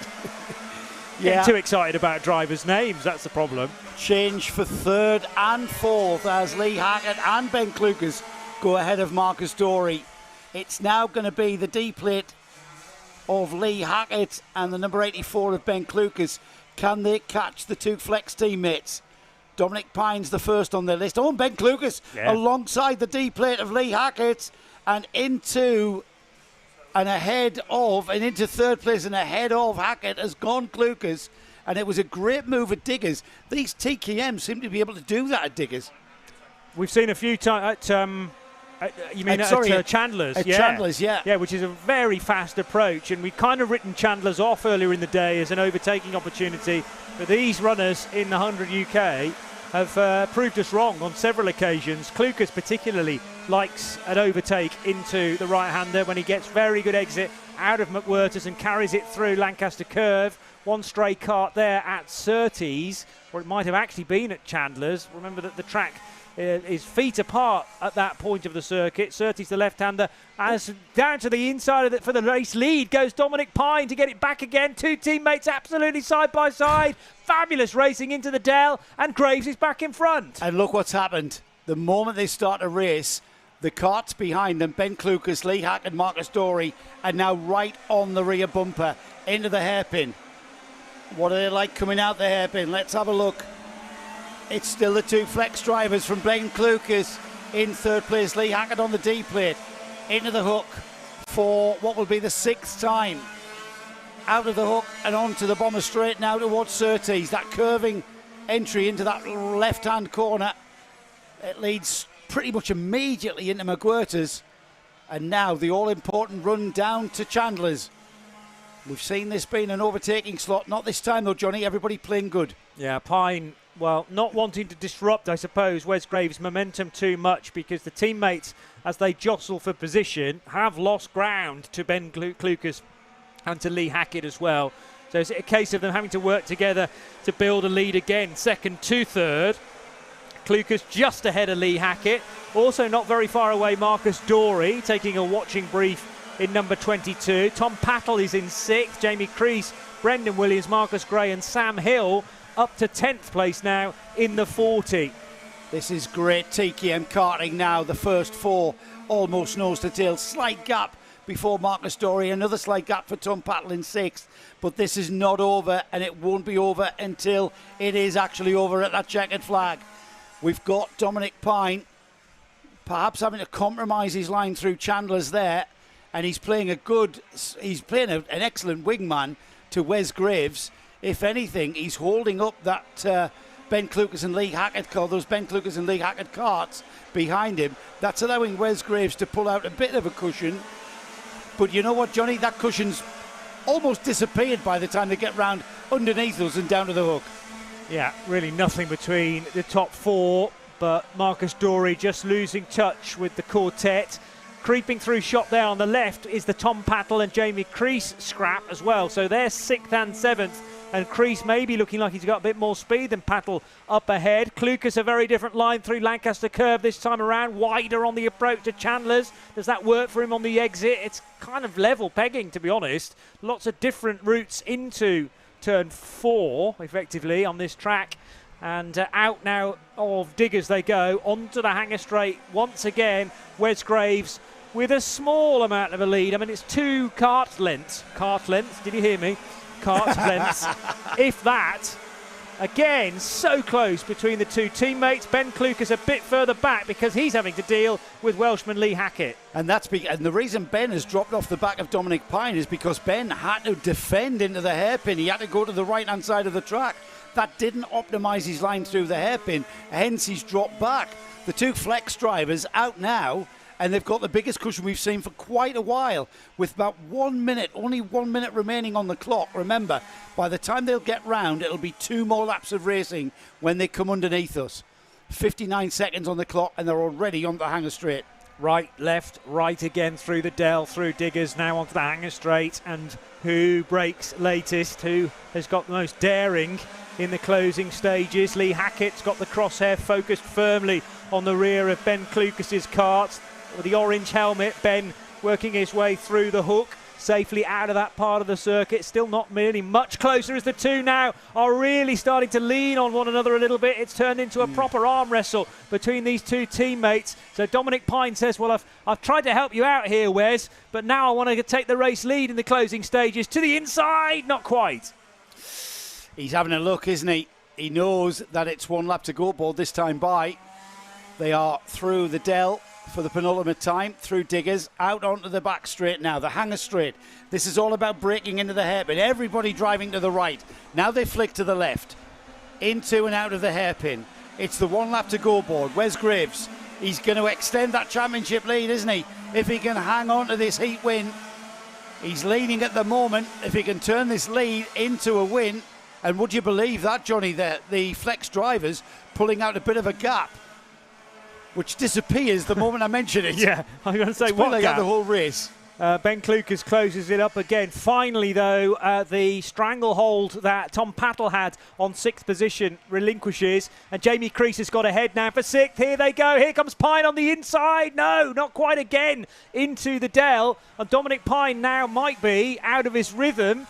Can Ben Klukas pick him off? The checker flag is just the other side of the final hairpin at Raymond's. And to the outside line, Ben Klukas is going to lose 3rd. It will be a win for Wesley Graves ahead of Dominic Pine. But in the 11th hour there, on the 11th lap, Lee Hackett got ahead of Ben Klukas for the podium.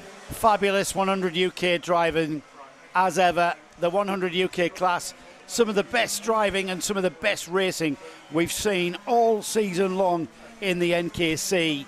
It's Wes Graves who maximises that front row start and takes maximum championship points to take the win. Dominic Pine, his teammate, 2nd. Lee Hackett, last lap lunge on Ben Klukas on the D plate, will take 3rd. Ben Klukas 4th. Marcus Dorey 5th. It was Jamie Creese through in 6th. 7th is Tom Pattle.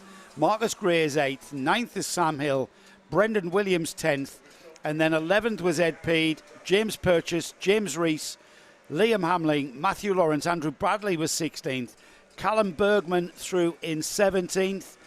And then we had in 18, Sergio Taggio. We lost James Cannon on lap 8, Charlie Leonard on lap 5, and Leonardo Taggio went out on lap 3. Wow, that was exciting racing. That 100 UK is, they are a 1990s kart. There's very little that you can adjust on the kart in comparison to a modern day Rotax Max. And it just, the racing is pure. I mean, all karting is pure, to be honest. Of course. But driver, engine, tyres, It feels more bare bones, if you like. You haven't got the extra bit of kit along there. It's purely down to momentum and driver bravery a lot of the time. And you need to have eyes everywhere. Do you see what I mean about how the 100 UKs seem to be able to pass anywhere? Yes. There are no rules, really. When you watch the Rotax, any of the Rotax Max classes, there are areas, because of the different speeds as well, of course. The Rotax Max class, especially the seniors, are really, really quick in comparison to the 100 UKs and the TKMs. And so the speed differential can vary, whereas in the 100 UKs, the narrower track gives them more space. So the speed variation is perhaps a little bit greater. Yeah. I mean, to compare it to Formula cars on the full-size circuits, it's almost as if Rotax is Formula 3 and 100 UK's Formula Ford. In the, the overtaking happens everywhere in Formula Ford. Yeah. Whereas, I mean, the Rotax don't have more downforce, but they're wider cars and more grip. Certainly more grip. Yeah. So it's trickier to overtake. Yeah. Well, we've got Junior Rotax out next. More Rotax Max racing, this time for the juniors. Slightly restricted engine on the air intake than we see on the seniors. Exactly the same sort of size karts, exactly the same tyres, exactly the same engines underneath, just with a bit of restriction to downgrade the power for the junior drivers. It's Dylan Mitchell and Jaden Hewitt on row 1. Archie Butler and Ethan Wyatt are on row 2. Row 3 is Braden Hill and Ollie Morris, with Ashton French and Rafi Chalentano on row 4. Finn Smith and Lewis Llewellyn on row 5, with Levi Goodyear and Nicholas Ellis on row 6. Gregory Akers and Daniel Whitfield are on row 7, with Jacob McDonald and Adam Catling on row 8. It's Ronnie Shrimpton, who had a great drive in his second heat. He's alongside Josh Eaton Brown on row 9, with Sam Wyatt, current championship leader, on row 10 with Ollie Naylor alongside. At row 11 is Mason Perrin and Alfie Bushell. Then we've got Oscar Shrimpton and James Rigby, Aidan Pomeroy and Curtis Latimer, and then rounding off the 27 kart field is Daniel Davies. Is that somebody knocking to come in? It sounded like almost a hammer onto a nail. Maybe a bit of our commentary box is starting to drop away. Out. Yeah, so we've got to knock it back into shape. So, as I mentioned, either that or it's your fan club, Joe, trying to get not going to get in. Yeah, or one of them. All one of them, yeah. Right then, we are whizzing through the heats here. Just to remind everybody that this is the penultimate round of the NKC 2022. We started the season here in Wales, but further north at Glannygores. And then round 2, Clay Pigeon. Round 3, we went to Cumbria and to Rowra. And then we were near Daventry in the middle of the United Kingdom at Wilton Mill. Here we are in the valleys of South Wales, in the Vale of Glamorgan at the Llandow circuit.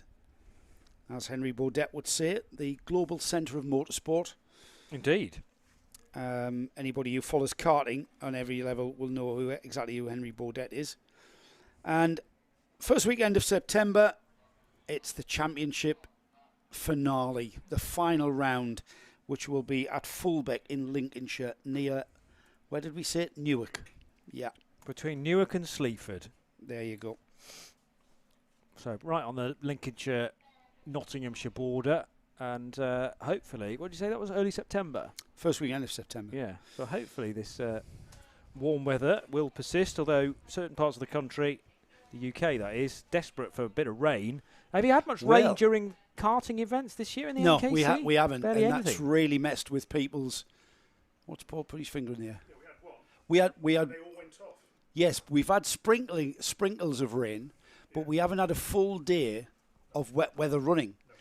And when the 2 tyre rule came in, everybody was thinking, well, it's not going to be too bad because we're bound to have a couple of rounds in the wet. Remember, August last year in the United Kingdom was very wet. my apple crop was ruined. My apple, would you believe that? Because of rain, the apples are small. You wouldn't think that, would you? They really grow with sunshine. Oh. Yeah. So too much rain is Too much rain is bad for apples in your certainly garden. bad for mine. Whereas this year, I've had minimal rain, and I live in the northeast, remember, so it rains more up there than it does sort of in the south of England, and in Wales and Other countries too. And well, Scotland not so much. Well, Scotland wins that one, doesn't it? For the rain, generally rain, speaking, yeah. Yes. But you only have to look here and see how brown the grass is. I know there's a hosepipe ban across the south of England. Is there a hosepipe ban in the south of Wales? Not that I've heard. No, I haven't think heard that. I think it's No, Hampshire no. and Not that I have a hosepipe. Sussex. I went to B&Q and bought 7 just in case there was a bit of a run on them, because I've heard there was going to be a hosepipe ban.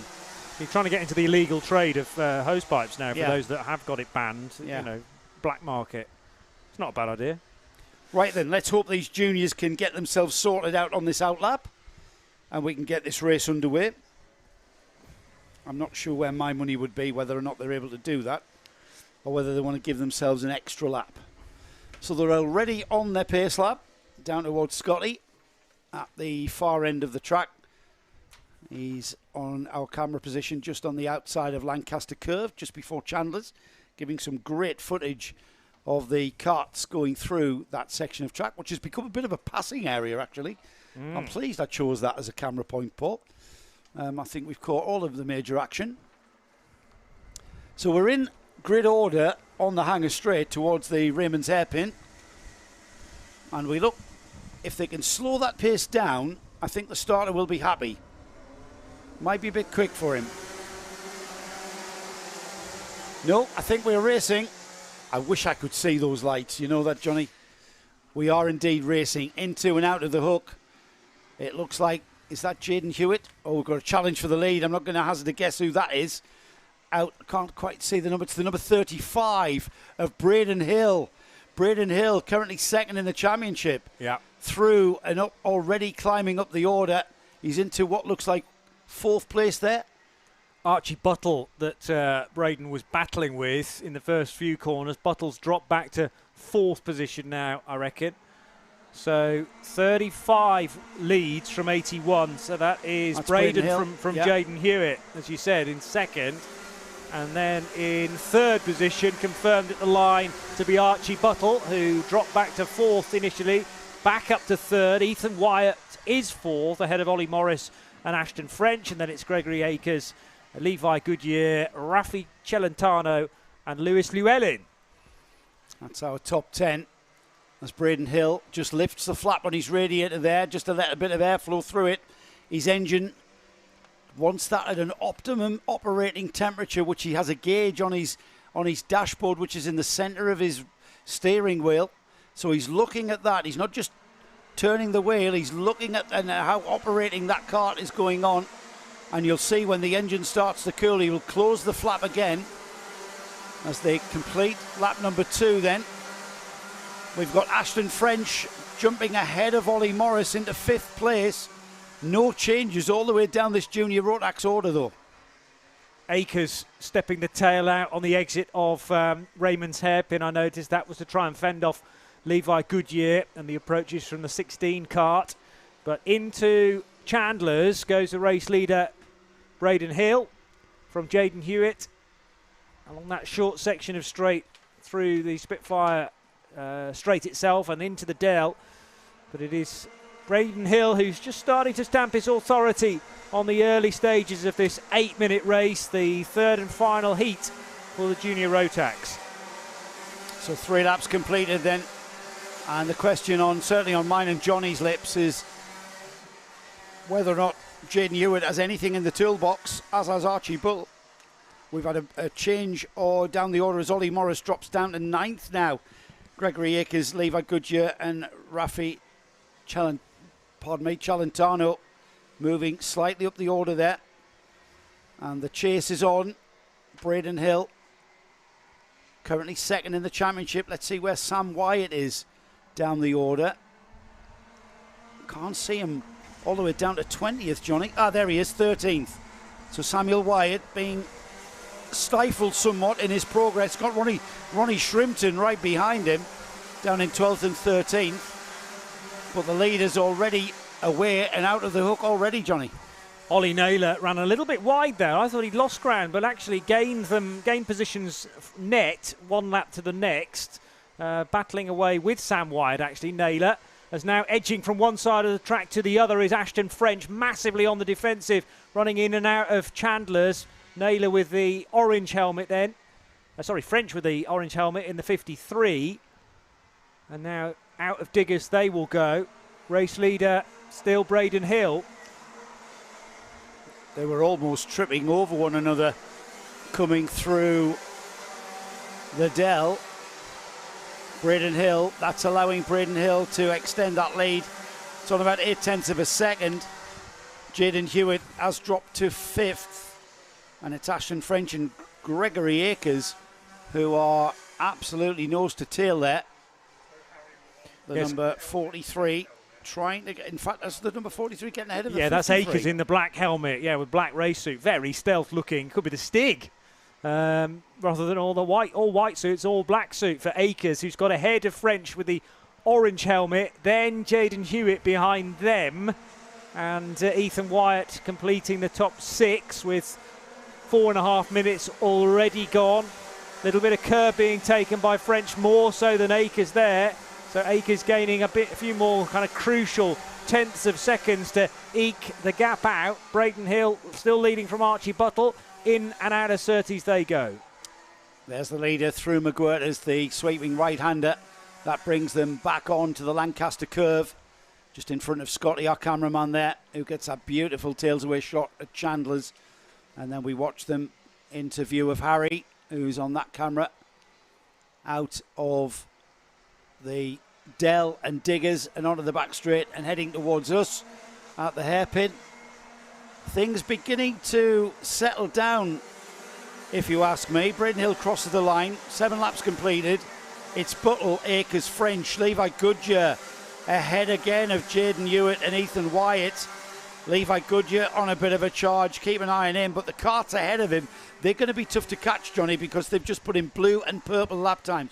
Gregory Akers, would you believe, was the one with the purple one, 44.2 was his lap time. Yeah, I would believe that, because that's the battle that's far from settling down right now. Akers, the second of these two carts, so 22 rather, Archie Buttle, but applying the pressure massively is Akers. What's his exit speed like onto the hanger straight? He's going to go for it here, up the inside of the hairpin. Yeah, nice, neat and tidy move as long as he's okay on the exit. Here comes, though, on the fight back, Buttle. Can Buttle get on the inside? Certainly he can. Into the hook. They change places again. Great battling from Junior Rotax. And there they go again into Surtees. He did poke his nose down there, didn't he? And it not quite in a position, didn't quite have the speed difference, you see. They're out onto the Lancaster curve already. Into the right-hander of Chandler's, a super quick right-hander that. All important to carry speed down this straight into the Dell. And then the even more important right-hander there at Diggers, because that governs your speed all the way down the straight into the braking area. Nobody challenging into the hairpin as Braden Hill crosses the line. It'll be 9 laps completed. We're coming up to 1 minute remaining, so time beginning to run out as we've got Jaden Hewitt dropping down behind Levi Goodyear and Ethan Wyatt again. So these three battling it out. I'm not sure how that's going to go though, mate, to be honest. Akers to the inside at McWhirter's. He's got the place again on Archie Buttle. Now, can Buttle offer some sort of a response? Maybe the run onto the hanger straight this time around. 45 seconds left on the clock, so the remainder of this lap plus 2 more as they head towards the tight right-hand hairpin at Raymond's. And, now Akers has got in front of Buttle. Akers all of a sudden seeming a lot closer to Braden Hill for the race lead. This is not all done yet. It's not over yet. It will be 1 lap to go board next time by for Braden Hill, who's led from the start and hasn't really been challenged until about now. Mm-hmm. This is the first challenge that Braden Hill is going to have to encounter. And unless he looks over his shoulder, he's not going to see just how close Gregory is. Gregory Akers just seems to have kept that ace card in his pocket, and if anything, out of diggers for the penultimate time, he's almost touching the bumper of our leader, Braden Hill. Down towards the hairpin. They remain in position. No challenge for position there. There's the 1 lap to go, Bod. Arm outstretched from the start line, Marshall. Akers to the inside. Now he's got the outside, though, the second bit of the hook, and can't make that work. I really did think that was Akers into the race lead, but brilliant driving, and Akers now running the risk of losing a spot, in fact, to Buttle in the 22, who's trying around the outside of McWhirters. That doesn't come off either. Amazingly, on the timing screen, they haven't changed order, even though we had about 17 overtakes. Cost him a lot of time making that move in the hook, and if he didn't get it done at the first right-hand part, it was job over. It was job over, because you're going to lose a lot of time around the outside of the left-hand bit. And as we've seen there, Braden Hill was able to give himself a bit of a cushion by hanging on to that. And we've got Braden Hill taking the checkered flag to take the win from Gregory Akers in fine style. It was 2/10 the margin at the line. Archie Buttle takes third, fourth is Aston French, Levi Goodyear fifth, sixth is Ethan Wyatt, Ollie Naylor seventh, eighth is Samuel Wyatt, Curtis Latimer 9th, 10th Jaden Hewitt, Nicholas Ellis is 11th, and then moving down the order from 12th down over, Ollie Morris, Ronnie Shrimpton, James Rigby, Adam Catling, Lewis Llewellyn, Alfie Bushell, Rafi Celentano 18th, 19th is Jacob McDonald, Aidan Pomeroy, Oscar Shrimpton finishes 21st, Daniel Davies rounds off 22. 22 starters, 22 finishes. That's good. That's excellent stuff. Yeah, that's what we like to hear. Akers, that final corner, he very nearly wiped the race winner out, Braden Hill. I don't know whether, was there a touch ball? There was a little bit of a touch, actually, and that forced Braden Hill wide, but Akers was wise then not to take advantage of that. It's almost like a Formula 1 stock car move into the final corner there, to just barge your opponent out of the way. Maybe a little bit of frustration creeping into Gregory Akers' drive, because he knew he had briefly been in front, but for the space of a corner, and couldn't maintain that. So Braden Hill, is that Braden's second win of the day? He's certainly come close to a top sort of 3 finish previously. So great for points as far as Braden's day at Llandow is concerned. And Akers does make the podium second. Archie Buttle and Ashton French had a good dice as well, but Buttle the better of those two for third position. Fastest lap of the race coming actually from Curtis Latimer, who finished in 9th place. So it shows you that there was some pace that couldn't necessarily be unlocked. Yeah, 44.2 as well. That's all right. That's a very, very quick lap time. We've got the next bunch of karts out for their heat. It's a mixed class, as we saw earlier. It's Minimax and 100 UK Juniors. On the pole position for Minimax, Daniel Parsons with Sonny Morgan alongside.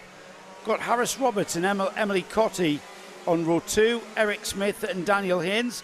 I wonder if we've got David and Anita in South America who's still with us. I would imagine we have. Yeah. And then we've got Reese Green, Louis Reese. That's going to be a tricky one, Johnny. Reese Green and Louis Reese on row 4. Alex Fraser, championship leader, is on row 5 with Sebastian Corking, who had a bit of a nightmare in that second heat of his. He's on row 5. 100 UK Junior, Hayden Taylor and Adam Nicolai are on the first row. Yelena Osbar Scott and Thomas Hadley are on row 8. Jamie Scott and Alex Henderson are on row 9. Row 10 is Ewan Scott and Jamie Dart, with Sophie Hadley rounding off the 9-kart 100 UK Junior field. Now, we had a bit of a problem getting these off the line last time, didn't we? So let's hope they get things sorted and underway. They look pretty orderly. I think we like that. I think we've gotten this. No, we haven't. We've given them one way. We've given them another lap. The 100 UK Juniors just coming through now. To be honest, they look pretty orderly for 100 UK Juniors as well. Mm. So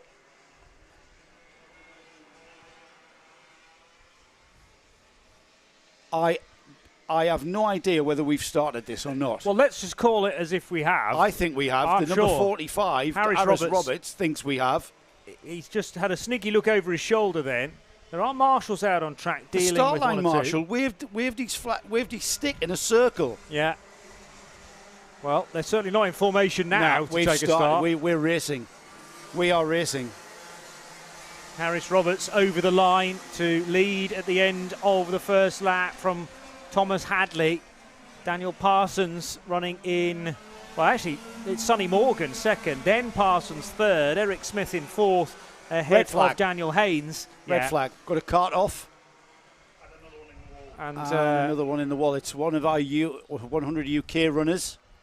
I'm not quite sure. So the number 19 of Yelena Osbar Scott has gone off. We've also got the number 2, Ewan Scott, who's being tended to now by our marshals. Yelena is trying to pull her cart off. Just leave it there, my darling. We'll have somebody come to help you. And there's the medical team on site very, very quickly indeed. So we'll get things tidied up and sort out these youngsters. We can't be too careful, can we? When you get 2 youngsters going off in these junior categories, we sit them in the cart. We don't want to get them out of the cart. We get medical attention to them straight away. But erring on the on the side of caution is what I'm trying to say. Entirely, yeah. Because these incidents happen very quickly. You're not necessarily braced for impact. Clearly, one cart in a tyre wall, and those tyre walls are designed to give a little to provide cushion. But that's clearly a bit of concern for one or if not both of those drivers. Yelena trying to do very much the kind of sporting thing to get the cart off the track to make sure that there was a clear road ahead for everyone else circling round. But they'd already been stopped by the officials, and that's again the power of the clerk of the course and by marshals, local marshals at each corner, able to radio back and say we can't continue with machinery strewn around the racetrack. It's going to be a full restart, Johnny, so we'll be regridding the competitors in both Minimax and 100 UK, and it'll be a complete restart, a refresh. Paul, did they say anything about timing? Will it be a full 8 minutes? Full restart, right, okay, the term full restart, so that might be full 8 minutes. That might change when we see the top of the clock. It may. Of course. Clock's still running right now, but don't pay any attention to that because it could well be adjusted. And that happens in other areas of motorsport as well. If race laps that we had tried to begin start to eat into our timetable, then a bit of time is often chiselled away from the original 8 minutes. We were quite a long way behind earlier on today. I think we picked up some time, though, since then. Although the finals are still going to be 10 minutes rather than the 12 that we thought about. We're going to claw a bit of time back from there. We've got some marshals on the start line who may be tasked with forming the grid. I'm not sure where the carts have come to a halt, actually. I think they're around by Scotty, are they? Well, yeah, it might be actually after the incident in question, unless it's on the run into... Because the contact itself has happened before Surtees, hasn't it?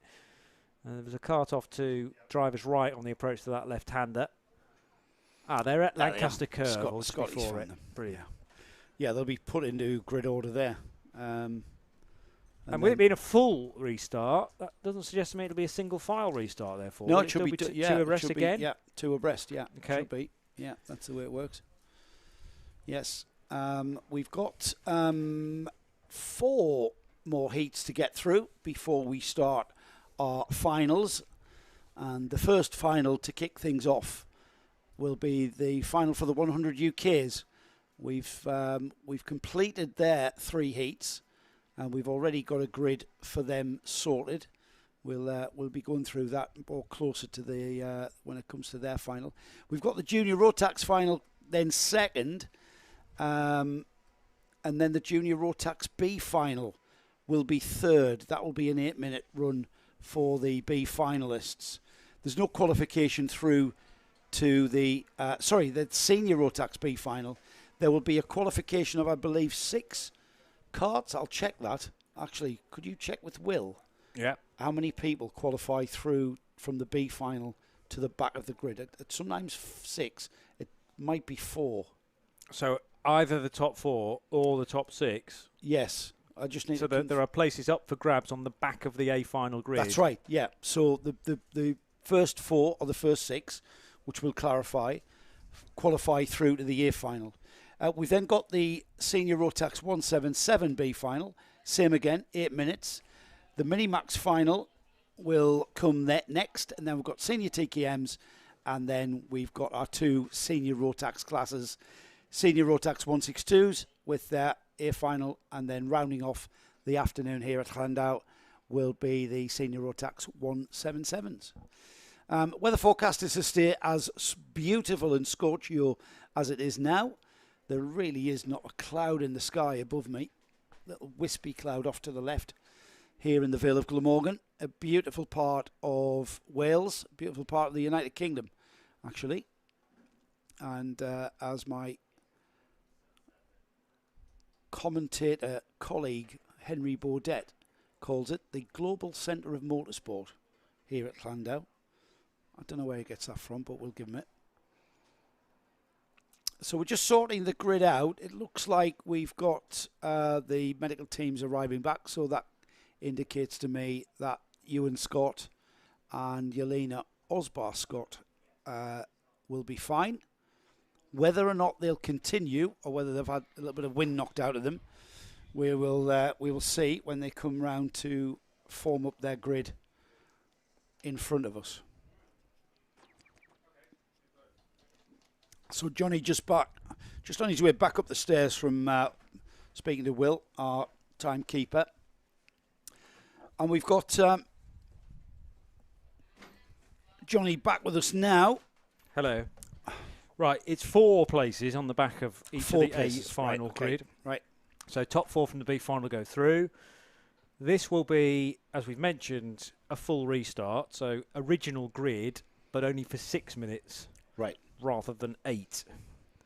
Right. So we lost a couple of minutes just because of the time it's taking, obviously, to make sure that everyone's okay and to get the grid realigned. Because there were place changes from the attempted start of the race to this point. So we'd only completed 1 lap. Yeah. And when a red flag comes out, it's how you finished the previous lap to the red flag. Right. So you go 1 lap back. Right. So when you've only done 1 lap, you can't go 1 lap back. The 1 lap back would be the very beginning. So that's why we get a fresh restart. Yeah. But there was still some reordering to be done because the overtaking had already started. So there's a bit of that to take place now between the 2 classes. But it's being done fairly swiftly. So Alex Fraser, he hasn't had a great day today, has he, young Alex? It's he's leading the championship. He's starting this from 7th on the grid. 9th on the grid is where he's starting this one. And I'm just going to find out where he was in the first heat. He finished 3rd in the first heat, right behind Seb Corking and Reece Green. So it wasn't a bad finish there for him with maximising his championship situation. And then the Minimax, let me just find it, the Minimax second heat. And official news, Ewan Scott, I can tell you, is indeed okay. A little bit winded, but no discernible injury to speak of. And that's great news about Ewan. We were certainly concerned there when we saw the medical teams head out to him. But as I thought, a little bit of wind knocked out of him. Alex Fraser finished 4th. I'm going to take those words back. He hasn't had a great day. He's had a great day. He's finished 3rd and 4th.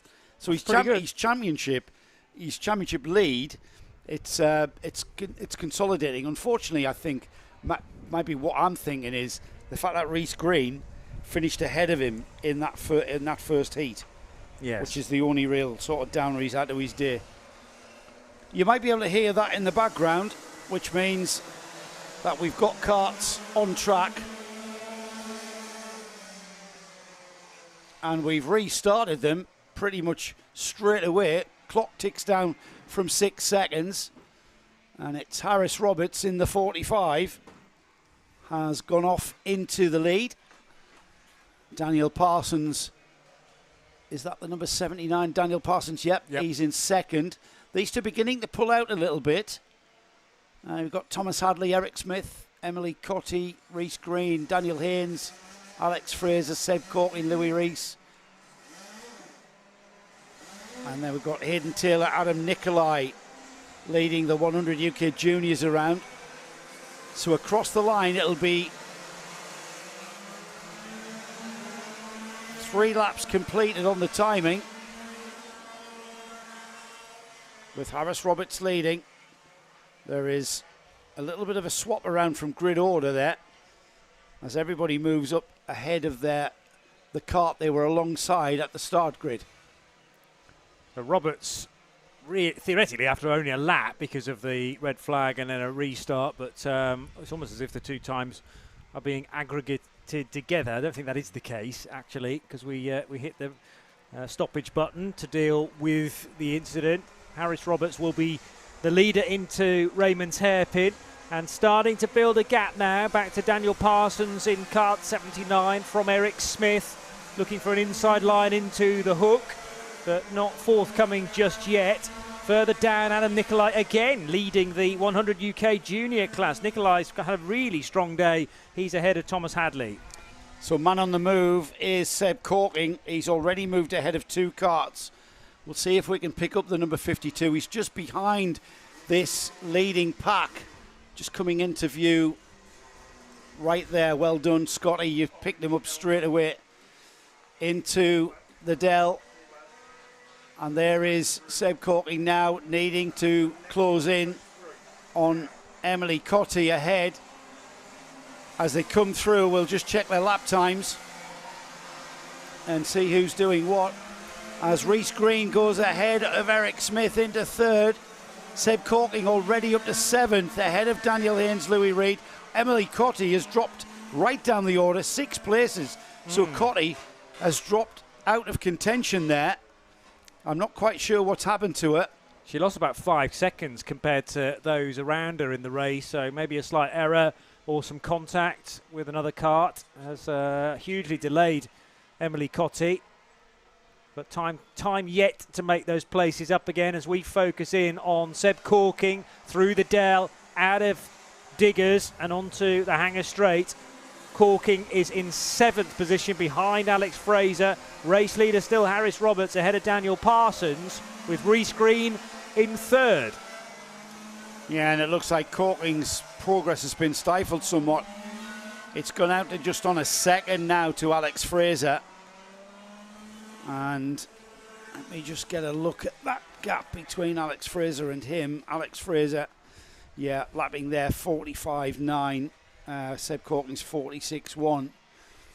So whether or not Seb can indeed catch that kart in front of him, he's chasing down championship leader Alex Fraser, the number 55. We'll keep with it for another couple of laps to see if he is closing the gap. There's no change down the order.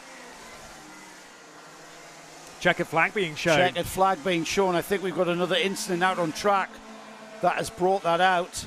So Harris Roberts takes the checkered flag. Daniel Parsons 2nd.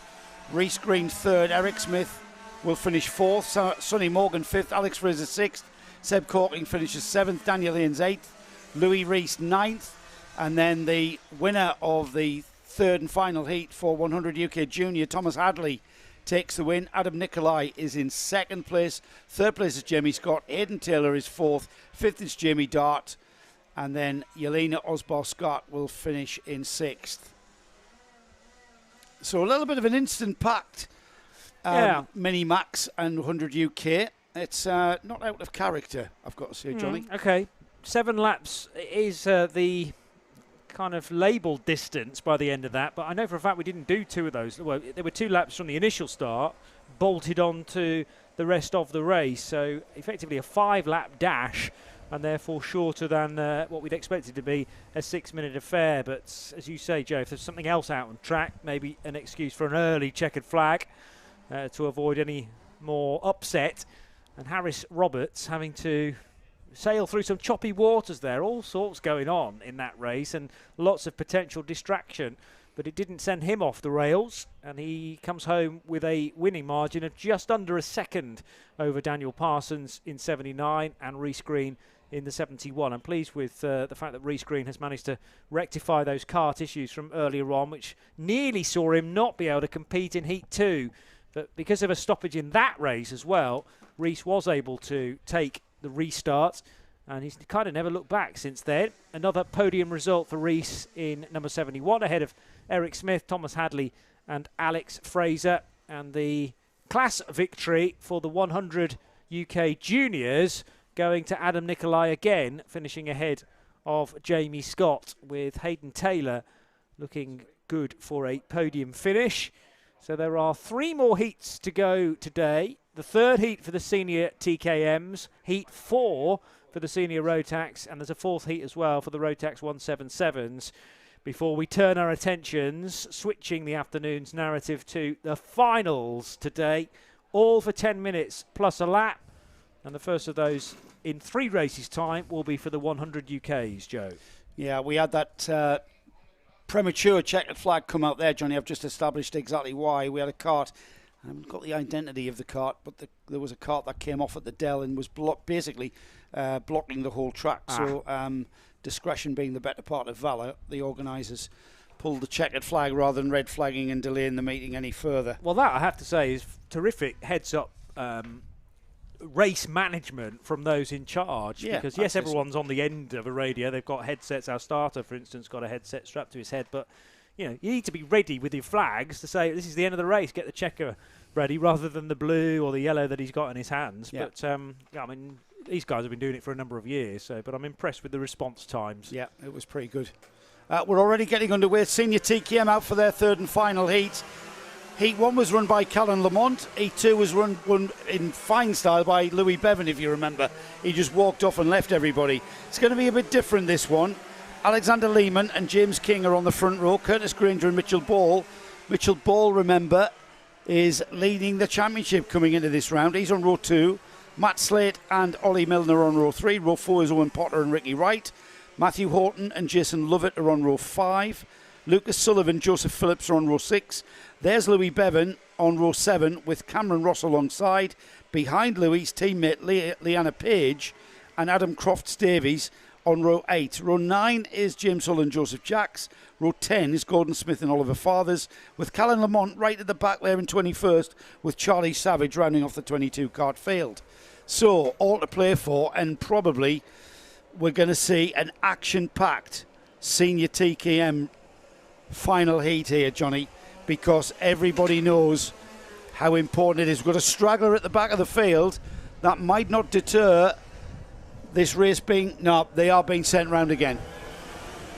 Yeah, arms up down in the middle order there, just to warn everybody else that it wasn't going to be a race start. Mitchell Bell was getting really annoyed with something there down the back straight. He was kind of gesticulating to the guys in front, saying, come on, get a move on. I'll tell you why, because he could feel his engine oiling up.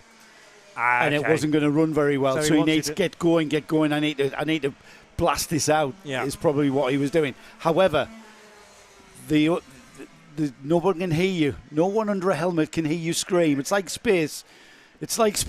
No one can hear you scream under there. Yeah, the loudest voice is the one in your head and the one in your helmet, in fact. You can nudge the guy in front, but he's going to tell you where to go. Exactly. Oh, and we've got an off there. I mean, this is not even before we've started. Indeed. And now trying to jump down from the nose of number 20, which is this the right sheet, Joe, for this race? Yes, it is. Yes, it is. James King. So James King, who should have been on the front row, has tangled with Alexander Lehman. These are the 2 front row starters, Joe. I have no idea what happened there. I just literally went to look out the window, and there they were into the barrier together. It looks like they've got damaged carts. Mm-hmm. I'm not sure whether they're going to be able to continue. I'll be amazed if that number 91 cart hasn't got its tracking. And who's that gone off into the paddock? James King. James King is out of this heat. I mean, bizarre. Let's file it under a misunderstanding. That's the only explanation, really. I'm not really sure what on earth happened there. But what I did see was everybody coming towards this hairpin in single file. And as far as I was aware, that was another wave round. Yeah. So what they were doing in single file, I have no idea. Now they're together, side by side. Mitchell Bell's got his wish here because Mitchell Ball, he can dictate the pace now because effectively these two karts, Mitchell and Curtis Granger, have been elevated to the front row. We do get a race start this time. Mitchell Ball on the inside, from the outside in the pole position, pseudo pole position. Curtis Granger in number 47 to the race lead. What a strange moment. You've seen the grid drawn, it's out on paper, and then all of a sudden the top two on the front row take each other out on one of the formation laps. Bizarre behaviour. This race is underway though, the third and final heat for the senior TKM class, and we've got the field now. We usually see these TKMs bunching up and will be line astern for pretty much the duration of this heat. It's not even the serious bit yet. We're not even at the final. Into the hairpin for the first time then. The kart squirming under braking there. Look at Louis Bevan. He's up into 5th place, is he? Not quite 5th place. Looks like 7th. Yes, up 3 places. Lucas Sullivan, the biggest mover there though, up 4 places to 5th place. Lucas Sullivan up to 5th. And having to keep as wide as possible is Mitchell Ball. But the race leader, Curtis Granger, looking for a way by. Here comes Ball from a long way back, looking to the inside line at Chandler's and gets the race lead. So Mitchell Ball overtaking Curtis Granger. Ollie Milner is also in that queue, and Matt Slate as well. So 4 for the lead, making an early breakaway. Into the hairpin. For the second time, it'll be 2 laps completed. And the first 4 breaking away, but who's that man in 5th now? Louis Bevan up another 2 places, and that gap between 4th and 5th is sure to come down quite considerably. Another change for the lead, and is that Curtis Granger moving back into the lead ahead of Mitchell Ball there? I think it must be, I think it is indeed. Let's get I think it is indeed. check on the numbers. It is. 47 is the number on the kart. And that's Curtis Granger now back in the lead. Mitchell Ball. Now these two at the front are slowing down the karts in 3rd and 4th. And look at that. Louis Bevan, the gap was huge. It's now a 6-kart train going into that final turn. We've got the Lotus livery kart as well. Another change of lead, Joe, with Lucas. Mitchell Ball back to the front. So the timing screen will still show Ball out front, even though for half a lap Curtis Granger had squeezed by. Look out for the number 1 though of Louis Bevan, who is scything his way up the order. He's got into 4th position now and ahead of Matt Slate. Lucas Sullivan on his tail in the all-green race overalls. Remember, it was Lucas Sullivan who finished behind Bevan, wasn't it? If my memory serves, that Lotus homage livery, the green and gold. Bevan's picked up another place. That was Ollie Milner into Bevan's favourite corner, Chandler's. Wow. You can overtake there. You don't make many friends at Chandler's, but you can gain places. Nobody knows what he does for a living, though. We've got the two flex carts now forming the bread of the sandwich with Curtis Granger, the meat in the sandwich, and the 2 flex drivers. They're currently 1st and 3rd in the championship. They're currently 1st and 3rd in this race, but not for long because Curtis Granger goes ahead at Surtees with a fabulous move, and there's Louis Bevan to take full advantage, and a shake of the head from Mitchell Ball is kind of suggesting, how did he do that? How did I allow that to happen? I've lost not just 1st, but I've now lost 2nd as well because there's that pesky teammate of mine, Louis Bevan. That was so similar to Mitchell Ball's frustration at the start of the race as well, going, come on, my engine's oiling up, and now looking like he might be able to, has taken the lead on 2 separate occasions, and now finds himself behind the key man today, Louis Bevan. So Ball confirmed in 3rd, Ollie Milner 4th, Matt Slate 5th, and Lucas Sullivan in the number 16, the Lotus Homage car running in 6th place. Joseph Jacks is 7th. Leanna Page, who had a really strong middle race, to the inside line for the race lead and gets it. Bevan in number 1. He likes that, McGuirtis, doesn't he? It's one of his favourite spots. He can squeeze that senior TKM kart down the inside. And are we about to see Louis Bevan take not just control of this race, but take control of the 2022 National Kart Cup Championship? He's already had a heat win, and this will certainly put him up the order with a points finish, maximising this. We've still got the final to come, remember, and the final points gathering is 100 points for the win.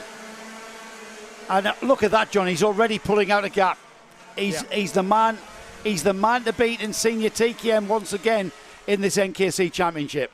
No doubt about that. But, it takes a while to master this circuit. Bevan, it feels like, kind of knew the secrets of Llandow before arriving here this weekend. And Bevan now stretching his legs out front from those chasing Curtis Granger and Mitchell Ball. So Ball's still very much with Granger and a chance to get another place up the order. But they too are being caught now by two further karts.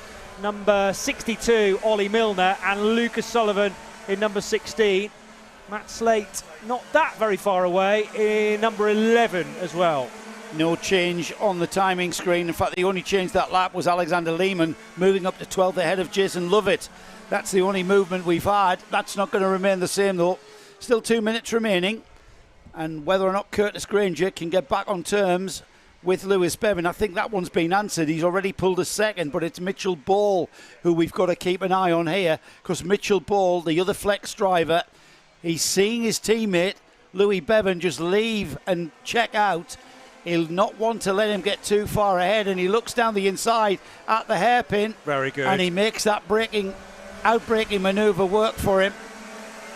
Yeah, really good overtake that. A little bit sideways, if anything, into the hook, but he controlled it well. And Curtis Granger couldn't then repay the favour in the very next corner. So now Granger's almost resigned to that overtake, and Mitchell Ball disappearing up the road. Got to concentrate on keeping Ollie Milner behind Lucas Sullivan in this queue, as well as Joseph Jacks actually in the 55. Yeah. He's had a podium, or certainly flirted with podium positions earlier in the day. Ooh, 5 it was a karts. touch. Yeah, tripping touch over one another, Johnny. Tripping over one another as they're coming together, aren't they? Mitchell Ball. Oh, and look at that movement at the hairpin. Who's going to come out on top as they come out of the hairpin? There was a lot of movement in the braking area.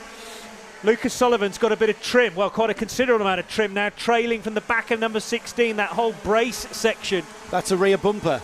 That'll be He's going to get mechanical flag for that. You got to think so. He's going to get that flag shown at him next time by, I would imagine. The problem is, as soon as that fully detaches, I would not want to be in the path of that. Exactly, and that's why he will be flagged in. Who's that? Oh, Lucas Sullivan. Sullivan, yeah. I'm not sure if that is the bumper. Oh, it is the bumper, yeah. He's going to need to come in, and he will be black flagged.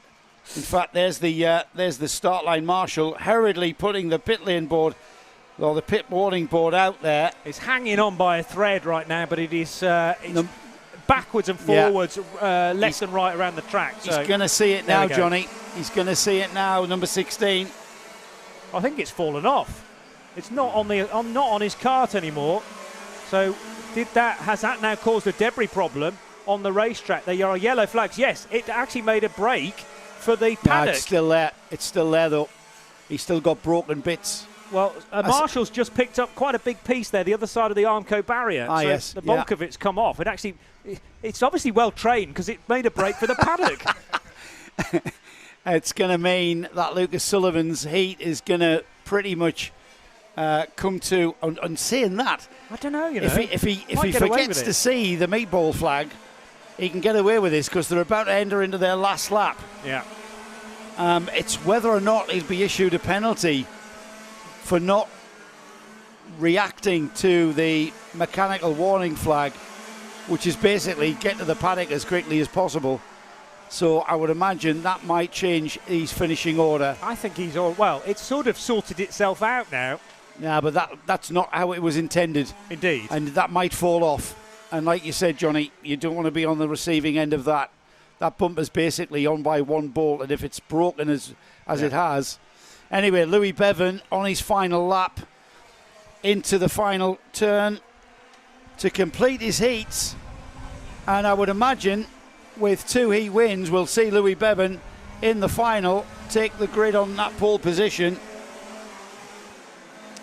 Was Mitchell Ball, his teammate, who finally finished in second place. Curtis Granger, the number 47, finished in third. Ollie Milner, fourth. Lucas Sullivan, it was fifth. Joseph Jack, sixth. Matt Slate in seventh. Leanna Page finishes eighth. Matthew Horton finishes ninth on the number 4. And then we've got Joseph Phillips rounding off the top 10 in senior TKM.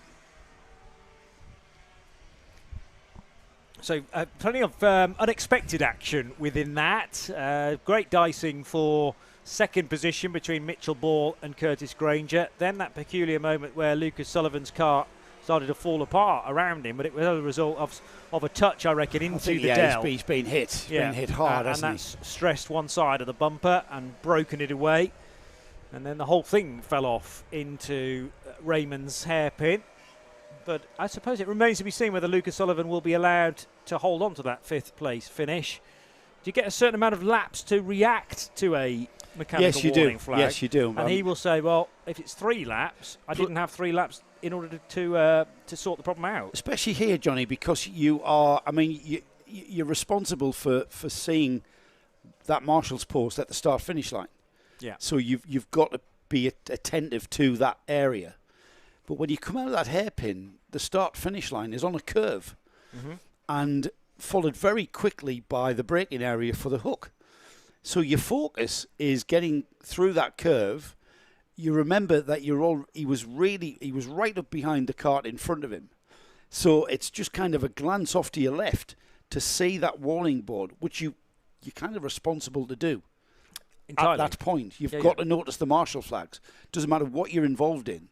So the defence of I didn't see it is not really that solid, you know what I mean? Because you're responsible. You've got a responsibility as a driver on a racetrack to take note of the marshal's flag. That's the whole point of them, isn't it? Indeed. Well, the problem itself struck. He went round for a lap with the bumper trailing. Then the mechanical warning flag came out and he did a lap. But at the end of that lap, the bumper broke entirely free. So he will say, well, it was a problem for a lap. And then it went off into safety. Do I still need to abide by the mechanical warning flag? Officials might say, well, yes. But if you only had 3 laps to respond, there were only 2 laps left when the flag was shown. Well, I had on Harry Volkart's Chevrolet. Oh, yeah, going back to your British Touring Car Championship escapades. Pit wall days. And we got flagged for the door opening. Yeah. And I'm on the radio saying to Harry, right, mate, you've been given the black flag. Do not come in. Do not come in. You've got 3 laps to react. Yes. I'll tell you when to come in. Do not come in. And I look, and standing right next to me is the official issuing the warning. Right. And he's looking at me, shaking his head. 2 laps later, the door slammed shut. Fantastic. Exactly. So when the door slams shut and it's no longer a problem, does that completely eliminate the need to pit? However, this bumper was a little bit different because it's a bumper that was being damaged through accident damage, and you don't know what else is going to fall off. True. Yeah, it's not just a case of an open door. Yeah, my door shut. That bumper was still hanging off. Senior Road Tax Heat 4 now. So it's the third and final heat for the Senior Road Tax runners. I say third and final heat, it's Heat 4. I might have caused confusion there.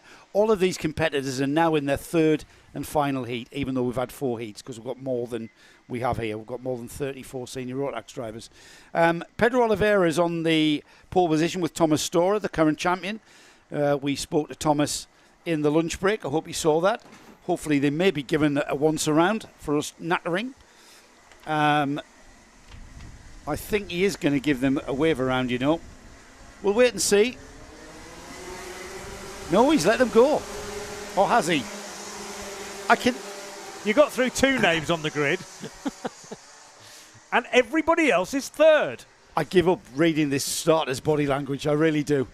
I can usually read the starter's body language. I love the fact that at one point he blows a whistle. And I don't know who's supposed to hear that. I'm not sure what he does with that stick. I mean, it's a rolled-up green flag. Yes. But he still waves it, even though he waves it to go around, and he waves it when he lets them away. The whistle I love. It's like somebody's committed a foul. But anyway, we are... Free kick. He's called a penalty. Kick, yeah, free kick and the start of a race. Right, we're underway. Here they come, down the inside for second place. I'll get an idea of... Oh, he slides wide to the number 22 of Tom Radburn, taking Thomas Storer in a beautiful overtake into the hairpin there. Pedro Oliveira leads on lap 1 and continues to lead around lap 2. It's the number... Have we had a change of lead already? No, it's number 57. There he is, Pedro Oliveira. Through Chandler's. and out onto the Spitfire straight. Down to the Dell. They're on lap 2. Onto the Hanger straight for the second time. And Oliveira's got a bit of a cushion, hasn't he? Tom Radburn in second. Thomas Storer in third. Martin Coe was fourth. Here they come again to change the timing screen in front of me, Johnny. Oh, very tight indeed for Nathan Ballard. He did well to hang on to that. Slipped a position from 5th to 6th, but that was running out onto the grass, coming out of the hairpin at Raymond's. You can afford to do that at times. And also, difficulty now for number 19. Very peculiar angle to be exiting the hairpin in there. Number 19 is Andrew Powell, who's out of the race, I'm sad to say. Oh, really? Yeah. Right in front of us. Where's Andy gone? He's just here, stepping out of the cart, number 19. Oh, there he is, yeah. And wandering off fairly forlornly. So hairpin at the moment, no overtaking, covered by yellow flags, because here come the leaders. So it's still Pedro Oliveira leading across the line, 3 laps completed, passing the forlorn abandoned cart of Andy Powell as they do.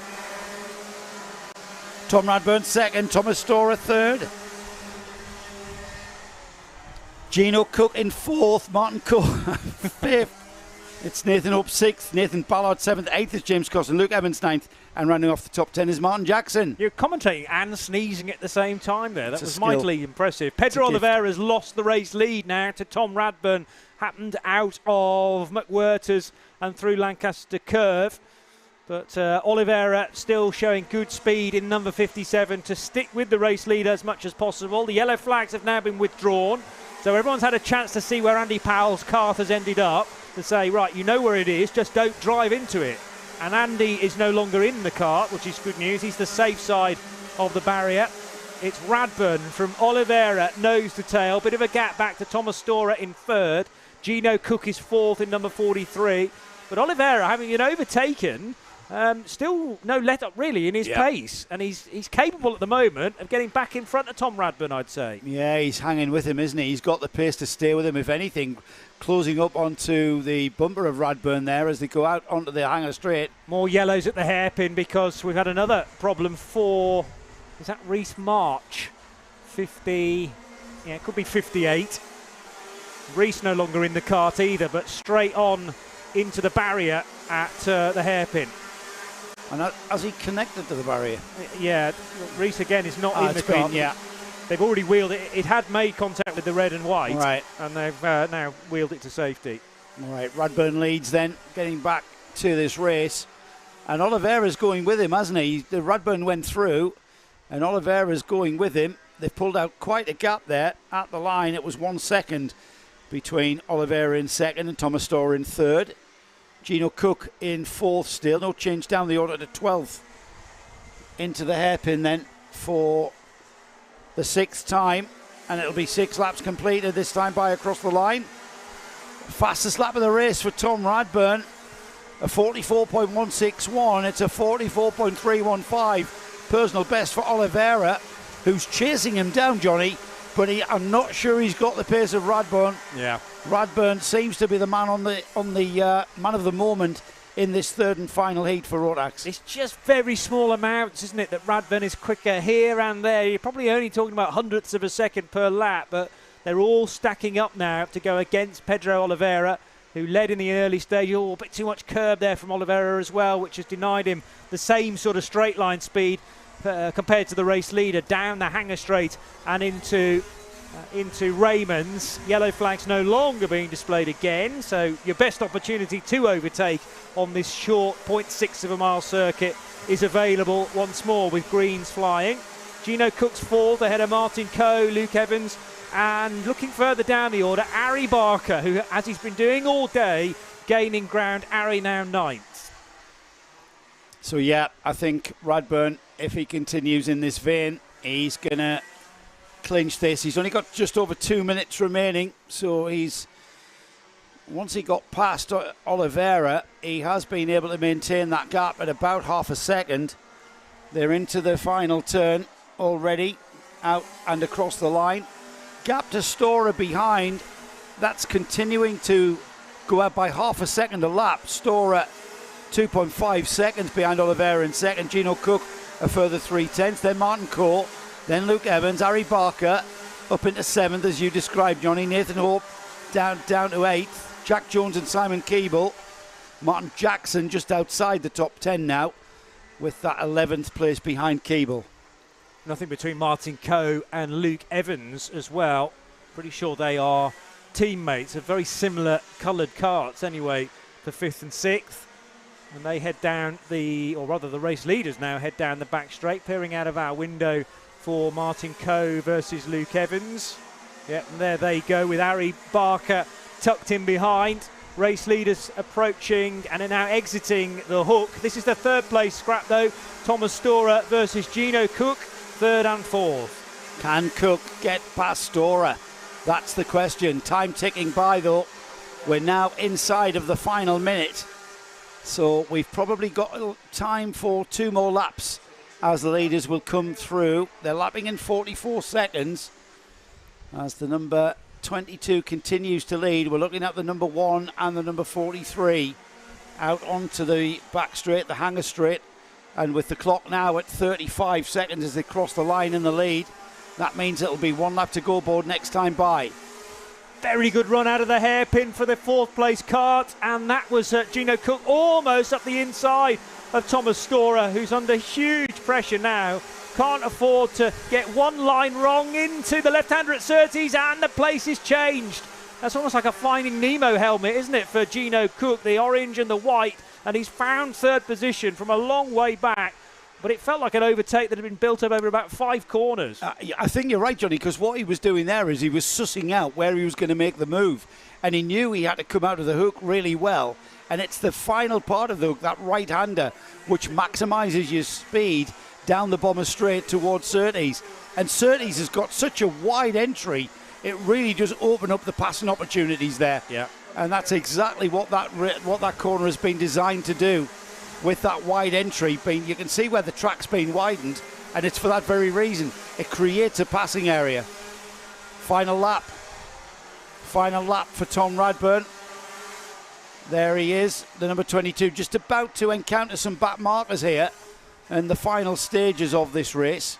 George Hunt doing the sporting thing there, getting well off the racing line. Yeah.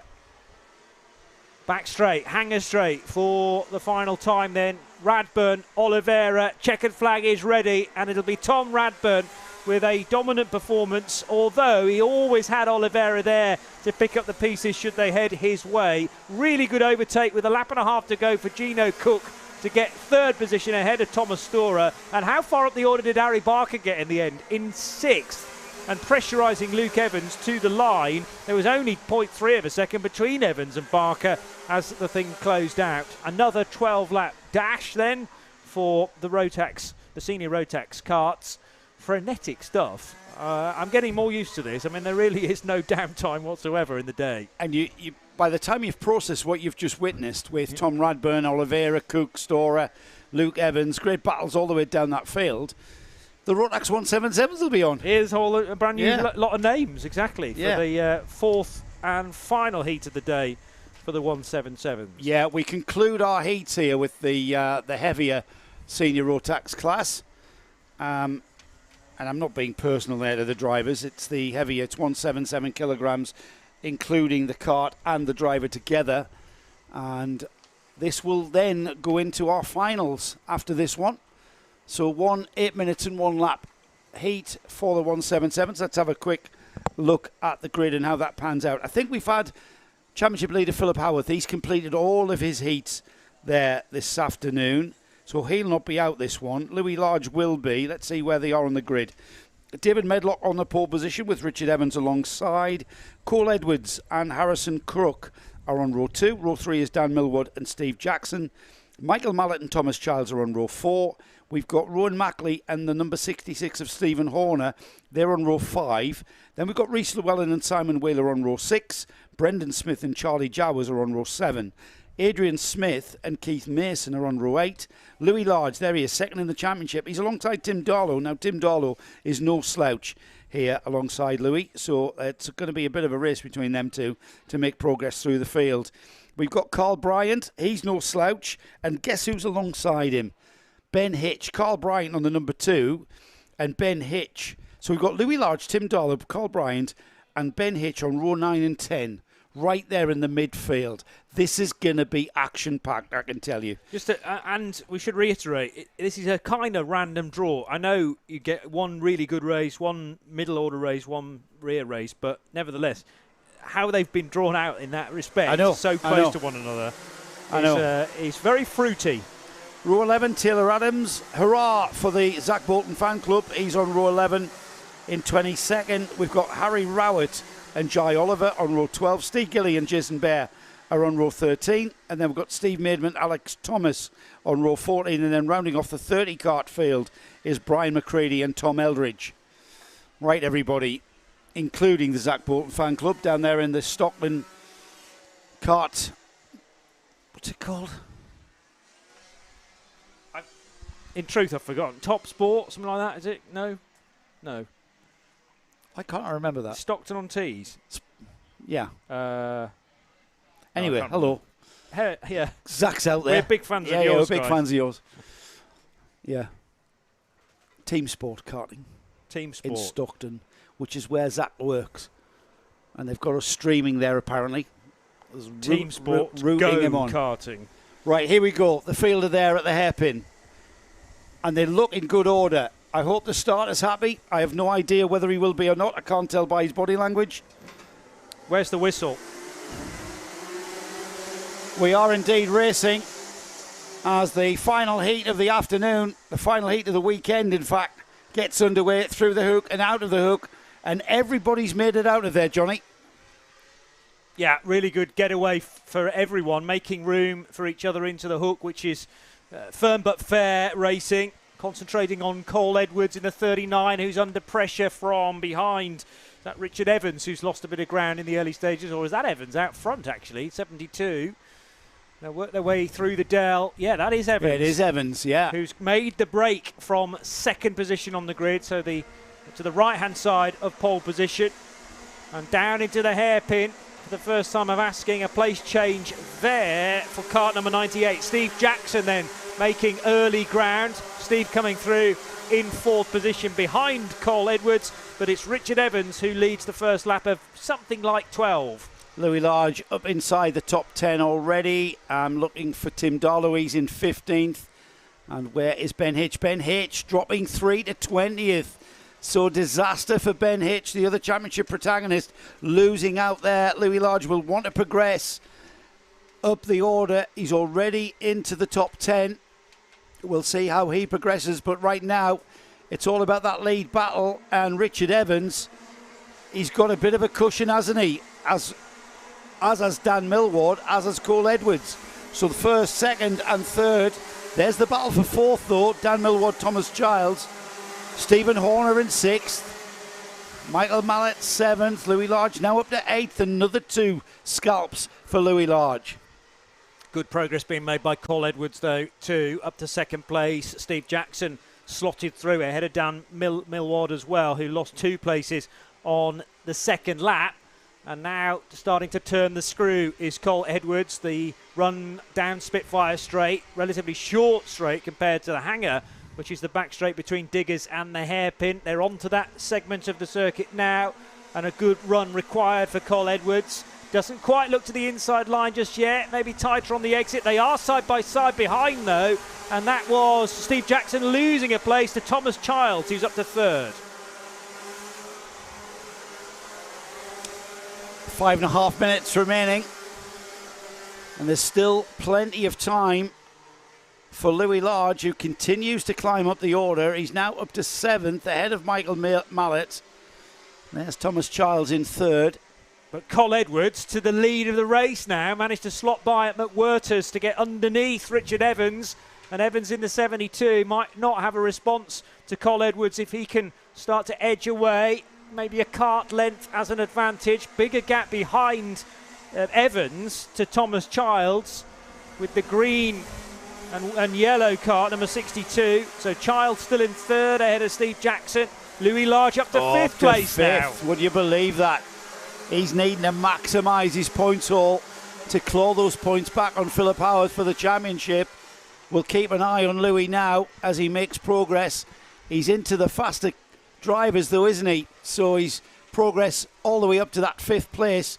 Let's see where Ben Hitch is as well. Ben Hitch is stifled there, still in 19th. So Ben Hitch, 3rd in the championship, has not really made much progress as he would have liked to, again, consolidate that position in that championship. Yep, all about consistent points scoring across the 3 heats that you do. This is heat 4, remember, but each of these drivers will have only competed in 3 heats total through the day. Richard Evans no longer as the race leader. It's Cole Edwards from Thomas Childs. Louis Large up to 3rd position, so 2 more spots gained. Steve Jackson and Dan Millward both overtaken by Large on that lap. He's got chunks of time. We're only at half distance. He's only got a second to gain on Thomas Childs. He's only got 2.6 seconds to catch the leader, Cole Edwards. And with 4 minutes remaining, well, 3.5 to be exact now, he's got plenty of time to do that. He's taking chunks of time out of them. On saying that, Johnny, 45.0 for Cole Edwards, fastest lap of the race for Cole this time through. Let's see what the gap is. He's taken half a second out of them. So half a second out of Thomas Childs.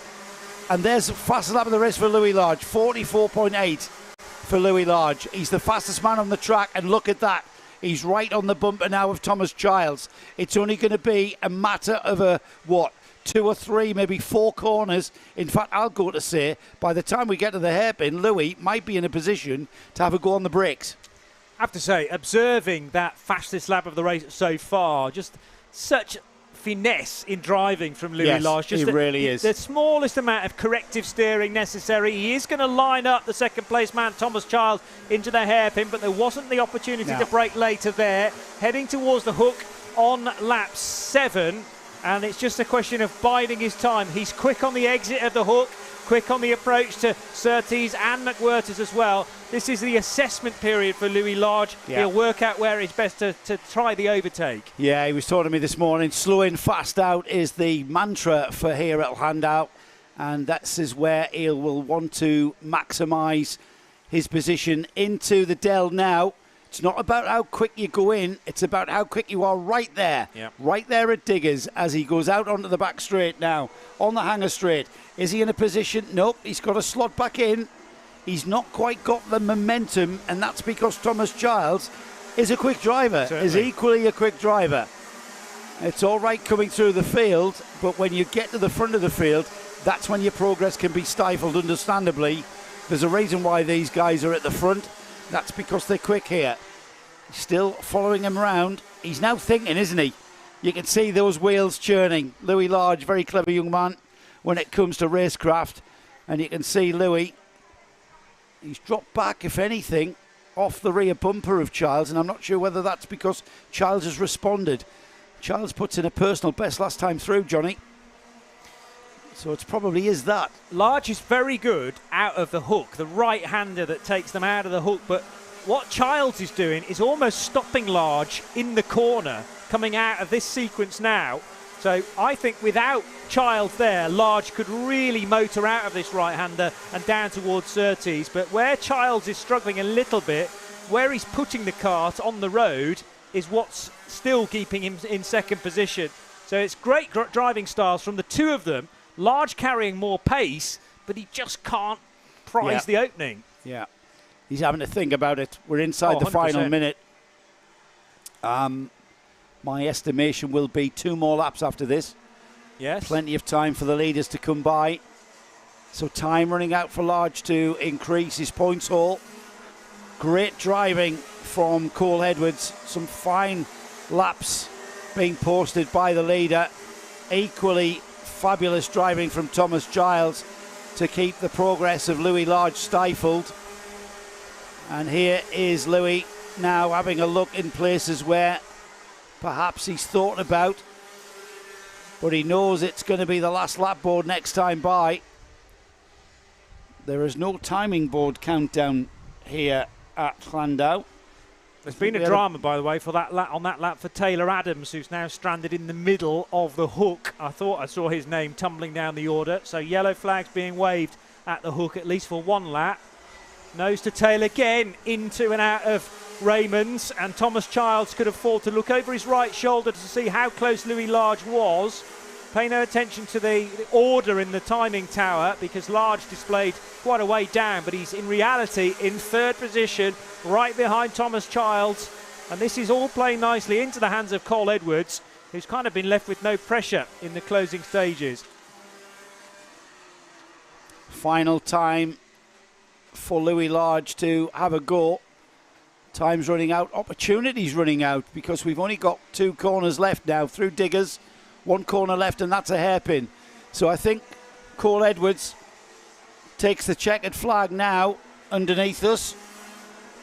And behind him, Thomas Childs with some great driving there to hold Louis Large back for third. It'll be Rhys Llewellyn who overtakes Steve Jackson right on the final lap there. The number 4 through into fourth. Michael Mallet sits behind Steve Jackson at the line for 6th. Stephen Horner drops 1 to 7th. Dan Millward 8th. 9th is Alex Thomas.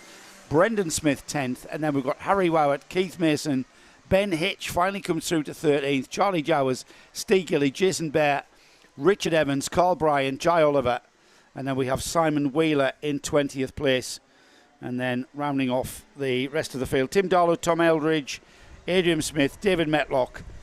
And then Taylor Adams we lost on lap 9. Brian McCready we lost on lap 7. Well, that concludes the heats for the 5th round of the NKC, as the senior Rotax 177s make their way back to the paddock. We are now into the important part of the weekend. It's finals time, and the first one out will be the 100 UK. Johnny, I tell you what, mate, this is going to be outrageous. I like it. It's going to be outrageous.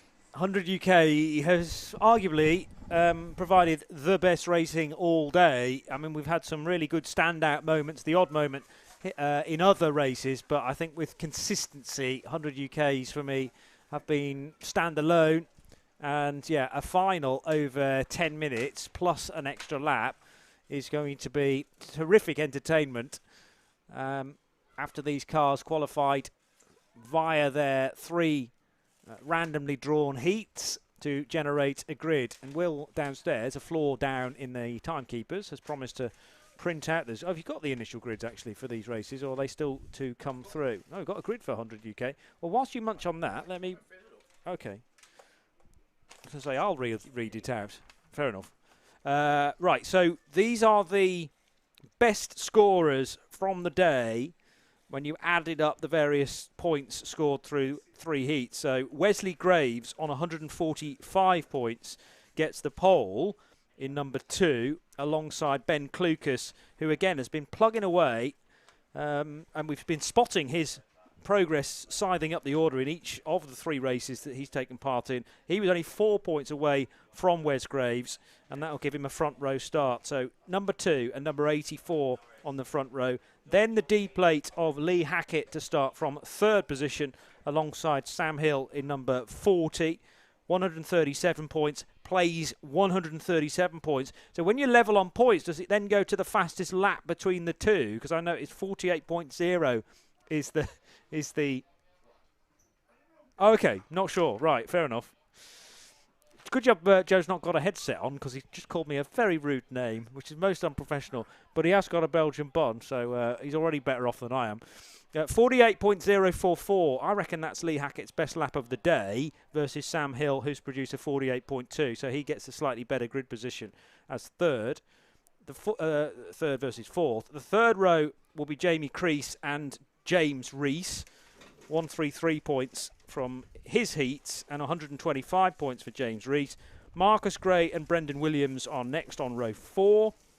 The 5th row, Tom Pattle and Dominic Pine, 16 and number 9.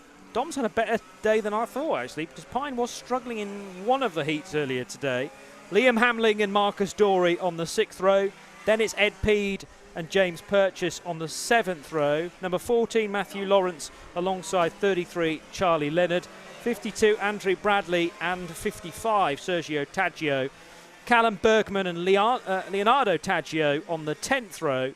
And then it's James Cannon and Dexter Bergman. But we know Dexter has been struggling We know Dexter has been struggling with the performance of his kart in that he didn't appear in Heat 2 at all, nor did he do Heat 3, actually, and that could explain why he's only accumulated 87 points through the course of the day. Joe's back. We've seen how well these guys race. We've seen how quick Ben Klukas is today. We've seen how quick our Wesley Graves is. Lee Hackett, you can't discount. Sam Hill has always been there or thereabouts. But we've got quite a battle ahead of us now. Oh yeah. And I would Absolutely. I'm not a betting man really. The only thing I bet on is football, and I'm not very good at that even. I would certainly not bet on this one. We've got the grid ordered, and we are racing, and it's wheel to wheel into the hook for the first time, and it's Ben Klukas who takes the lead. Wes Graves was quite aggressive there. He gave Ben very, very little room. Both very experienced karters, of course. Wes Graves, a Super 1 champion in his youthful days, back in the junior times. Ben just looking down at the motor there. I'm not sure what he was doing. Maybe it was a mixture adjustment or something. But we've got 5 karts breaking away now, Johnny. And remember, 10 minutes and 1 lap, so slightly longer, which gives us slightly more time, slightly more exciting racing. Ben Klukas will lead at the end of the first lap into the hairpin. He should lead out of it as well, and does, ahead of the number 2 of Wesley Graves. Then with the D plate, Lee Hackett third. Sam Hill is fourth, where he started. Jamie Crease and Dominic Pine 5th and 6th, ahead of Liam Hamling and Brendan Williams. But Ben Klukas able to carry very good speed into Surtees. There was no way by there for Wes Graves. Lee Hackett, starting to shake Graves up here for an overtake. He's got a really good run coming out of McWhirters, and up the inside will go the D-plate holder. Hackett, great move there into Chandler's. He's the champion here, remember. That's what that D-plate stands for. The Dragon Plate, the Welsh champion here at Llandow. As he continues down the back straight there, the hanger straight. Wes Graves coming back at him. Wes Graves down the inside at the hairpin, and he makes it stick out of the hairpin then. Ben Klukas is clapping his hands because behind him they're battling and tripping over one another, and that's give him a gap of a half a second. Yes, a whole half a second. But Ben Klukas, that distinctive orange helmet, it's kind of dark orange, isn't it? With a black suit, easy to pick out. Equally easy to pick out the flex livery of Wes Graves on the number 2. Now, Wes will have had a bit of a wake-up, Johnny. He's gone, hang on a minute, Hackett, what are you doing on that D-plate? Get behind me. Just kicking up there. Was that Wes Graves? It was a slight mistake from Graves, and now the pressure is on. He's lost a place to Lee Hackett, and Sam Hill is the next in the queue as well, with the yellow and green helmet, almost centre-esque. Up the inside goes Sam Hill to bag another position. So Wes Graves, one little mistake, and it's proving so costly. Graves down to 4th position as a result of that. He almost lost out from Dominic Pine there, his flex teammate, moving alongside as they crossed the line. And it was only because of slightly more speed out of the hairpin that Wes Graves was able to hold the number 9 behind. But Wes Graves now right back down in 4th place from leading this race a short while ago. Oh, sorry, not leading it, but in contention for the lead. With Ben Klukas right there on his bumper. He's now down in 4th. Graves can't get the drive off McWhirters like the karts around him. So Graves has lost another place now to Dominic Pine, who's got ahead in the number 9 kart. So Graves will come through, I think, unless I'm very much mistaken, in 5th place now. Pine's got through for 4th. It's starting to shape up very nicely for the lead of the race. Lee Hackett 2nd in the sequence behind Ben Klukas. Sam Hill there in 3rd then with the yellow helmet, and right behind him Dominic Pine. So as this race continues there, the number 9 of Dominic Pine moving up ahead of, who is that? Sam the number Hill. 40, Sam Hill, and that's a 3rd place. That's a podium position for the number 9 flex driver. He's leaving his teammate Wes Graves behind him. Wes Graves, we thought we were going to see Wes Graves absolutely dominate this, but it's not the case. Ben Klukas is doing that. He's still got that half a second cushion to Lee Hackett, who you can never discount here on home ground at Llandow. Into the hairpin then. It'll be 5 laps completed. We're not even anywhere near half distance yet. Still 1 minute before that milestone ticks by. Just noticed Ed Peed and the number 47 just having a go at Marcus Gray there. I think that was him losing the position, though, rather than gaining. Yeah, 10th and 11th. Remember, Ed Peed had a retirement earlier on today, but helped his rival to get back in the race. It was James Purchase, I think, he gave a push start to, so that at least James could continue on. But Ed Peed has had a very much up and down day. He started off very well, but now down in 11th position and jostling for places with Marcus Gray. Leaders heading through Diggers for the 6th time. Klukas ahead of Lee Hackett. And they are not separated by much at all into the braking area. It's less than a kart length in and out of Raymond's hairpin. These narrower track karts using all of that curb at Diggers onto the back straight. Here they are at the hook, and we've now got that cushion that Ben Klukas thought he had has pretty much disappeared as we tick by half distance. 5 minutes remaining then, and it's a battle for first place between these three karts. And there's Dominic Pine looking down the inside of the D-plate driver, Lee Hackett. Made it stick all the way down there, side by side, into Chandler's, out of Chandler's now, and into the Dell. And it is indeed Dominic Pine. I'm not sure if that was a little bit of a coming together there between Dominic Pine and Hackett. Yeah, I wonder whether there was a touch intimate Werters, which then just opened the gap to Dominic Pine, for Dominic Pine to squeeze through. So Pine confirmed in second position ahead of Lee Hackett now, but Hackett's still got good lap speed. And as these two continue this arm wrestle for second place, again, Ben Klukas is going, excellent lads, you keep this up, because I've got a lead of nearly half a second. Yeah, and he'll be able to see in his peripheral, you know yourself on the track, you just look over your shoulder slightly and you see where the other karts are. And that's where he can see Dominic Pine on the number 9, the D-plate just behind. If these two continue to trip over one another, that will play very much into the hands of Ben Klukas. He's completed 7 laps. He's on the hanger straight now towards the hairpin. It'll be 8 laps completed. And Johnny, that is a huge margin. It was 0.7 of a second. Now that they've calmed down in that second place, no, still 0.7. So even though they've calmed down and stopped tripping one another over, we're still seeing that gap being maintained at 0.7 of a second.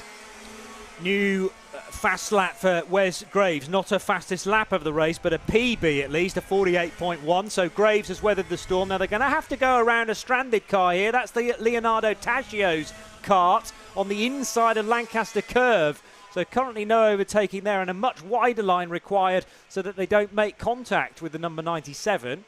They're through that now and back onto the long hanger straight.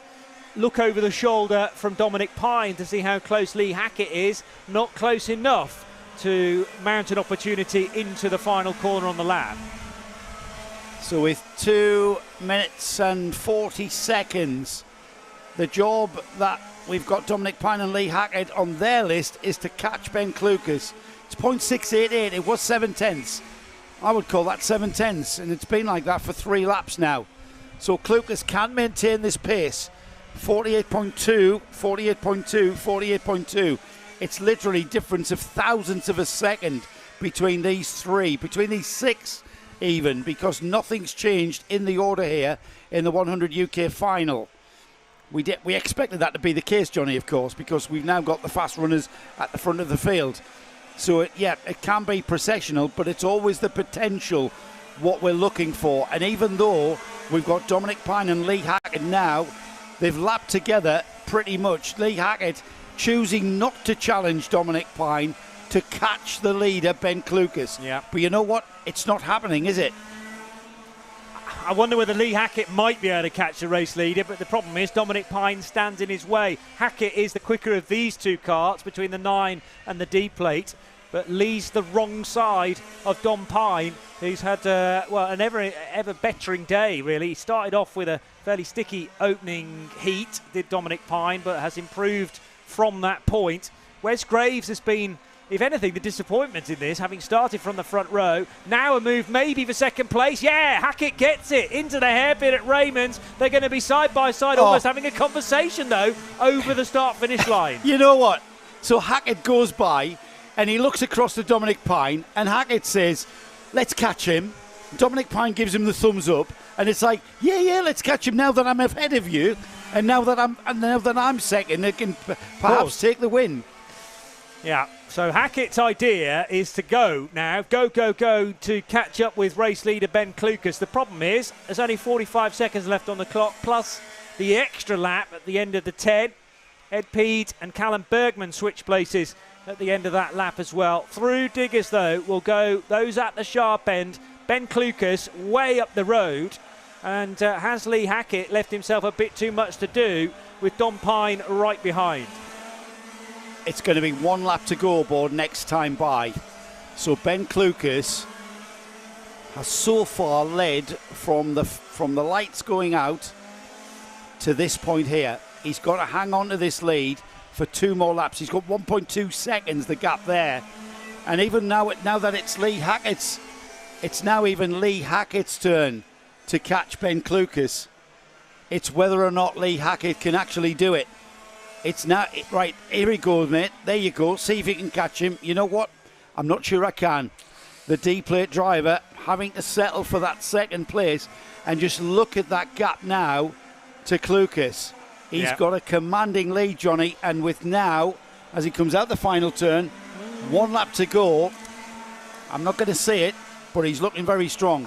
Plenty of curb taken by Lee Hackett on the exit of Raymond's hairpin there. That's only going to slow Lee down and bring him back into the clutches of Dominic Pine. It's all playing very nicely into the hands of Ben Klukas, as again, massively defensive into McWhirters goes Lee Hackett, far more concentrated on where Dominic Pine is. The lead is gone, and he just wants to make sure he can hang on to second position. Will Wes Graves have a say in this in the closing stages, as through the Dell goes Ben Klukas onto the back straight for the final time?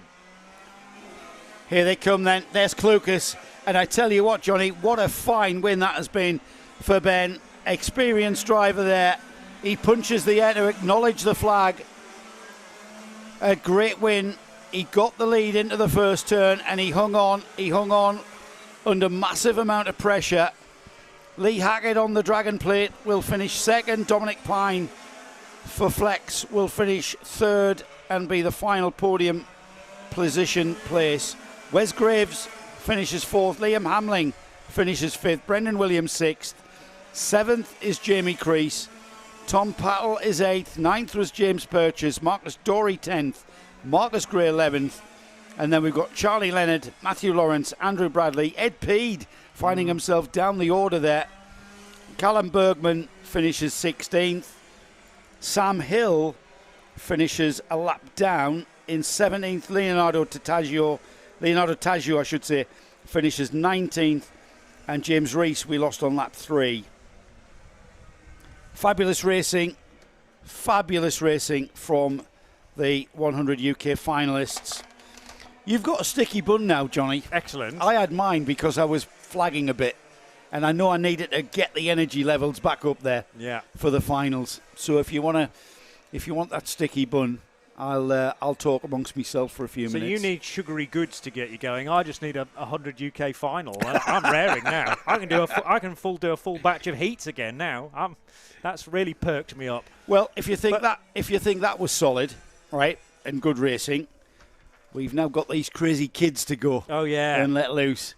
We've got the Junior Rotax final coming up. Braden Hill will start on the pole position.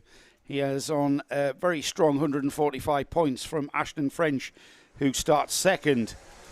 Samuel Wyatt and Gregory Akers are on the second row. We've then got Ethan Wyatt and Archie Butler on row 3. Curtis Latimer, Nicholas Ellis are on row 4. Row 5 is Adam Catling and James Rigby.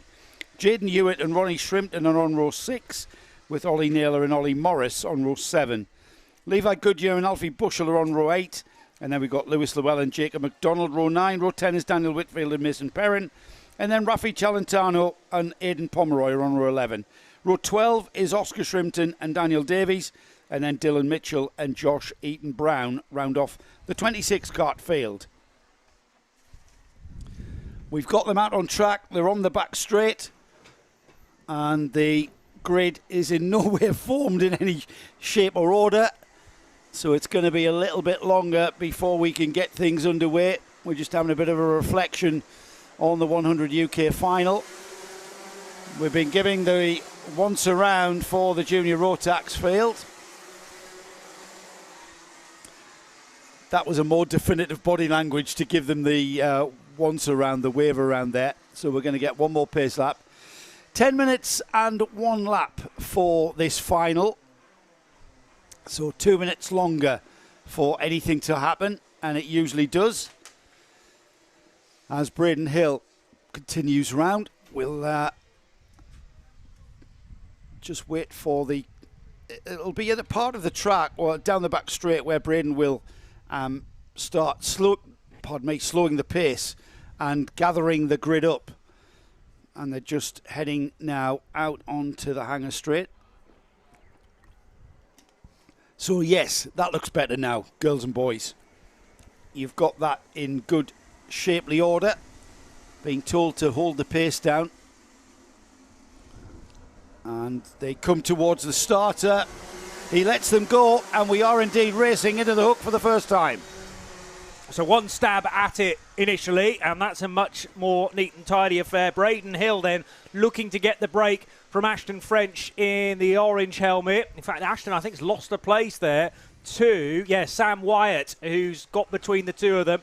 So the lighter of the orange helmets for Sam Wyatt, now trying to pressurise Braden Hill in the opening stages of this 10-minute final, plus the extra lap, heading for the Dell, all as one. Hill from Wyatt from French, and behind them, Gregory Akers.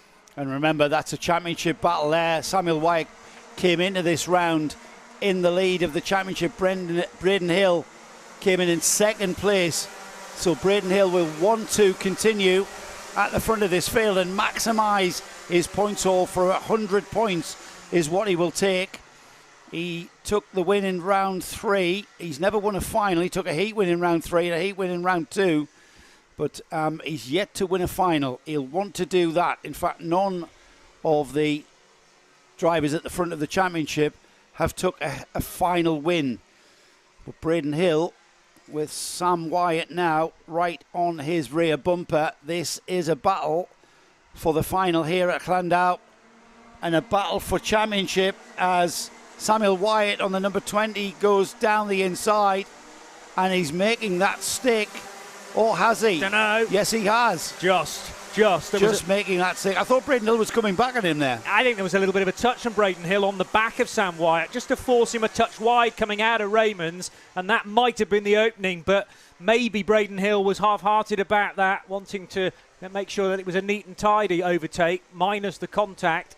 So Wyatt it is from Hill now. Akers has got ahead of French, I notice. So Gregory Akers now running in third with a black helmet ahead of Ashton French.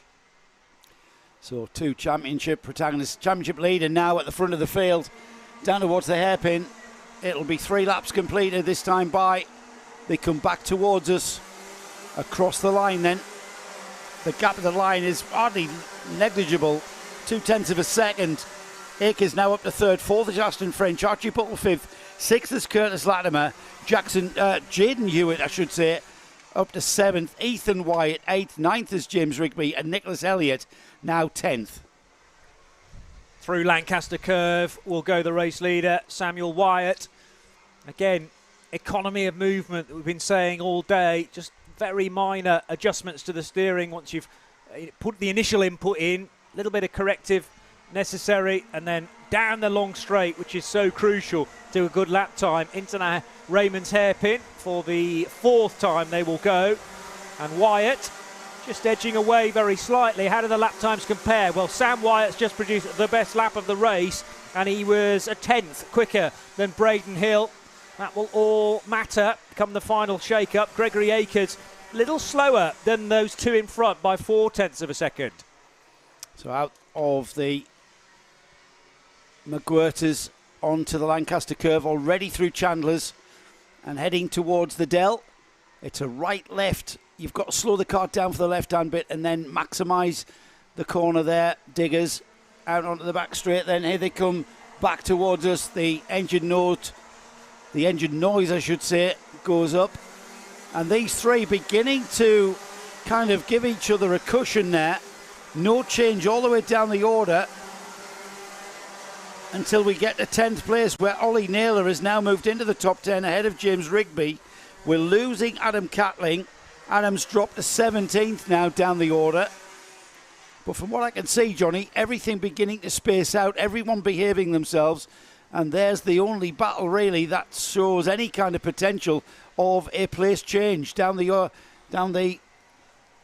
where is that? Into the Dell. Yeah, into the Dell, of course. I haven't seen many overtakes into that right-hander at the Dell, actually, because, they're normally done at Chandler's, and the opportunity to get fully alongside down the short Spitfire straight is a rare thing.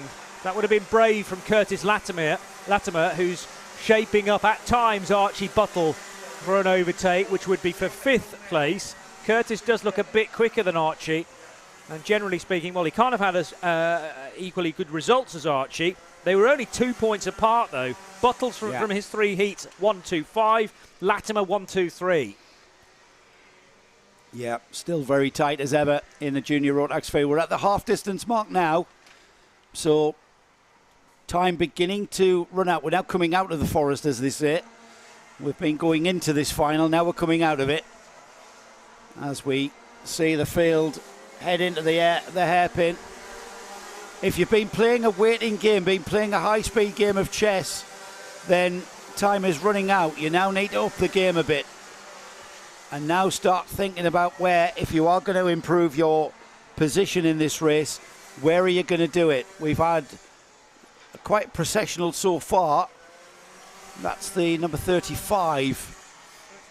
Gregory Akers has been working really hard to close the gap on Braden Hill, and I think Akers is capable of making this overtake work, but maybe a hint of a contact there, which has slowed Akers. Remember that we've got these detachable bumpers on these junior Rotax karts. Braden Hill will not want to lose that second place. He can see Samuel Wyatt heading off into the distance, and he can see Sam Wyatt's championship lead extending going into fullback for the final round in a few weeks.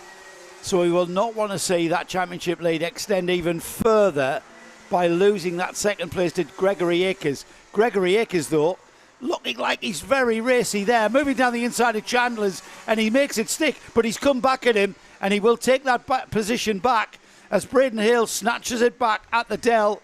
A little bit of an inadvertent lunge again, or I should say a nudge, as they head out onto the back straight into the braking area.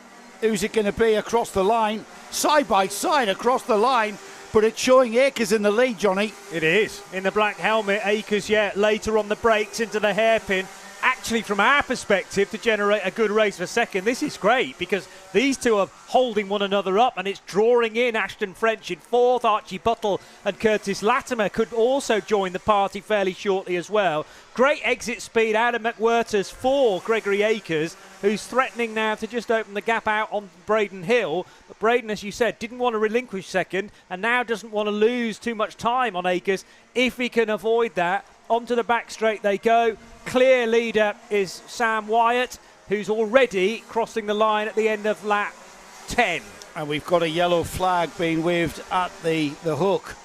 Not quite sure why. I think that might have been brought in, actually. So for a second there we had an incident at the hook that would have slowed them down. I'm not sure Braden Hill's got the pace.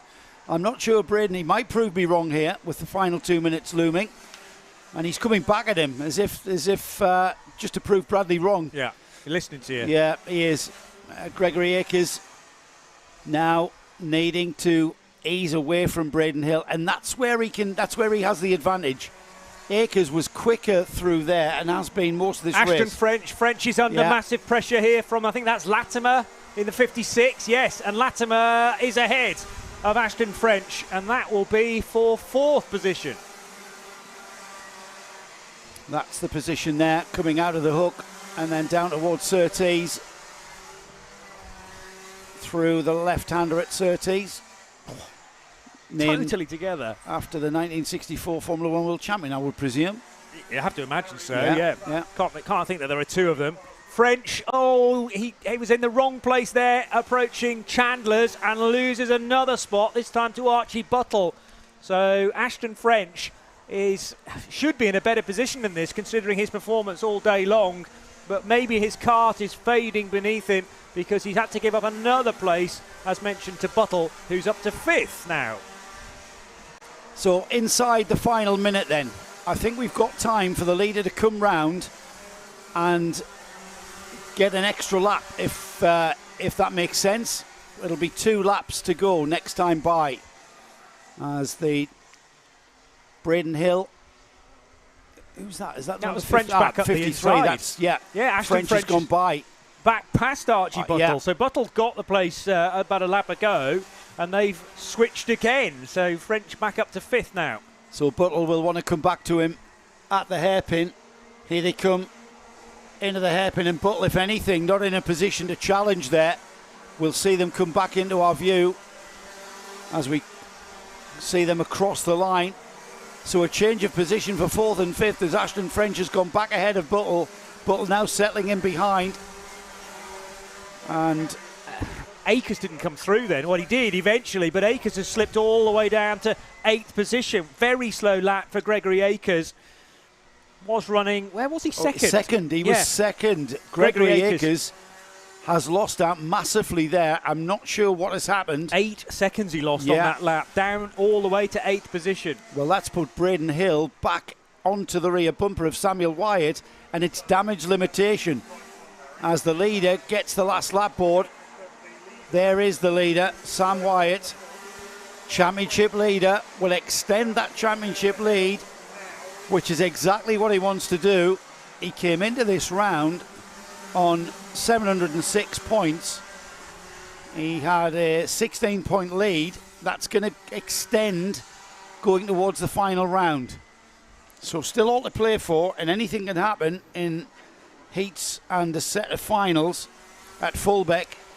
But for now, though, the first step of the podium for the junior Rotax class looks like it's the property of Samuel Wyatt.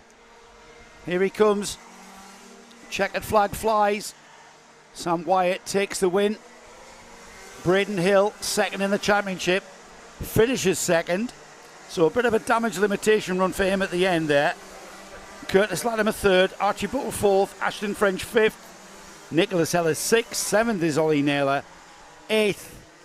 I'm not sure what happened to Gregory Akers from that second place. He's finished in eighth, Johnny. Yeah. So he must have just had a coming together, or he lost it, or he made a mistake, or something like that. Well, so it was a lap time of 52 seconds, I think I read it as. So, yeah, a huge amount of time lost, whether that was contact and a spin as a result or a half spin. But Akers really speedy in that event to that point. And then as soon as Akers got in front of Braden Hill, I did think he would just carry on in second place. So we therefore locked in on the battle for 4th, 5th and 6th, because that seemed to be the next one to spice up. Archie Buttle and Ashton French involved in a real battle pack for the closing stages. Buttle getting the better of those two by the line. So eventful stuff, as it was always going to be in the Junior Rotax final.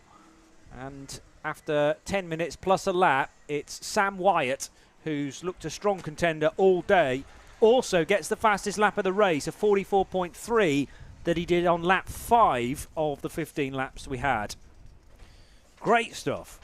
Two real stonkers of finals already. And we've got a couple of B finals now to look forward to. So these aren't the outright finals, Joe. They are merely to decide the back of the A final, if you like. That's Four places up for grabs.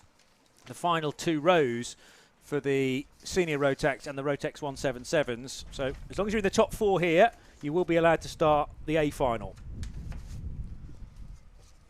I'm just going to sneeze, Johnny. Oh, yeah? Okay. Well, I'll carry on talking in that case, because you've been shuffling papers and probably generating some sort of dust allergy. Dust. There's dust everywhere. Yeah.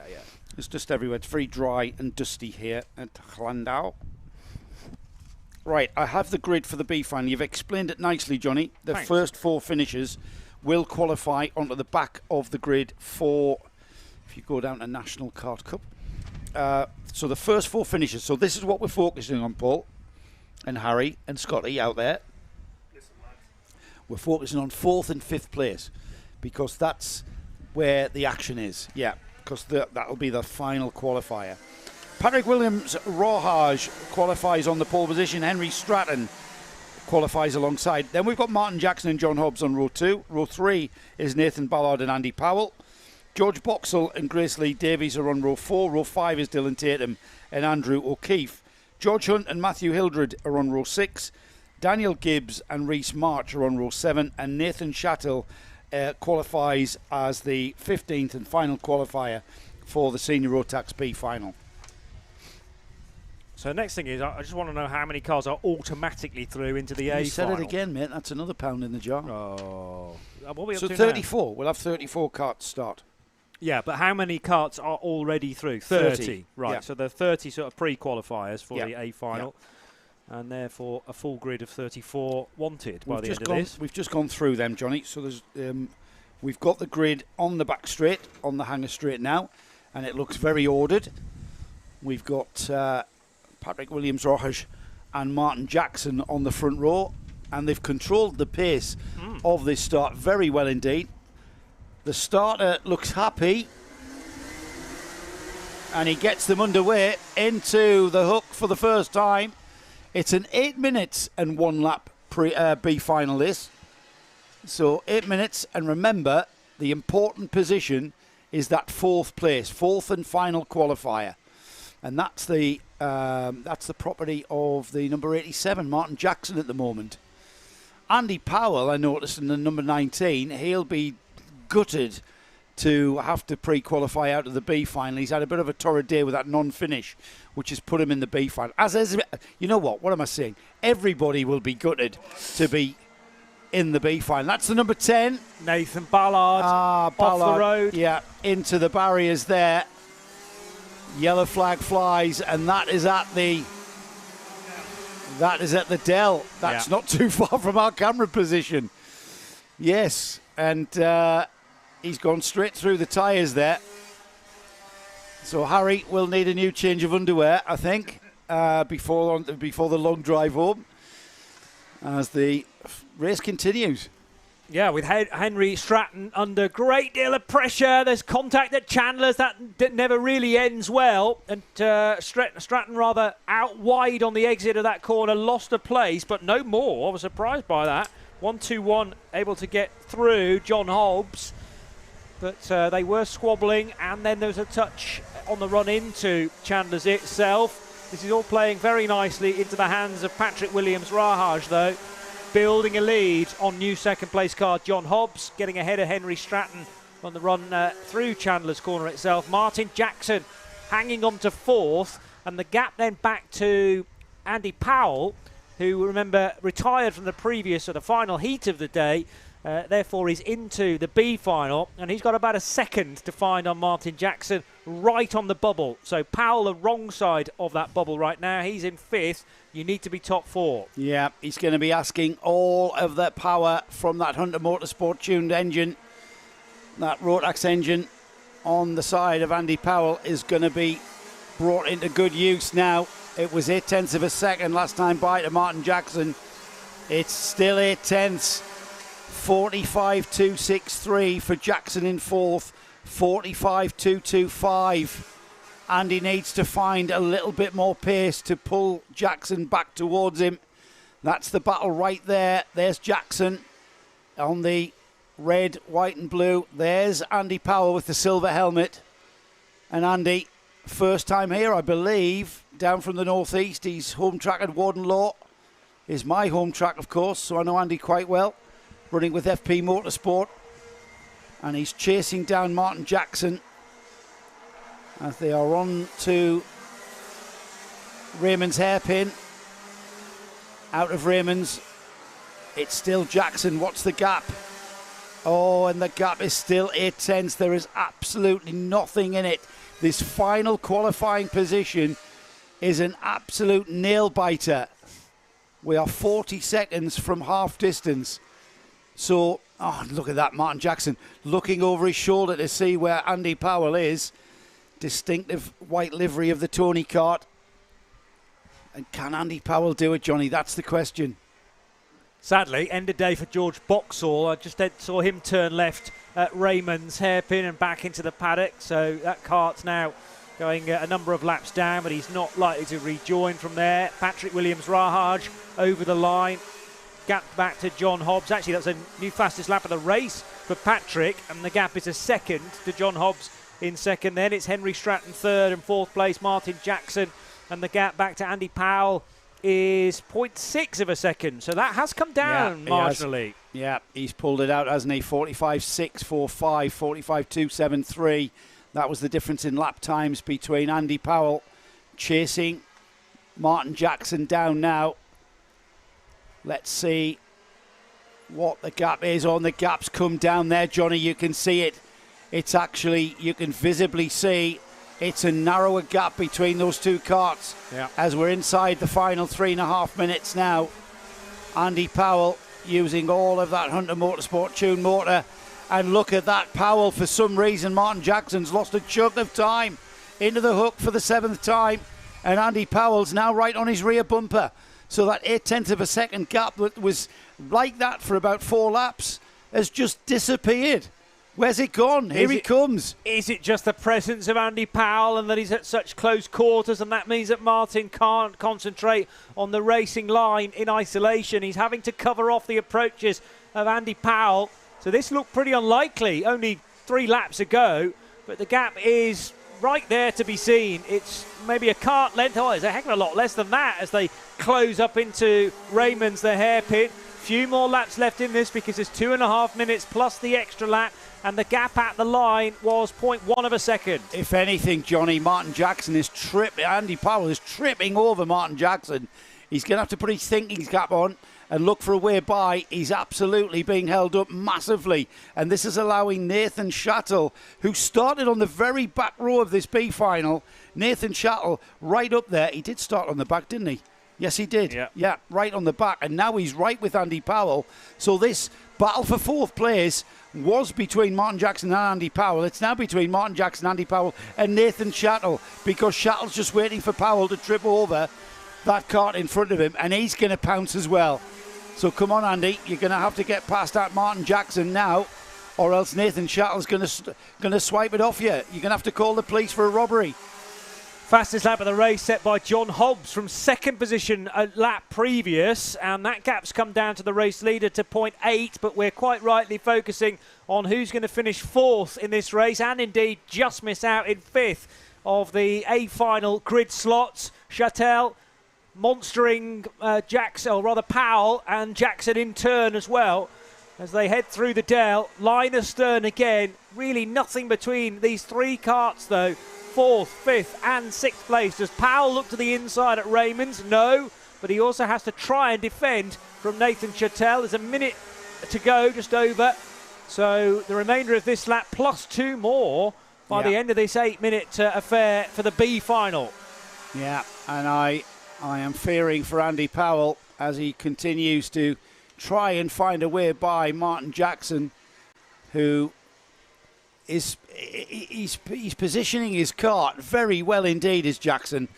He's making it very hard for Andy Powell to make it. Look at that, defending into the Dell there, and that means that Nathan Shattle is going to trip over Andy Powell, which they did. Yeah. That stifled everybody's optimum speed on the straight through the hairpin. They really are. I don't know what's happened to Martin Jackson's pace, but they really are tripping all over him. And this is where frustration begins to creep in. It's going to be 1 lap to go board next time by. And Martin Jackson on the Cosmic has been able to hold back Andy Powell and Nathan Shattle now out of and onto Lancaster Curve into Chandler's. No, look at that. Position's been lost there. Powell comes right onto the bumper there. Through Diggers. Onto the back straight now. The hanger straight for the penultimate time. Powell goes to the outside. They're side by side through the hairpin. I don't know where that's going to position Andy. Powell's lost the place now. Oh, there, yeah, I knew that was going to happen. Powell got on the wrong side of Jackson as they headed across the line at the end of the penultimate lap, and he thought maybe he'd be able to go around the outside into the hook, but all that did was open the door for Nathan Chattel and said, thank you very much, Andy. He didn't have a choice. He had to try. He had to try something. it was all or nothing. It's pointless. He doesn't want to go home. He wants to be in this A final. But now it's all about Shattle. And can Shattle get past Jackson? Can Shattle do what Andy Powell couldn't? There he is onto the back straight for the final time then. The checkered flag flies. But it's all about this final qualifying position. Oh. It's the 4th place into the hairpin for the final time then. And Martin Jackson does an outstanding job. He lost the pace in that kart, but he's driven an absolutely splendid B final.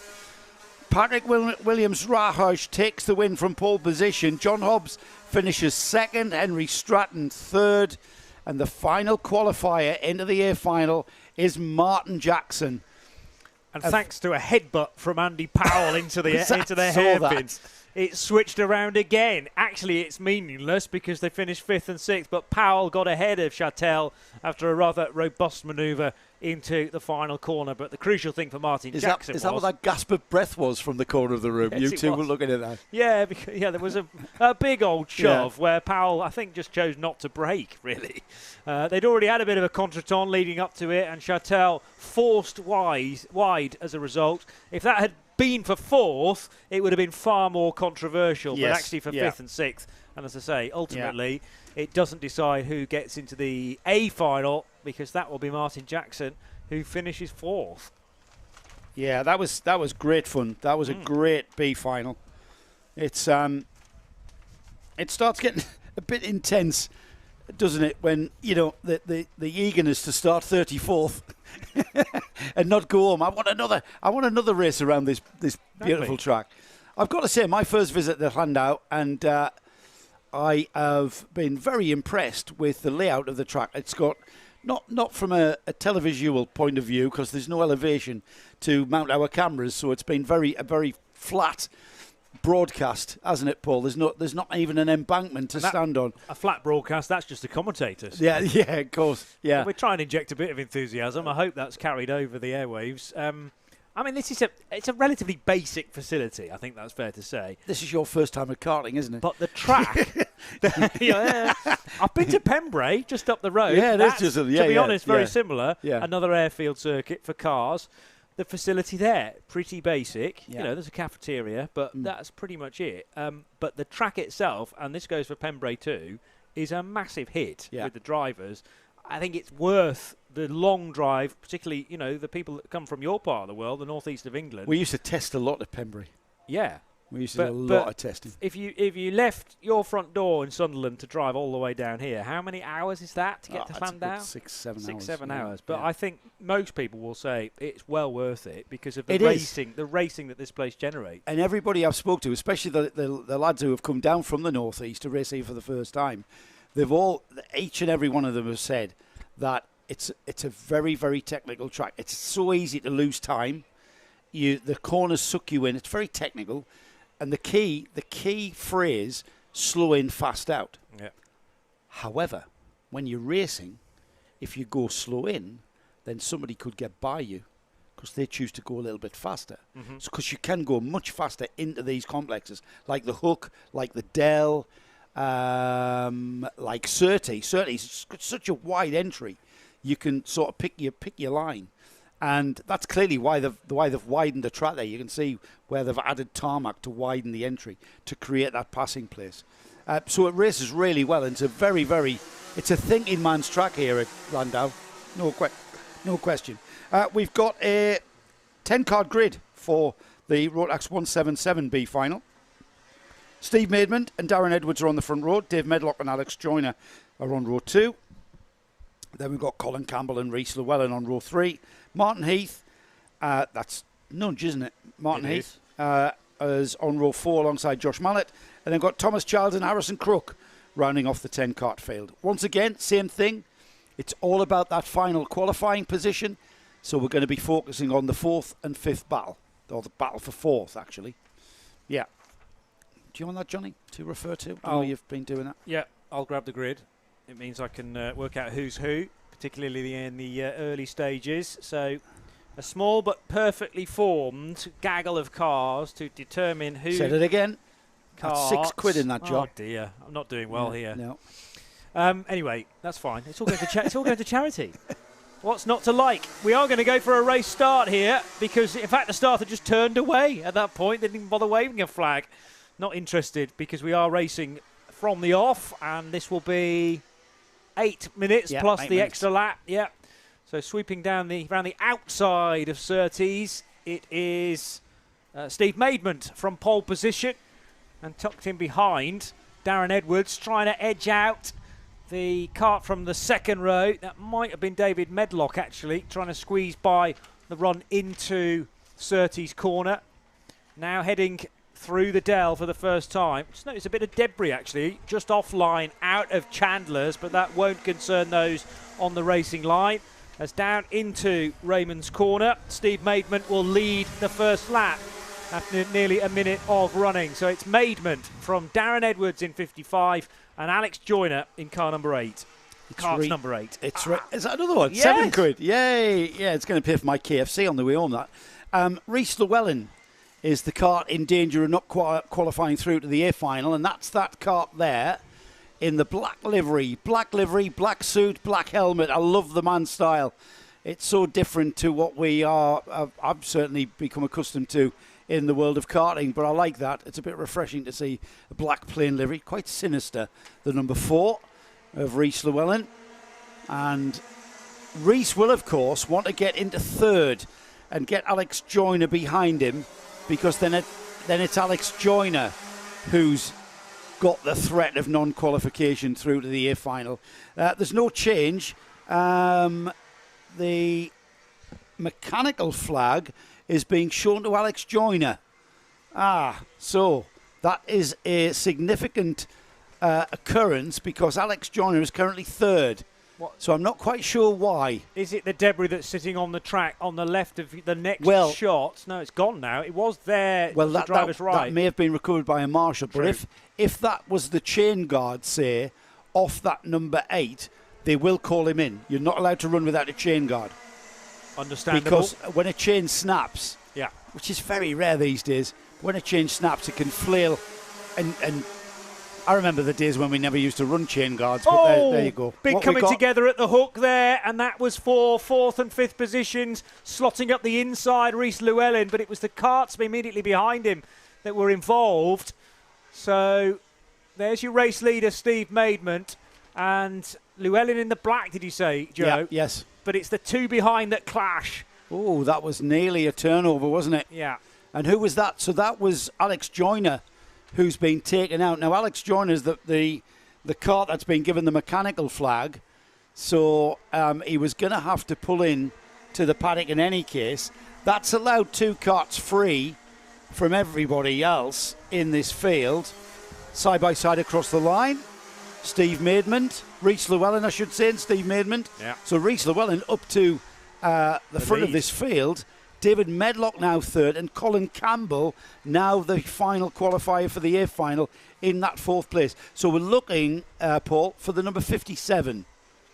So let's find the 57 out there, because he is the kart in 4th place. We're already 30 seconds away from half distance. So it's Josh Mallett who is in 5th, not yet qualified therefore. And there's the 2 dicing for 3rd and 4th. So Colin Campbell, the second of those 2 karts. They are nose to tail again into Raymond's. Yeah, massive gap now for Colin Campbell to Josh Mallett. Gap out at 1.7 seconds. And we are looking at that huge gap of whether or not Josh Mallett can pull that back. 46.2, 46.1. He's slightly off the pace of Mallett in front of him. So we will have to see whether or not he can start gaining ground. Because, of course, with the senior Rotax class, we saw that gap disappear very, very quickly between Andy Powell and I forgot his name already. The guy who Jackson, Martin Jackson? Mike Jackson, yeah. Martin Jackson, yeah. Yeah. The shocker for me is Thomas Childs, because the last time we saw Thomas Childs in a heat, he was fending off Philip Howarth. Howarth couldn't get by Childs, if you remember, and they eventually ran across the line 2nd and 3rd. So Childs is clearly a very fast karter this weekend at Llandow. The fact that he's only made the B final and is now only 5th, so he's the next, the best of the rest, if you like. The top 4 should be automatically through. Childs has managed to squeeze ahead of Josh Mallett. 2 minutes and 45 seconds to go. That's probably a bit too much, but Childs, we know, is quick.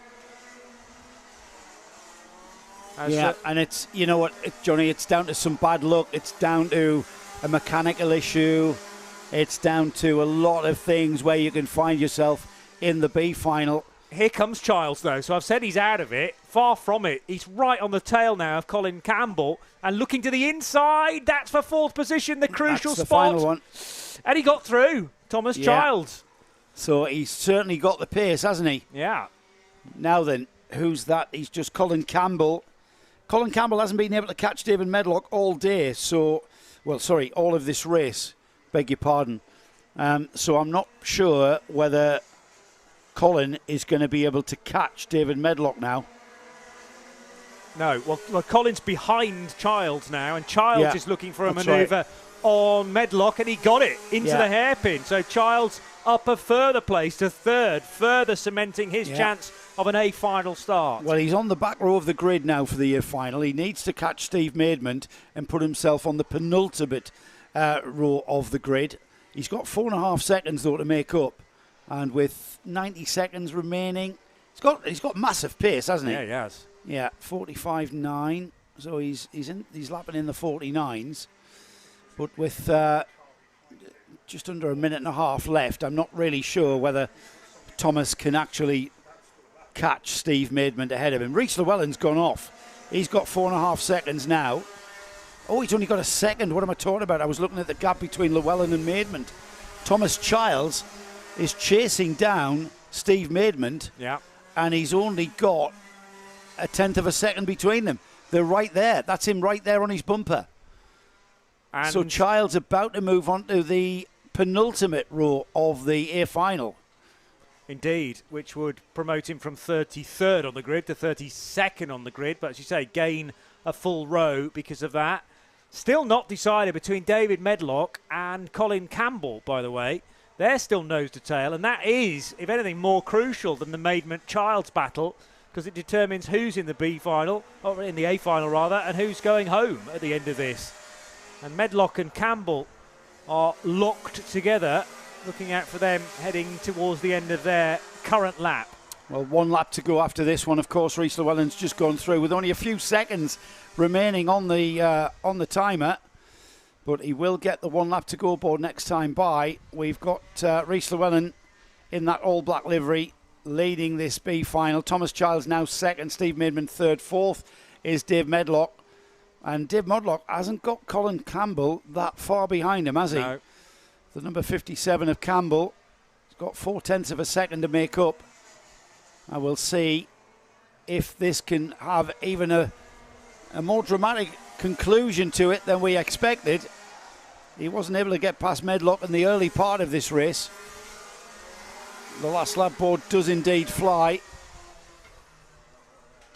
Here it is then, all about this final tour of 0.65 of a mile, a smidge over a kilometre in length, and Colin Campbell, if anything, in this phase of the 8-minute race, a little bit quicker. He's gone to the inside. He knows how important this place is to get onto the A final grid, albeit in 34th position, trying to shape up an overtake into Chandler's, but he wasn't close enough, and has that sort of half-hearted attempt at an overtake at McWhirter's meant that his opportunity is now gone. The checkered flag will fly for the all-black Rhys Llewellyn kart in the black racewear as well, with the helmet to match. Thomas Childs, a really good drive up the order. Who's going to finish 4th?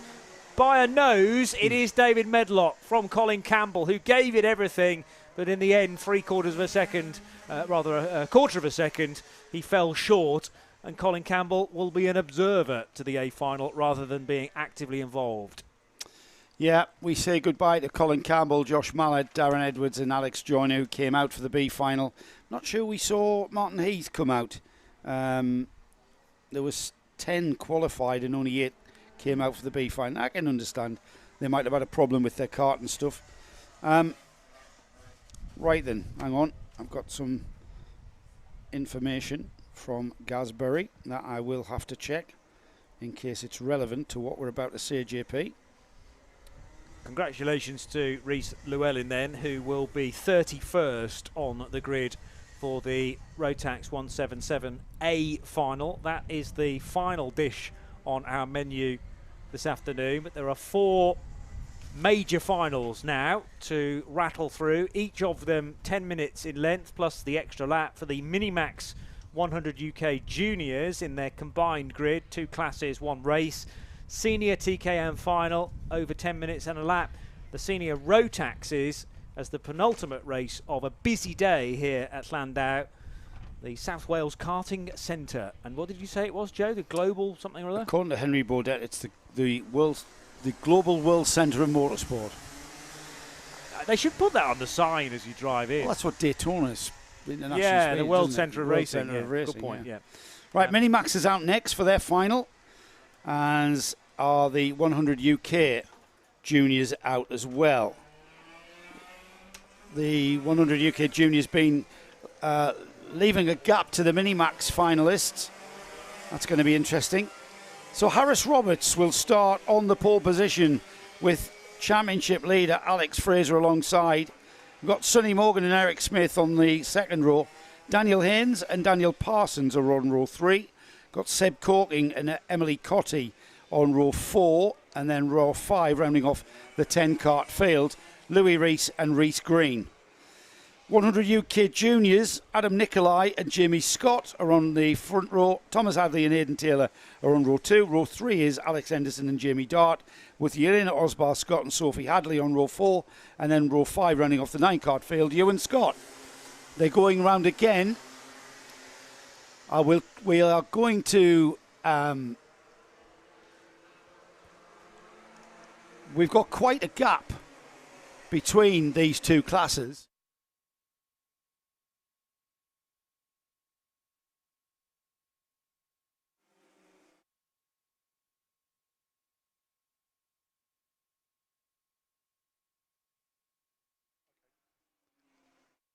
Because there's a big gap, we'll be able to pick up both of their race starts.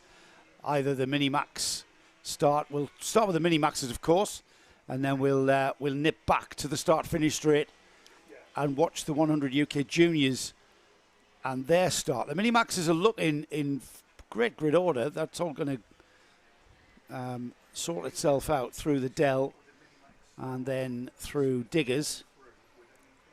They're on the back straight, Johnny, so this Minimax final is all to play for. Alex Fraser, the current championship leader, he's on the front row of the grid and will be wanting to, again, maximise his points haul. Reese Green second in the championship. Here they go. They get the go-ahead. And we are racing. Oh, but problems early doors, though, coming out and, in fact, off onto the grass of the hook there was one of the front row starters. Was that Thomas Hadley in strife? One kart just didn't get away there. We are definitely racing, aren't we? Yes, we are. Now focusing then, quite rightly, for this phase of the race on the 100 UKs. And a really good dice for the lead. So that is Adam Nicolai trying to fend off Jamie Scott in the number 3. Yeah, Nicolai just ahead of Scott. Still trying to piece together who we lost in the early stages. No, 45, Thomas Hadley is, rather, Harris Roberts is still there. But there is no 28 at the head of the order of the Minimaxes. So that's the one we lost, unfortunately. Thomas Hadley on the grass at the hook. But we're focusing on Adam Nicolai over the start-finish line to begin lap 2. In and out of the hook, and Nicolai has been pretty dominant all day with a couple of race wins at the very least. He might have won all 3, actually. 146 points, plays Jamie Scott's 144.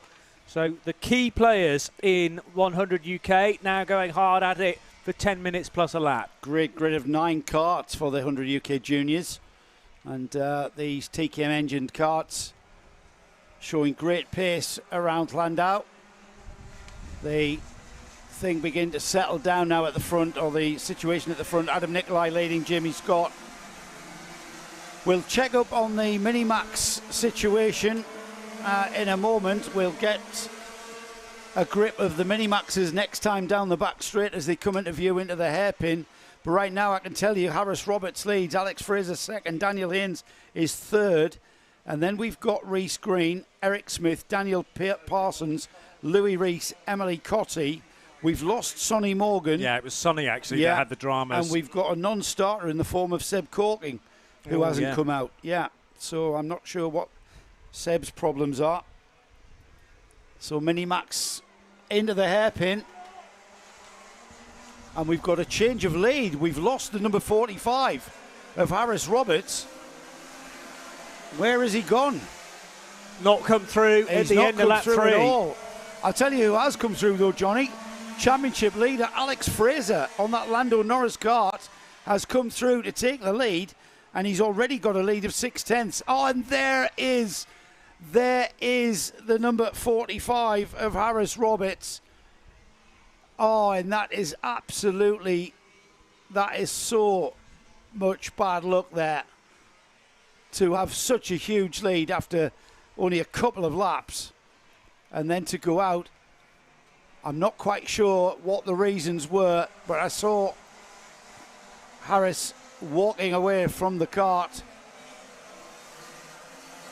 Yeah, and the body language there just spoke volumes, didn't it? Just disappearing away from the kart, not wanting to look back to observe its retrieval. And this has just left us now with some drivers that we haven't necessarily put the spotlight on through the course of the day. But Alex Fraser in a great position to capitalise on this. He's got no Sonny Morgan and now no Harris Harris Roberts in the race either. I'll tell you who he has got though. Yeah. Reese Green right on his bumper. Indeed. And Reese Green's right in his bumper in the championship table as well.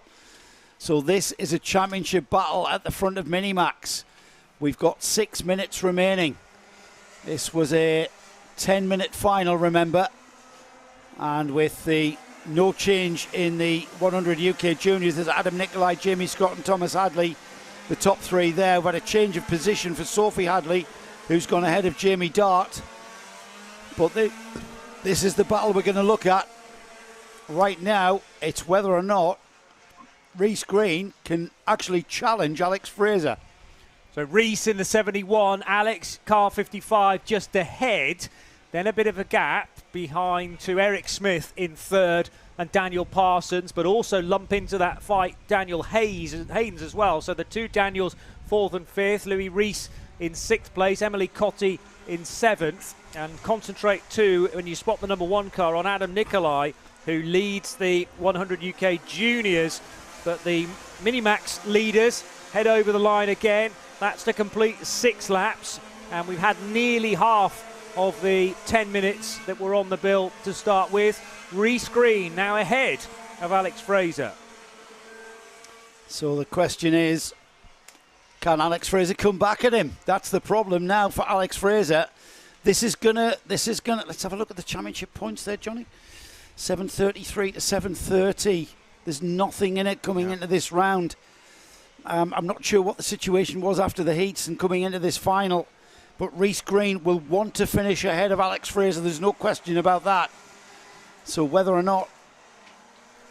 Well, Reese had scored 97, so that wasn't very much at all compared to Alex Fraser. 137, yeah. He was 40 better off. Yeah. So that will have extended the gap to 43 rather than just 3. So, it's very much swinging in the favour of Alex Fraser, but at the moment, Reese Green is outscoring Alex. Although Alex is not going to leave Reese alone here in the run for the final few laps of this event. The Minimax 100 UK Junior combined final for 10 minutes plus a lap, and it's all about this duo in Minimax. Adam Nicolai under no immediate pressure from Thomas Hadley for the lead in 100 UK Juniors. No, there's been no change in the 100 UK Juniors for a couple of laps now. They've settled into their race. We're getting towards the 3.5 minutes remaining mark. And with the two leaders, Reese Green, Alex Fraser, you can't discount Eric Smith and Daniel Parsons as well. They're not that far behind. Behind Parsons is the kart of Daniel Haynes, Louis Reese and Emily Cotty in 7th. We've lost Harris Roberts and Sonny Morgan, as we explained earlier. But nobody looking like they're in a position to challenge now, Johnny, either for first and second, third and fourth. It's whether or not people are playing a waiting game remains to be seen. There is no timer board across the start-finish line, so the drivers haven't really got any kind of idea of how much race time is left. Right. Yeah. There should be a timer board, but it was water damaged. They were trying to fix it the other day, so normally the drivers have a big readout and they can really gauge what they're going to do. So it's hard to keep a track in your mind of how much time has gone. Yeah. Otherwise, then it's a judgment call, or you can have a rough idea of how many laps you might do, bearing in mind, the 8-minute heats were running to 11 or 12 laps. So this will go to 13 or 14, perhaps. Mind you, these are slower karts compared to others we've seen in the day. So you have to kind of keep a mental record of how many circuits you've done and then therefore when to push. I'd still say it's on for a change for third position potentially between Eric Smith and Daniel Parsons. Parsons still very close indeed to the number 21 of Smith.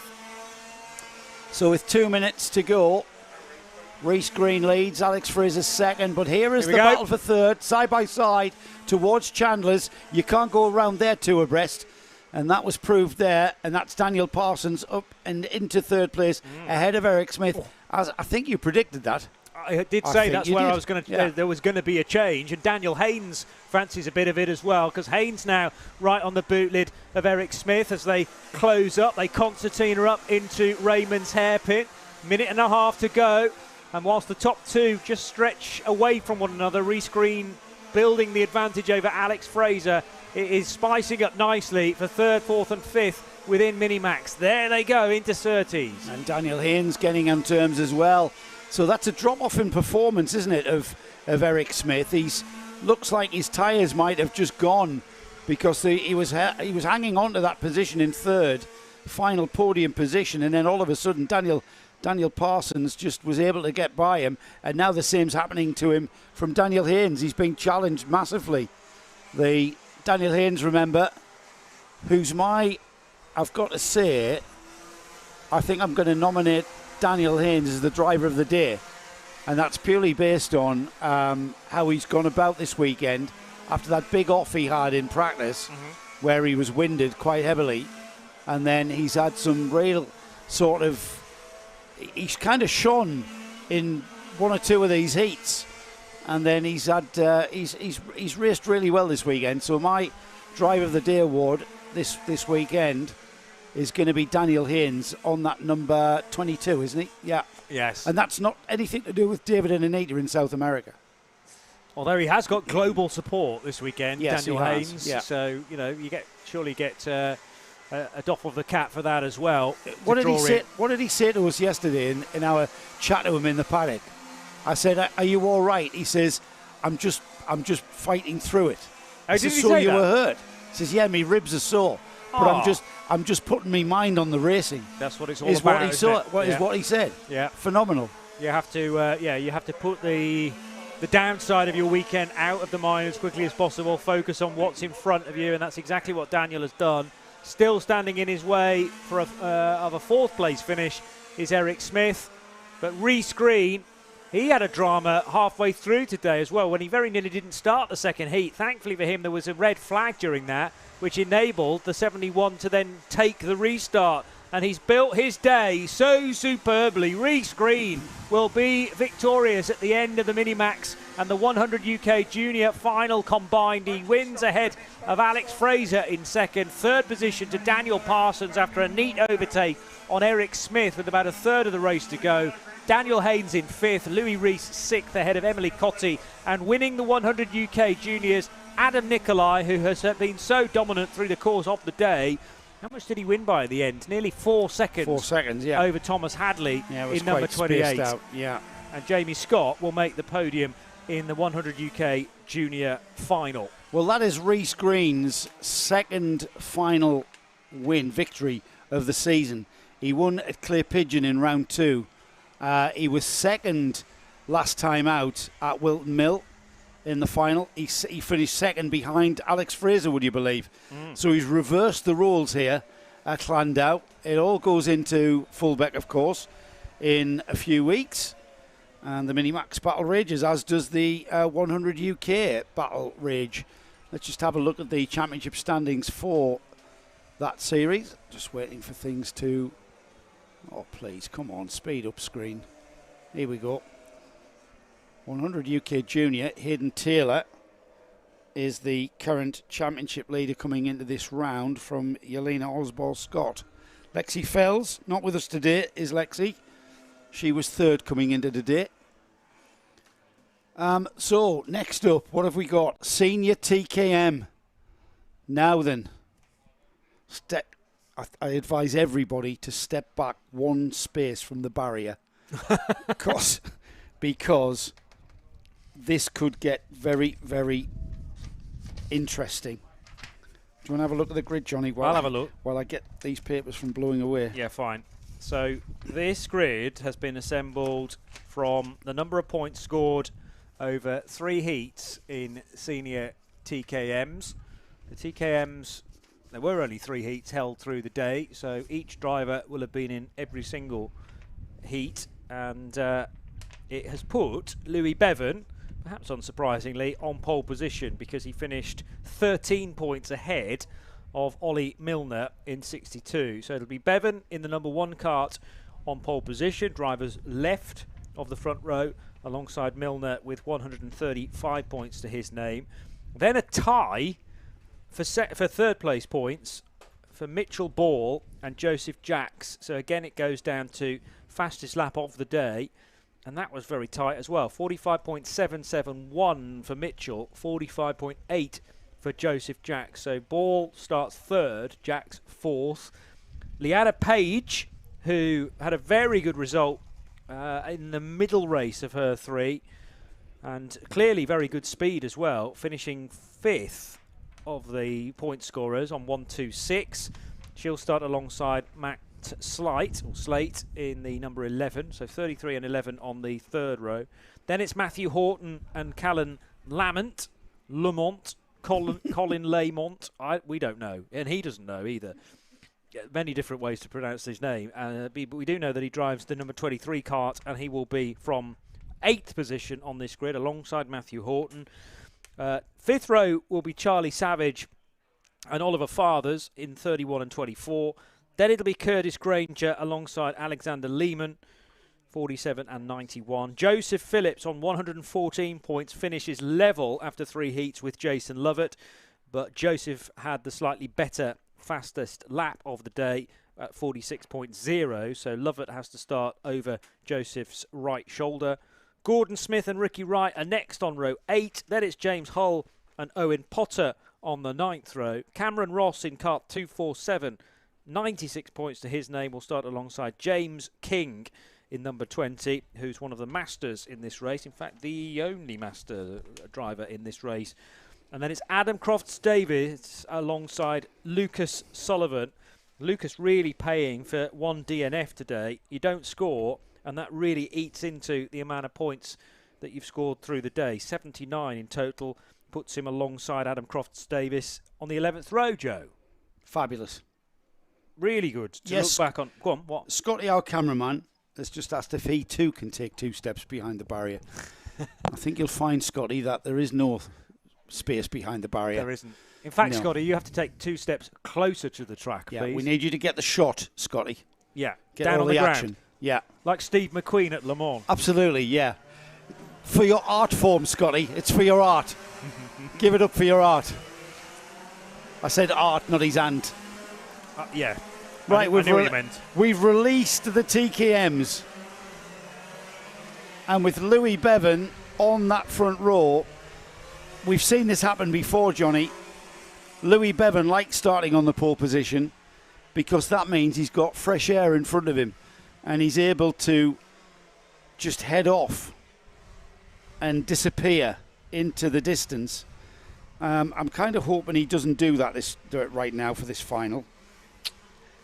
Yeah, to make it more of an interesting race, true, but he's just concentrating on points, isn't he, within this championship? Took the previous final this season and is riding a bit of a crest of a wave at the moment. Louis Bevan wants the championship lead as we leave South Wales and head for the final round at Fulbeck in Lincolnshire. So this is the opportunity for Bevan, starting from pole position. We've got the grid in good order here. I'm not sure the starter will... Yes, he has. He's given them the release, and it's Bevan that leads into the hook for the first time through the left-hand bit, then the very, very tight right-hand bit. The whole field, remarkably, has made it through the hook in one piece. And as the engines get up to sort of operating consistency, lots of blue smoke being pumped out, but that will clear as Lewis Bevan then is just betting himself in for the opening exchanges of this 10-minute affair, plus the extra lap. Bevan leading as they funnel their way through the Dell on the opener. Ada Diggers, look at the lead, Joe, that Bevan's already got on Mitchell Ball in second place in the 82.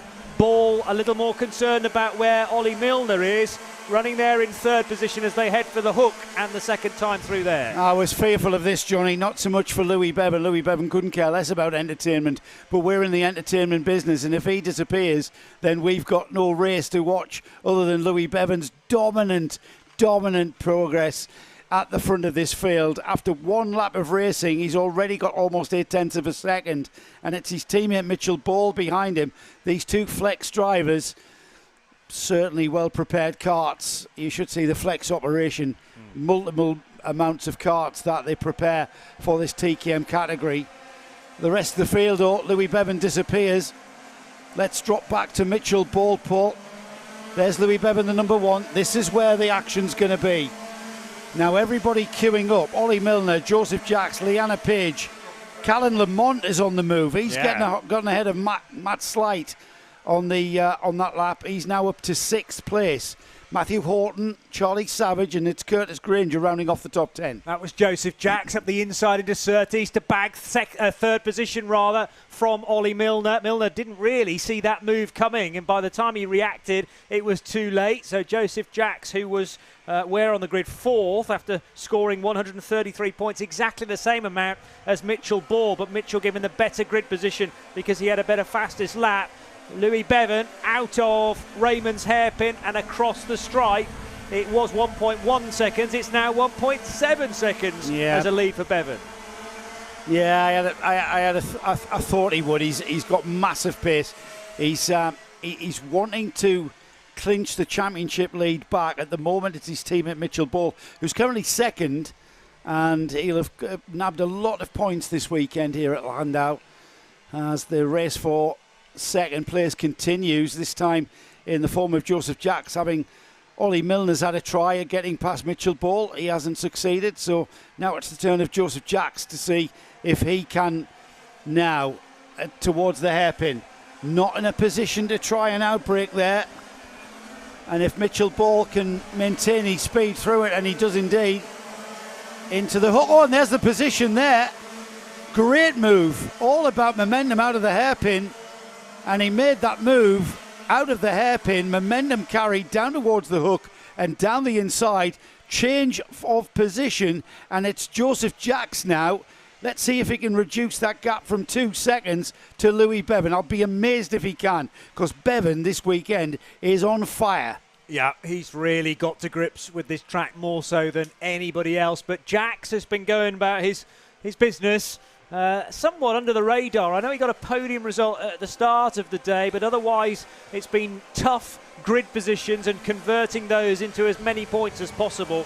But 133 is a great tally from 3 heats, and Joseph Jacks has hustled his way up the second place now and ahead of Mitchell Ball.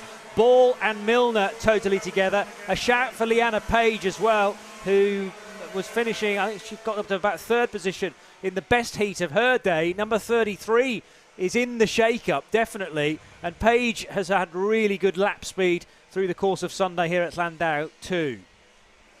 If anything there, Joseph Jacks moving away from Mitchell Ball by just under 0.3 of a second there. The gap to the leader, though, that's extended 2.6 seconds now for Louis Bevan, and we're heading towards half distance, so 5.5 minutes remain.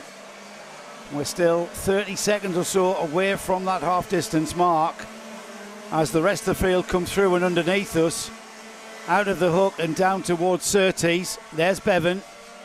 He's in the lead, the number one.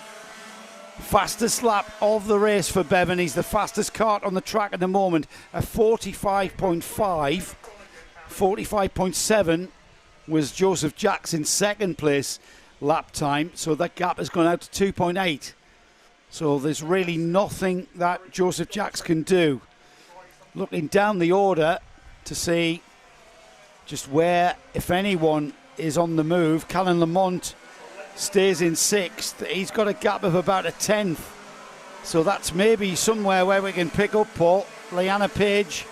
No, forget it. Yeah, Leanna Page has already gotten past Callan Lamont. Oh no, she's being caught by Callan. She's been caught by Callan, sorry. Yeah. That's the battle we won. Kart 33 and 23. Yeah. So the 33 is the bright blue and yellow, the Flex Kart team. And behind Leanna is Callan Lamont on the 23. That's the battle there. That's a 3-card battle. Ollie Milner, Leanna Page and Callan Lamont. Great work from our camera team here. Harry and Scotty out there in the sun. They'll have fantastic tans on their arms and head. They'll be feeling it tomorrow, I think, as well. Indeed. So the white helmet, the first of the 2 white helmets, is the 62 of Ollie Milner. Then Leanna Page sitting further down in the kart compared to Callan Lamont, who is the second of the drivers with their white helmets. Looking for them appearing at Surtees. There they are. And up the inside of Leanna Page to pull off a great manoeuvre for 5th position is Callan Lamont. He'd been building that up over the last few laps and finally goes for the do-or-die manoeuvre on Leanna Page. Now they're working their way through Chandler's, and has Page got anything to offer in return, I wonder, as they head now on towards the Dell and Diggers, the right-hander. Louis Bevan leading the way by a considerable margin. It's 3.5 seconds the last time we checked. Is that a new fastest lap of the race? No, not quite. The fastest lap, though, is in the hands of Bevan. He did that 3 laps ago. Joseph Jacks becoming more established in second place. The gap back to Mitchell Ball in third is 0.8 of a second.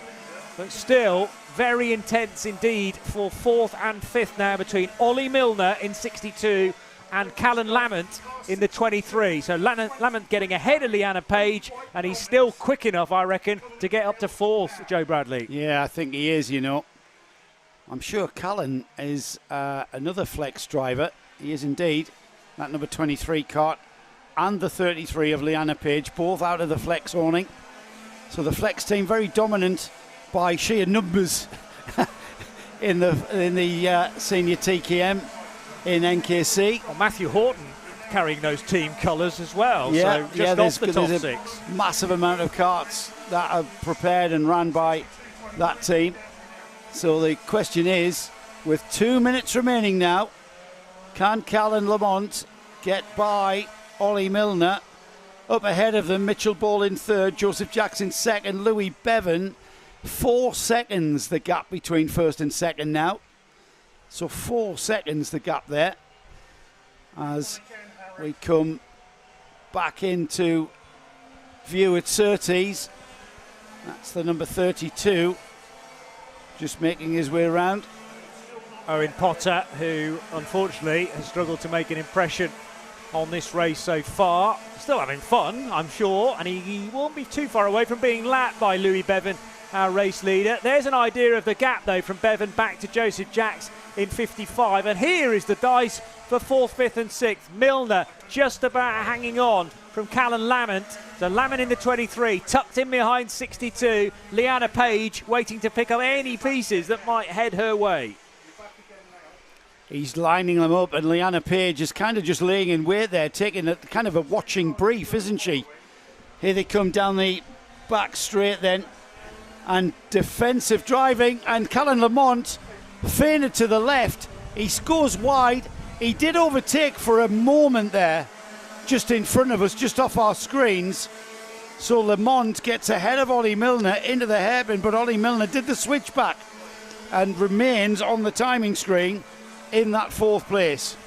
Side pod to side pod contact, I noticed, on the exit as well. You can be a little brutal with a fellow kart because those parts will give a touch. I thought Page, on the inside there goes Lamont, but he's gone a bit wide, and that means that again he can be picked off by Milner on the run into the Dell. This is fabulous racing. 4th, 5th and 6th all together. I was about to say Leanna Page might luck into this because the two in front will either make a mistake, they'll take each other off, one of those two. More yellow flags though being waved, so no overtaking into Raymond at the end of this lap. How long do we think till the checkered flag? The clock reads 0. So I think this is the extra lap now at the end of the... Oh no, we're still not got a last lap ball. We're waiting. Louis Bevan went through before it went 0. So it's Louis Bevan who will pick up the 1 lap to go board, and of course Callan Lamont looked like he was about to have a go at out braking. Then he spotted the yellow flag, and he had to reel it all back in. Still having a go, and Leanna Page looking like she wants to pick the crumbs from the table. She's waiting for these two to have a coming together, and she's just sitting there thinking, "Go on, boys, take each other off, and then I'll have that." Oh, and there she goes down the inside of Lamont. But it's not enough. No, you know what? All 3, 4. Oh, look at that. Look at this battle now. Because we're now being joined in by Matthew Horton and number 4, Curtis Granger and Lucas Sullivan. So that's becoming a 6-card battle. There's the leader, Bevan, as he goes on his way. He's on his final lap now, down towards the Dell for the final time. Bevan just oblivious to what's going on for 4th position, but it is so fraught. Just off the podium as Bevan then charges his way up to the final corner at Raymond's. The checkered flag waiting for him after a dominant day in the Vale of Glamorgan for Louis Bevan, who crosses the line as the winner in the senior TKM final.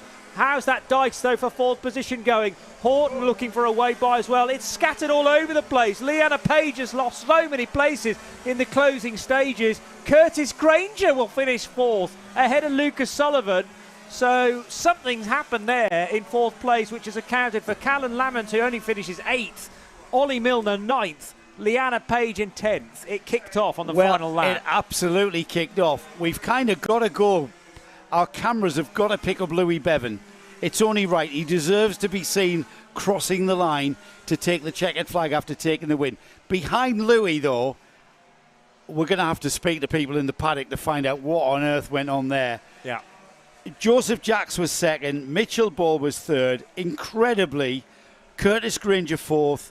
Lucas Sullivan, he was 5th. Matthew Horton came through in 4th. Just look at the gaps on the timing screen, everybody. 14 thousandths of a second between Horton and Sullivan. 83 thousandths of a second between Horton and Sullivan and Granger. Behind Horton, Alexander Lehman came 7th. Callan Lamont comes through to 8th. Ollie Milner behind Lamont in 9th. Leanna Page in 10th. Those 3 there must have had a coming together. Well, remember the order was... Yes. With about a lap to go, Milner 4th, Lamont 5th, Page 6th, and they've come through 8th, 9th and 10th. 8th and 10th as things have unfolded. With Phenomenal. Curtis Granger, the first to benefit. Lucas Sullivan, no idea where he was with a lap to go, but he manages to get in the top 5. And Matthew Horton finishes in 6th. We haven't got a moment to reflect, not a moment to reflect at all, because the Senior Rotax A final is out on track, and I'm going to quickly lash through this grid order for you. It's already appearing on your screen as the karts come out. It's Ari Barker on the pole position. Simon Keeble, who made up 23 places in the last of his heats. He's on the 2nd row alongside. We've then got Luke Evans and Jake Dennis on the 2nd row. Gino Cook, Pedro Oliveira. Pedro Oliveira, remember, has won heats in this series this year. Ellis Humphreys and Adam Rogers are on row 4. Miles Barthorpe, Max Martin. Then we've got Tommy Lee Davis, Jodie Fox. Thomas Storr and Jack Jones are on row 7. Then we've got Scott Smith, Tom Radburn, Alex Warnaby, James Costin, Gez Owen, Lewis Jones, Jodine Newman, Jamie Hardy, Nathan Hope, Ben Harper on row 12. Row 13 is George Sanders and Tyler Fossey. Then we've got Dan Andrews, James Wood, and Martin Coe and Elliot Thomas. Where are the last of the 4 qualifiers? They're not on that grid. That grid hasn't been produced with them on. We're about to go racing. They're on the bottom of the screen, though. The 4 qualifiers. Yeah, so the final qualifiers, it was, well, you said 31st, didn't you? No, not Martin. No, it's Patrick Williams-Rahag won the race, didn't he? Henry Stratton was the one to get in as well.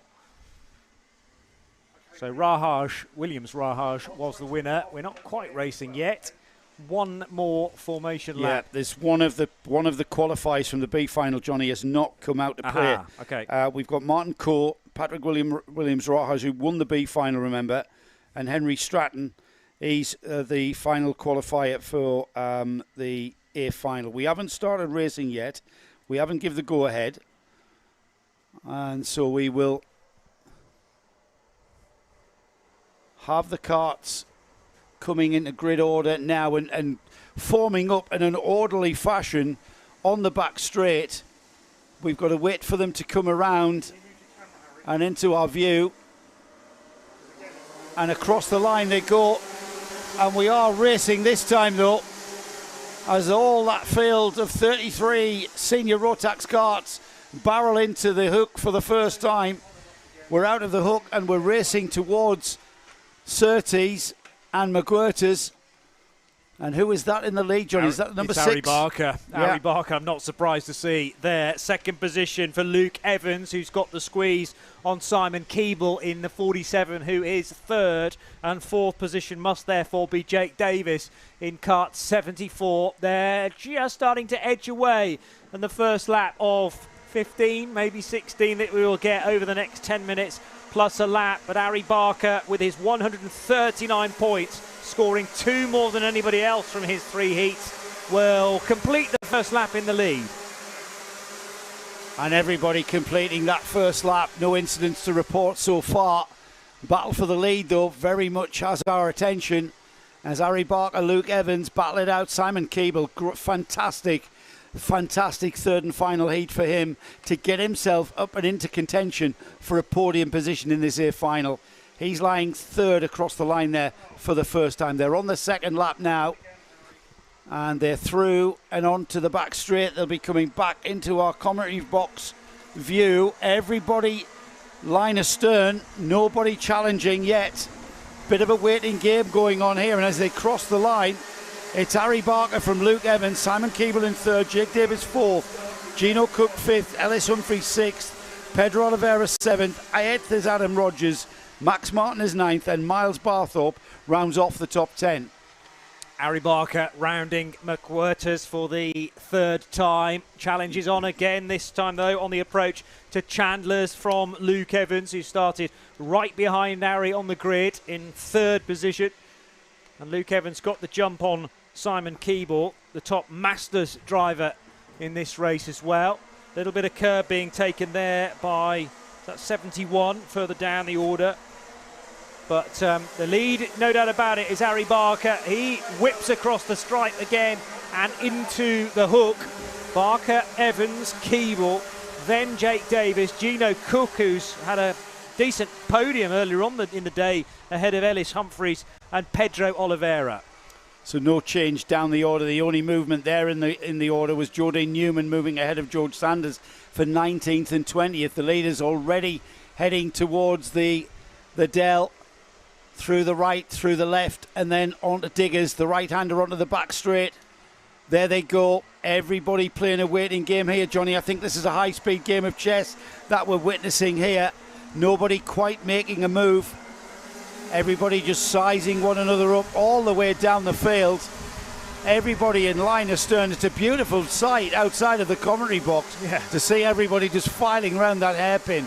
There was a beautiful part of the world. There was a really nice overtake from Miles Barthorpe further back to get ahead of Max Martin. That is only for 9th, but it was all about the slipstream obtained out of Diggers and down the hanger straight, and then a textbook overtake at Raymond's hairpin in the end of the lap. Oh, kicking the tail out there, Harry Barker, but I think that was all part of the design. He's happy to have the kart moving beneath him, and he gained some time, didn't he, through Diggers?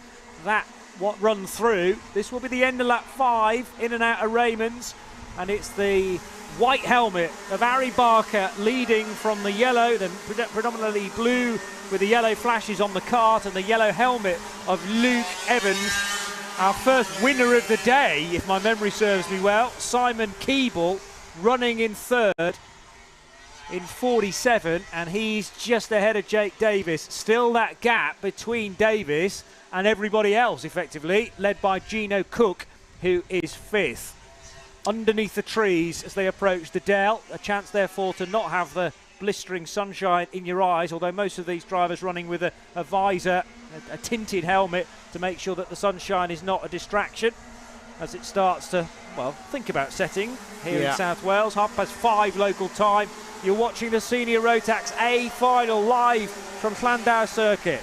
We've got a very noisy exhaust there. That's the number 155 that I think is dropping down the order. He's not going to be anywhere near in contention. Is that Gino Cook. It's James Costin. Gino Cook didn't come through at the end of that lap. So all of a sudden he's lost a whole load of ground. Gino was running in fifth position.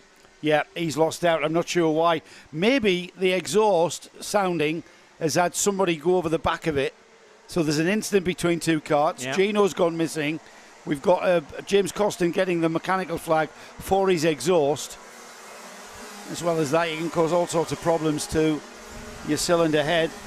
And there's a warning flag going out. Not for anybody in the top 10 for sure. Everybody still playing the high-speed game of chess, I'm afraid. We're inside the final half of this A final, and it's Harry Barker who has absolutely dominated. Half a second he's maintained. There's a move for position as Jake Davis goes ahead of Simon Keeble for third. That's a final podium step there as the shadows begin to descend upon that part of the track. It's going to change the track temperature there, Johnny, but I think at this stage of the situation, it's not really going to have a massive effect on people lapping through that part of the track at Diggers. But everyone's eyes have got to adjust as they go underneath the trees, out of Chandler's, down the Spitfire Straight. So turning point, braking point into the Dell might be affected by that. Haven't needed to battle the change of light through the course of the rest of the day, but it's definitely an issue now as the shadows start to lengthen. Won't faze Harry Barker, I'm sure, who has a 0.6 of a second lead then. Into the Dell, again kicking the tail out a little bit. So sliding those Maxxis Sport tyres across the rough asphalt on the approach to the Dell and Diggers. Plenty of curb taken by the race leader as well. Luke Evans with the yellow helmet in second. The Dayglow orange helmet for Jake Davis, who made that move on Simon Keeble a lap and a half ago. As the field come through then, we're getting towards the final stages of round 5 of the NAVOS NKC 2022 Senior Rotax A final. Round 5, the penultimate round of the 2022 Championship. Lewis Jones, the only mover on that lap, ahead of Scott Smith for 11th. Everybody else staying about half a second. Got to sneeze again, is Joe, so I'll keep talking. Ellis Humphreys in 5th position. He's just not able to penetrate the top 4 right now. Again, frustrating for him because he's had speed all day, but just not quite good enough to close in on Simon Keeble. It's spicing up nicely for second and third, though. That is Jake Davis realising he might have a bit more pace than Luke Evans. So the time to make the move is about now. He's got 2 minutes and change, plus the extra lap. And Luke Evans, I think, kissing goodbye to the race lead at this point because he's got far more focus on what's happening behind. Yeah, the gap to the lead is 7/10. However, he's got less. Well, it was 2/10 across the line. It's not that now, is it? It's down to just basically a cart's length. That's going to close up into the braking area for the hairpin as we see them come through and back towards us.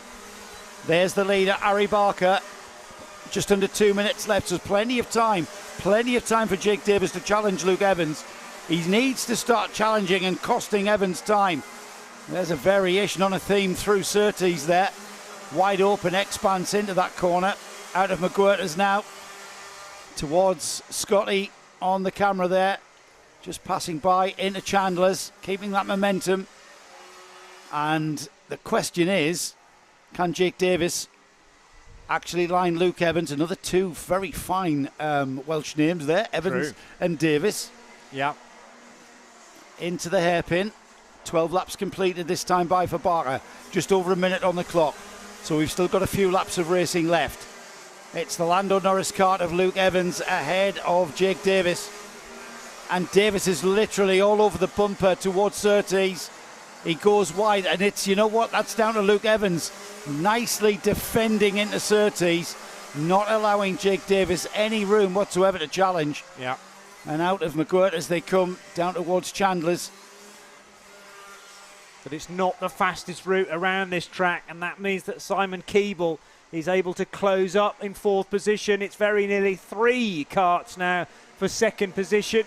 Harry Barker's loving this, but Luke Evans far from it. He's having to drive, well, in his mirrors, in effect. I know there are no mirrors on these karts, but having to be so mindful of where Davis is all of the time. Davis can try sort of these outside of the box moves to the outside at Surtees, for instance. He's also trying the outside line into Raymond's at the end of the lap, and it's forcing Luke Evans to put the kart where he doesn't want to.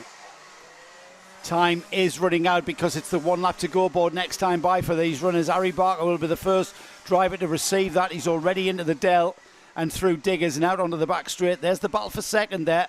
And that what was a 2-kart battle between Luke Evans and Jake Davis is now a 3-kart battle. Here we And go. down the inside.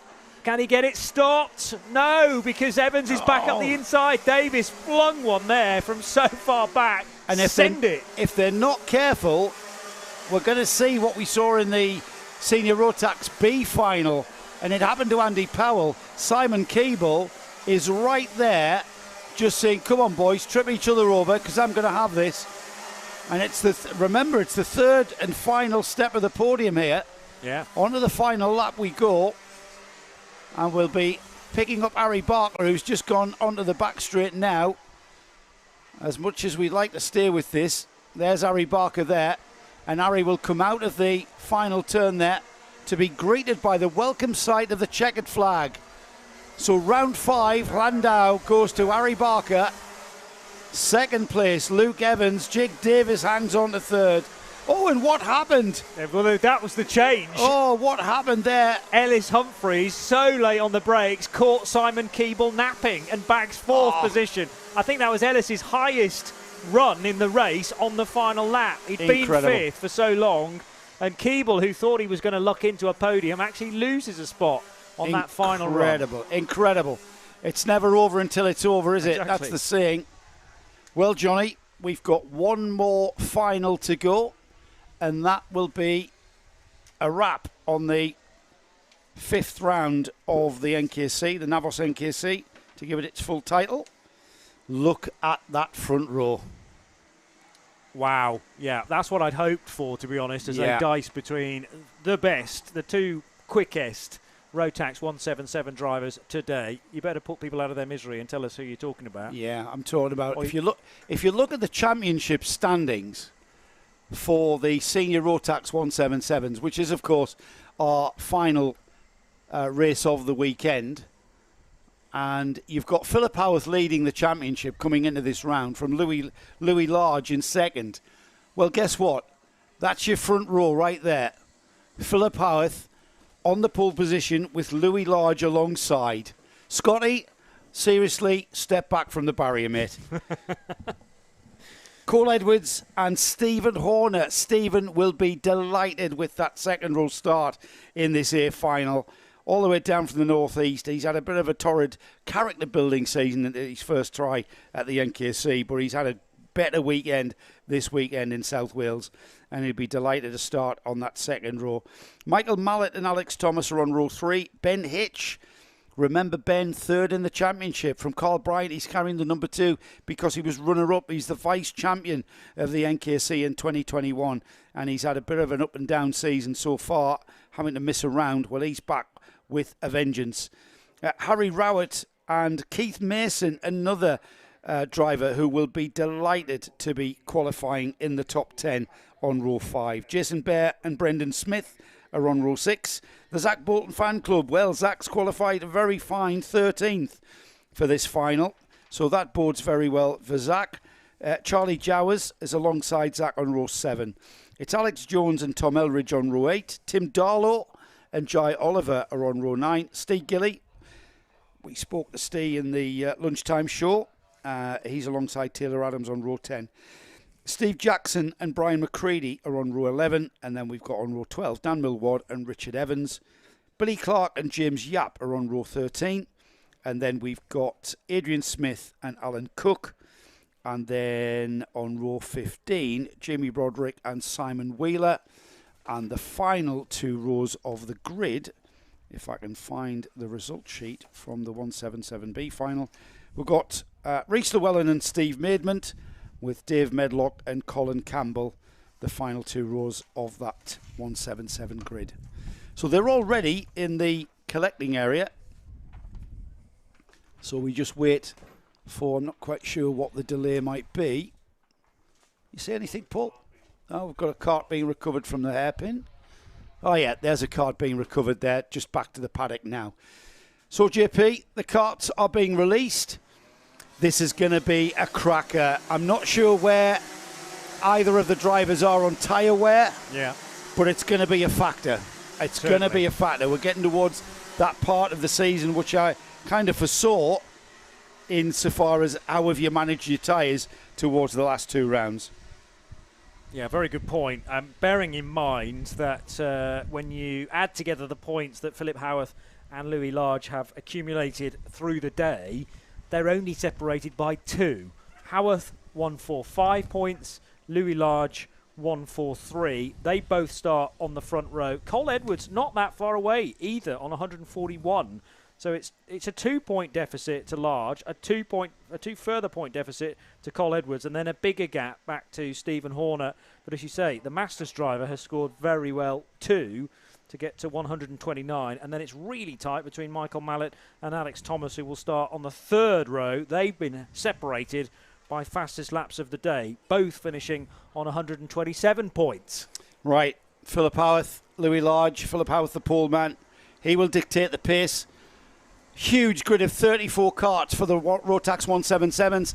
It'll round off the penultimate round of the NAVOS NKC 2022 round 5. And off we go into racing. And Louis Large gets absolutely mugged into the first turn and drops behind Cole Edwards, as that was all about the start, that Johnny.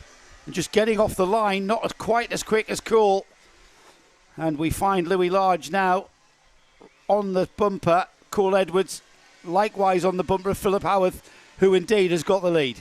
Yeah, Howarth with the gold helmet, Louis Large looking for a way by Cole Edwards to try and redress the balance as early as possible. They head into, through and out the other side of the Dell, catch the curb at Diggers, and now onto the hanger straight for the first time. A really good run for Louis Large up the inside, and he gets the place on Cole Edwards. Needed to do that earlier rather than later, but Edwards says no you don't, sunshine. Large edges him out towards the curbing as they approach the hook, and that will cement second place for Louis Large. Yeah, Louis did indeed ease him out towards the curb on the right hand side. Large, though, he couldn't waste any time. He's got to get up and at, and he's got to get onto the tail of Philip Howarth. He knows he cannot drop any more points to Philip Howarth, so that means he has to finish in front of him.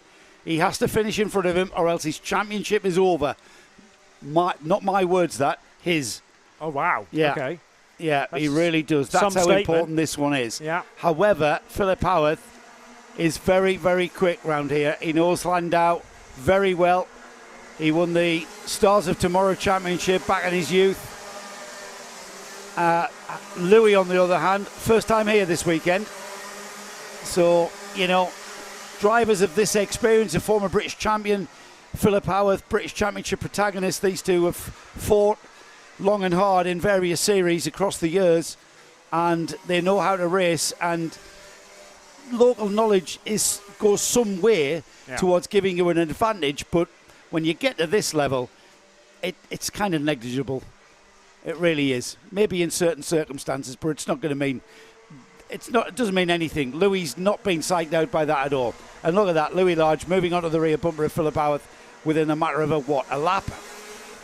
Yeah, you're talking about the top sort of 0.5% really of the half a percentage of ground gained by knowing a track, because Louis Large can arrive at places and just work it out after probably a session or even half a session. So they're on a level playing field, and Louis Large has closed the gap and then some on Philip Howarth, who's now going to have to drive his 101 cars as wide as possible for the run into Chandler's. I don't think Louis Large is going to be able to carry enough speed into that right-hander. It's probably all about Raymond's hairpin in terms of getting by, and therefore crucial to get out of Diggers at top speed. Here's the chance for Louis Large up the inside. He's braking so late, out in the dirt, and can't get it stopped in time. Back down to second. Fabulous racing there.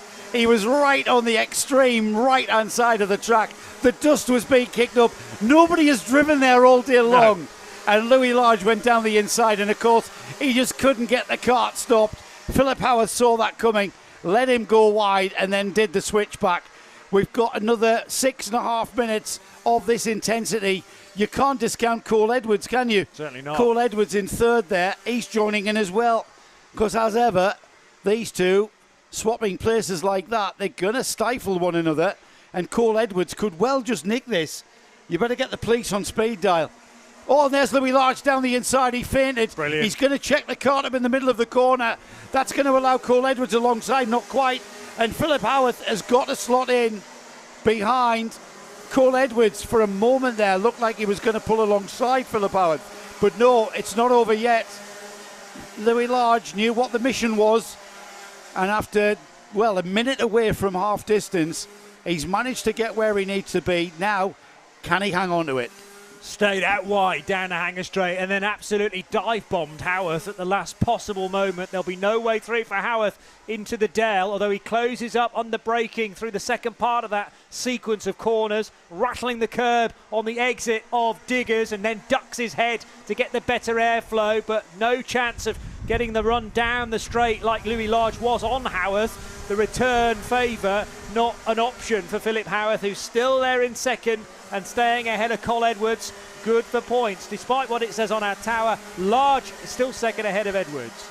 Let's just have a look beyond these top three protagonists, shall we? Louis Large leads, Howarth second, Cole Edwards third, Michael Mallett fourth. Great drive from Ben Hitch up into fifth place. He's going to consolidate that third position in the championship. Stephen Horner, Stephen drops to sixth. Alex Thomas now seventh, Carl Bryan eighth. Ninth is Harry Rowett, Jason Bear 10th, 11th is Charlie Jowers, Keith Mason down to 12th, there's Steve Gilly up to 13th, and Richard Evans just gone past Tim Darlow and Tom Elridge for 15th. So I'll remind you that the numbers next to each of the names on our scoring tower are correct, as in Louis Large leads, although he's shown in third, but he is the first placed kart ahead of Philip Howarth and Cole Edwards. They're absolutely together, heading for the left-hander at Surtees, hanging on for dear life through that lingering left-hander, and then the right at McWhirters. Another look over the shoulder for Louis Large to just find out where Howarth was, but Howarth is slower out of Chandler's, I would say, and Cole Edwards, might be his opportunity to get a good run out of Diggers. What's his run like down the hanger straight? Again, a duck of the head for Philip Howarth, staying ahead of Cole Edwards just about. Here they come then. It'll be 8 laps completed across the line. They're still together, aren't they? Louis Large, Philip Howarth, Cole Edwards. All it takes, Johnny, is a missed braking point. Yeah. You miss that braking point off that long straight into that hairpin, you're going to slide wide, and these two are going to be through. So it's still all to play for, coming up to 3.5 minutes remaining. And Louis now, maybe a bit of tyre management. He's quite clever, is Louis. Got a clever head on him, as likewise Philip Howarth has. Who's playing the waiting game? Are we seeing Philip Howarth playing a waiting game? Are we seeing Cole Edwards waiting for the last couple of laps before they really sort of burst into life? Or are they just all three of them absolutely optimised and maximised and absolutely flat out? I'm going to take the latter. I think you should. Yeah. I think that's more accurate. Howarth got so close to Large then on the brakes. Front bumper to rear bumper was mere millimetres, but once more through the hook, Howarth just isn't as quick as Louis Large, and that means that Cole Edwards again is applying the pressure. They are the runaway leaders, this top three, as they have been in the points scoring all day as well. The only drivers to go north of 140 points, each of them, but only 4 points span all three. So it's been so close between these three drivers across the heats, and really difficult to separate them come the feature final, the A final for the Rotax 177s. Again, Howarth not close enough to the race leader as they head onto the hanger straight. Yeah, 10 laps completed, across the line now. And if anything, Louis Large beginning to give himself a bit of a cushion, 2.5 minutes remaining. A cushion is not what Philip Howarth has got, though. If he had mirrors, they'd be full of Cole Edwards. Cole Edwards playing a bit of a game here and hanging on to Howarth. He's just waiting for that trip up. He's waiting for those tyres to maybe go off. It's something that doesn't really happen in NKC, though. Or perhaps it does, because we're into the final 2 rounds. True. And tyre life's been stretched. We've had very little wet running here this season. So those 2 sets are now getting towards the end of their life. That might come into play, you know. Out of the final turn and across the line. It's 11 laps completed. Just 8 individual tyres for each of these karts across 6 rounds. So yes, the Maxxis Sport tyres will have been going through a certain level of abuse all season long. Now, how much have these got to lean on in the closing stages? A minute and change plus an extra lap. A mention for Michael Mallett, who's got ahead of Stephen Horner and still leading Ben Hitch to the best of the rest, effectively. Mallett's 4th, therefore. Then it's Hitch, Horner, Alex Thomas 7th, Carl Bryant, who's had a good day in the heats, running in 8th. But the top 3 still together on the hanger straight. Louis Large has a large enough margin on Howarth into the braking area for the Raymond's hairpin. 55 seconds left on the clock. They'll reach the end of this, and then I think there'll be 2 more. There will be. There will absolutely be. There was about, like you say, 50-odd seconds. They're lapping in the 45s, so plenty of time for 2 more laps. So 2 more laps of tension, 2 more laps for Philip Howarth to try and get on terms. A little bit of a variation on a theme along the Lancaster curve. Out towards the Dell now. Turns in right, then the left, stops the kart. The all-important diggers part, using all the curb. And Louis pulls out a bit of a cushion. The gap of the line was 0.3 of a second. Let's see where it is this time by. Here they come across the line then. Large leads, Howarth 2nd. It's out to 0.4. It's almost half a second. Cole Edwards 3rd. Michael Mallett 4th. Ben Hitch still in 5th. Stephen Horner still 6th. There's Cole Bryant on the move. Ahead of Alex Thomas for 7th now. Slightly tighter line for Cole Edwards coming out of Surtees. Does that work for him exiting McWhirter's? To be honest, a good drive again from Philip Howarth in 2nd position. He's not able clearly to match Louis Large's pace, but he does appear to have the measure on the kart behind him, Cole Edwards. And it's amazing to me for these top 3 to be dicing as tightly as they are, but still not losing much ground to Michael Mallett, who in turn is under pressure. Mallett together with Ben Hitch and Stephen Horner. We're going on to the final lap. It's side by side for 4th and 5th. And around the outside, I think that was a move quite possibly from Ben Hitch, maybe to bag 4th. We'll firm that up in a moment, but concentrate, Joe, on the top 3. Yeah, Ben Hitch staying in contention for 3rd place in the championship. But this weekend, it's been all about these 3 drivers now. Certainly these 2, Louis Large and Philip Howarth. Philip Howarth has had a stonking weekend. He'll not be happy with having to finish behind Louis Large at all. He was wanting to take the final. Who wouldn't be? Cole Edwards sitting right there on his bumper, and he raises a hand and he's letting Cole Edwards through, and I'm not sure what that's about. And he goes through again and takes that 2nd place back. I don't know what was going on there, but Philip Howarth, I'm going to have to ask him that after this. There was no change for 4th position unless Hitch got ahead and then Mallett repaid the favour in the closing stages. But pay no attention to the timing board at the side of the screen. It's showing Louis Large 3rd there, but it's showing the number 1. Louis Large takes the win in very, very fine style. Philip Howarth in 2nd. Not sure what was going on at the final turn there, but Philip Howarth came 2nd. Cole Edwards hangs on to 3rd. But Edwards was ahead at the hairpin, and then he was, yes, and then I missed that. Yeah, to be honest, he let him through. I don't know what was going on. Bizarre. Yeah. Okay. 4th is Michael Mallett, Ben Hitch 5th, 6th is Stephen Horner. He'd be happy with that. Carl Bryant moving up to 7th there ahead of Alex Thomas, and then we've got Keith Mason Alex Thomas. Harry Rowett is 9th. Keith Mason 10th. Richard Evans 11th. Steve Gilly 12th. And then we've got Tim Darlow, Alex Jones, Steve Jackson. We've got Jai Oliver, Dan Millward, Tom Eldridge. He finishes in 19th. 20th was James Yap. Then we've got Adrian Smith. Alan Cook finishes 22nd. It was Steve Maidman, Billy Clark, Colin Campbell finishing in 25th. 26th is Brendan Smith. Dave Medlock finishes 27th. And then the final finish was Zach Bolton. Not sure what happened to Zach. We lost Jason Bear, Charlie Dower, Simon Wheeler and Taylor Adams. Well, I'm off for a lie down. Yeah. Is it always this intense? Yes. The many hours that we have been here. I mean, Yes. to be honest, from the first heat today to the final A-final, that feels like it's been about 20 minutes. Yes. It's phenomenal, isn't it? It's great. Because it's great. Because the nature of a kart meeting, and if you're listening at home and you haven't been to a track to see it live, it's a little bit different to the live stream, isn't it?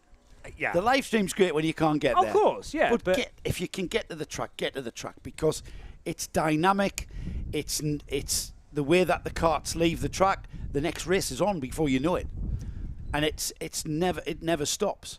As good as any camera technology is these days, when you're filming motorsport, it just cannot portray the intensity, the speed, the risk that is being taken throughout the course of the day. Yeah, absolutely.